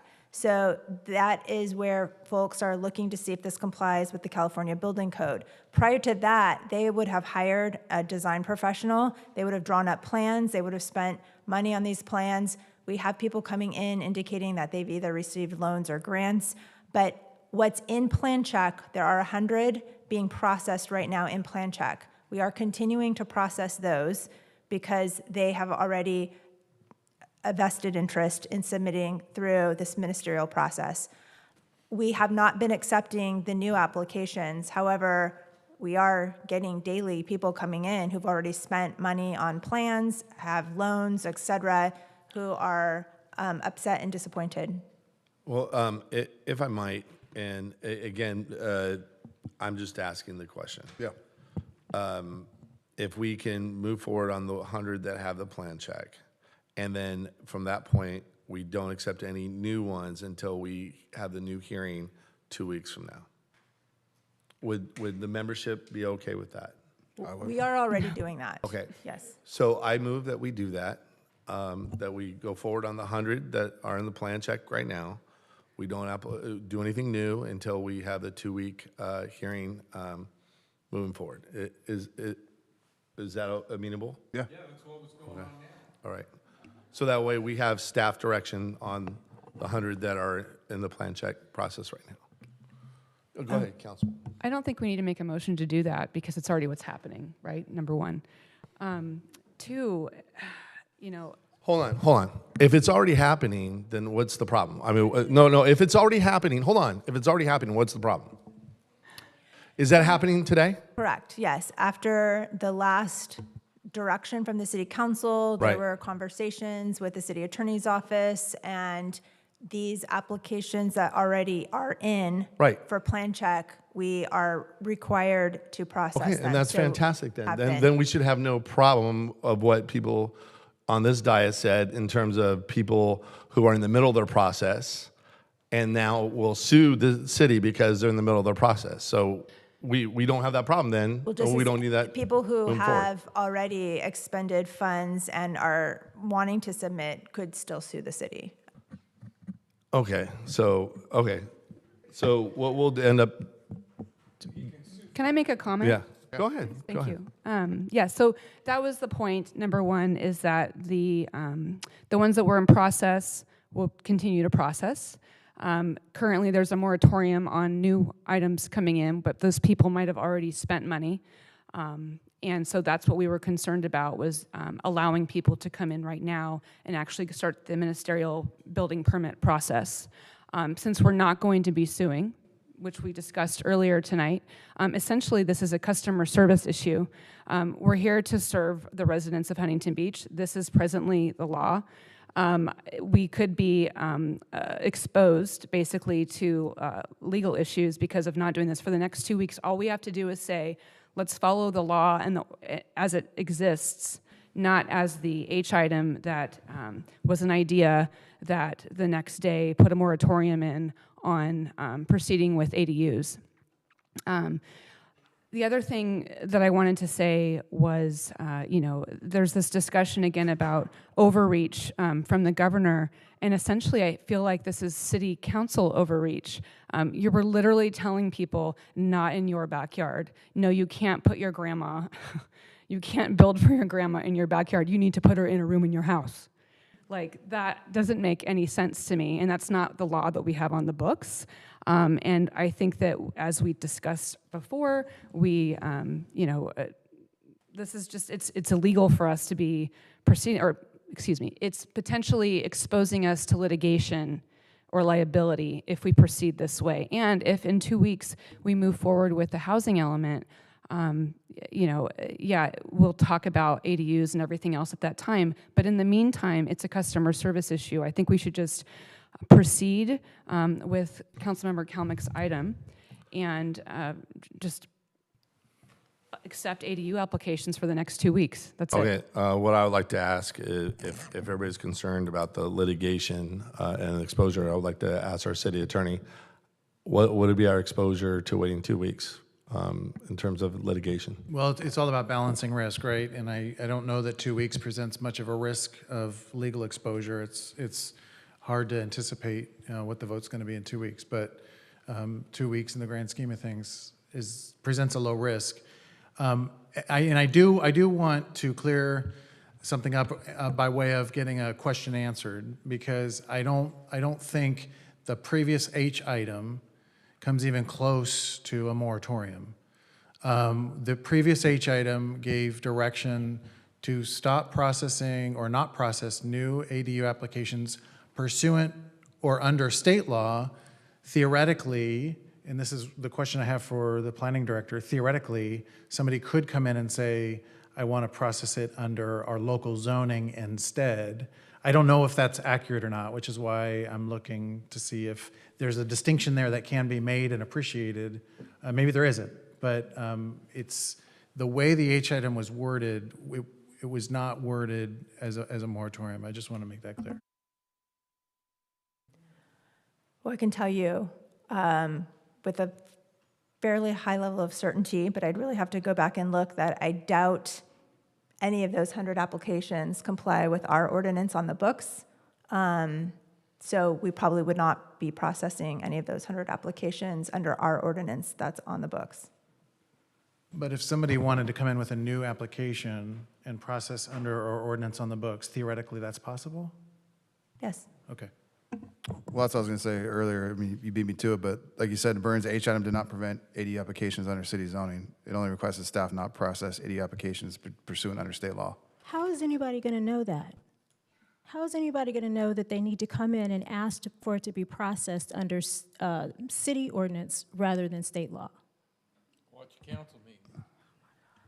Well, and the state law specifically says that it supersedes any local ordinance. So the design professionals are not looking at cities' local ordinances. They are just looking at state law, and they are designing ADUs pursuant to state law. Saying is, if someone comes in with just an application and we presume that it's being processed under state law because state law preempts local law, people are expecting that their applications are being processed in accordance with state law? I don't know. So we're saying that in order for them to get their application processed for whatever, however long this period is going to last, they have to know that they need to come in and insert these additional words. I want my application processed in accordance with local law. Well, in Councilmember Bolton, my question was meant for some level of precision. It wasn't meant to debate the merits of the policy direction by council. I just think that coming to legal conclusions out here, like saying this is a moratorium and putting that out there and on the record when technically it's not correct, I'm just looking for the precision. You can debate the merits of Plus, the I policy. asked the question about exposure because that was something that a lot of the members on this council were talking about, and that's why I want to ask you as our city attorney what the exposure was. Yeah, and I think from individuals, the only way the city would have exposure is if somebody who currently has an application in process, who invested a large amount of money and who arguably is vested, they may be able to articulate that if that application was no longer processed, they were sustaining a loss. I say they may be able to articulate it. They may not be able to. They may not have a colorable claim, but it's possible that they may be able to, but that's not what we're doing. Those are still moving forward. So I have a larger question in that then. So we currently have ADU law in our books. First law was passed in 1997, last updated in 2016. You seem, Mr. Burns, seem to be against ADUs in totality. No. Okay. So because you refer the rhetoric you used in some circumstance. So our current code 230.10, which is for ADUs, you're completely fine with our local code that we've instituted for that. Because what I see as the issue is that we have a process for repealing our zoning code or making changes to our zoning code requires a public hearing. We didn't have a public hearing for effectively stopping processing because the city put out, in I guess conjunction with staff, put out a memo that said we're not accepting any ADU applications. We didn't stipulate we're only accepting ADU applications under city law versus state law. The item before us right now remedies any ambiguity in this issue, right? And we can't, since we're not going to litigate with the state, we're asking the state to litigate against us, effectively. Because if we've gotten a notice of violation, but we're currently in violation of state law by not allowing ADUs and SB 9.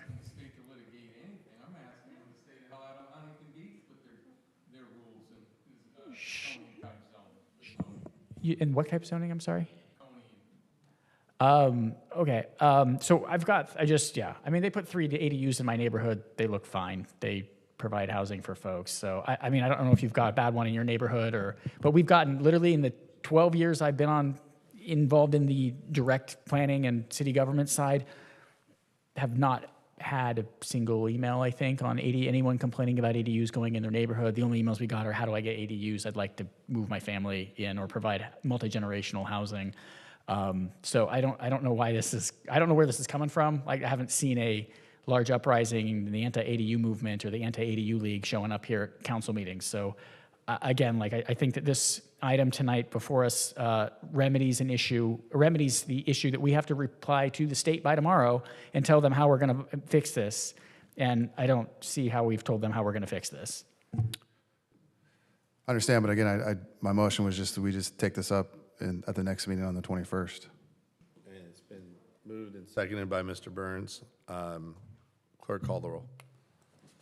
All right, so we're just tabling, and we're going to go ahead and postpone this and put it on the next agenda? as is? I'm a bit No, confused by I that. believe the motion was, go ahead, you said the motion, I don't want to tell you. Yeah, I'm not tabling this H item. My motion is that we just take this issue up on the 21st, when the planning staff will come back with proposed updates to the housing element. So basically, is Yeah. that no action? I think Correct. the same subject matter's already been noticed for the next meeting. Yeah. So it doesn't Right. require the H item.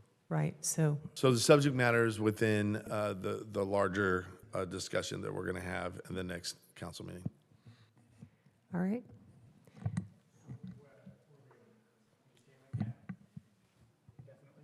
Yeah, I guess unless proper protocols, yeah. Until the next meeting, that's what it sounds like. Well, that was my question. Yeah, so if Meaning we- you're going to bring it back as is? If we table the item indefinitely, I think is what you're looking for. Because if we table it for the next meeting, then we have to address the item at the next, the actual agenda item at the Right. next And meeting. for the record, nothing's been done on this H item yet. There's a recommended action. Right. And so you don't agree with the recommended Right, action. that's what I'm saying, is then- And there's no motion to approve the recommended There was, action there yet. was a motion. No, no. Motion and then, Okay. Well, I made a motion, but they said it wasn't necessary, so I dropped that motion, so. So Calmick made a motion, I think motion seconded it, so. So we'll just do the original motion of the item that's before us, but Councilmember Kalmick and seconded by Mosier, and we'll call the vote on that. All right, there we go. All right, let's go ahead and vote. Councilmember Kalmick. aye. Mosier? Aye. Vandermark? No. Strickland? No. McKeon? No. Bolton? Aye. Burns? No. All right, the item fails. Thank you.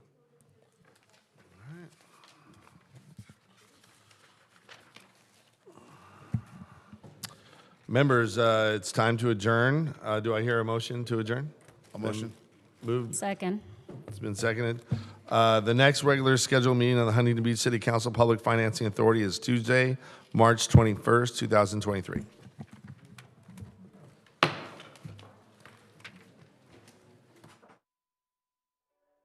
Thinking of you.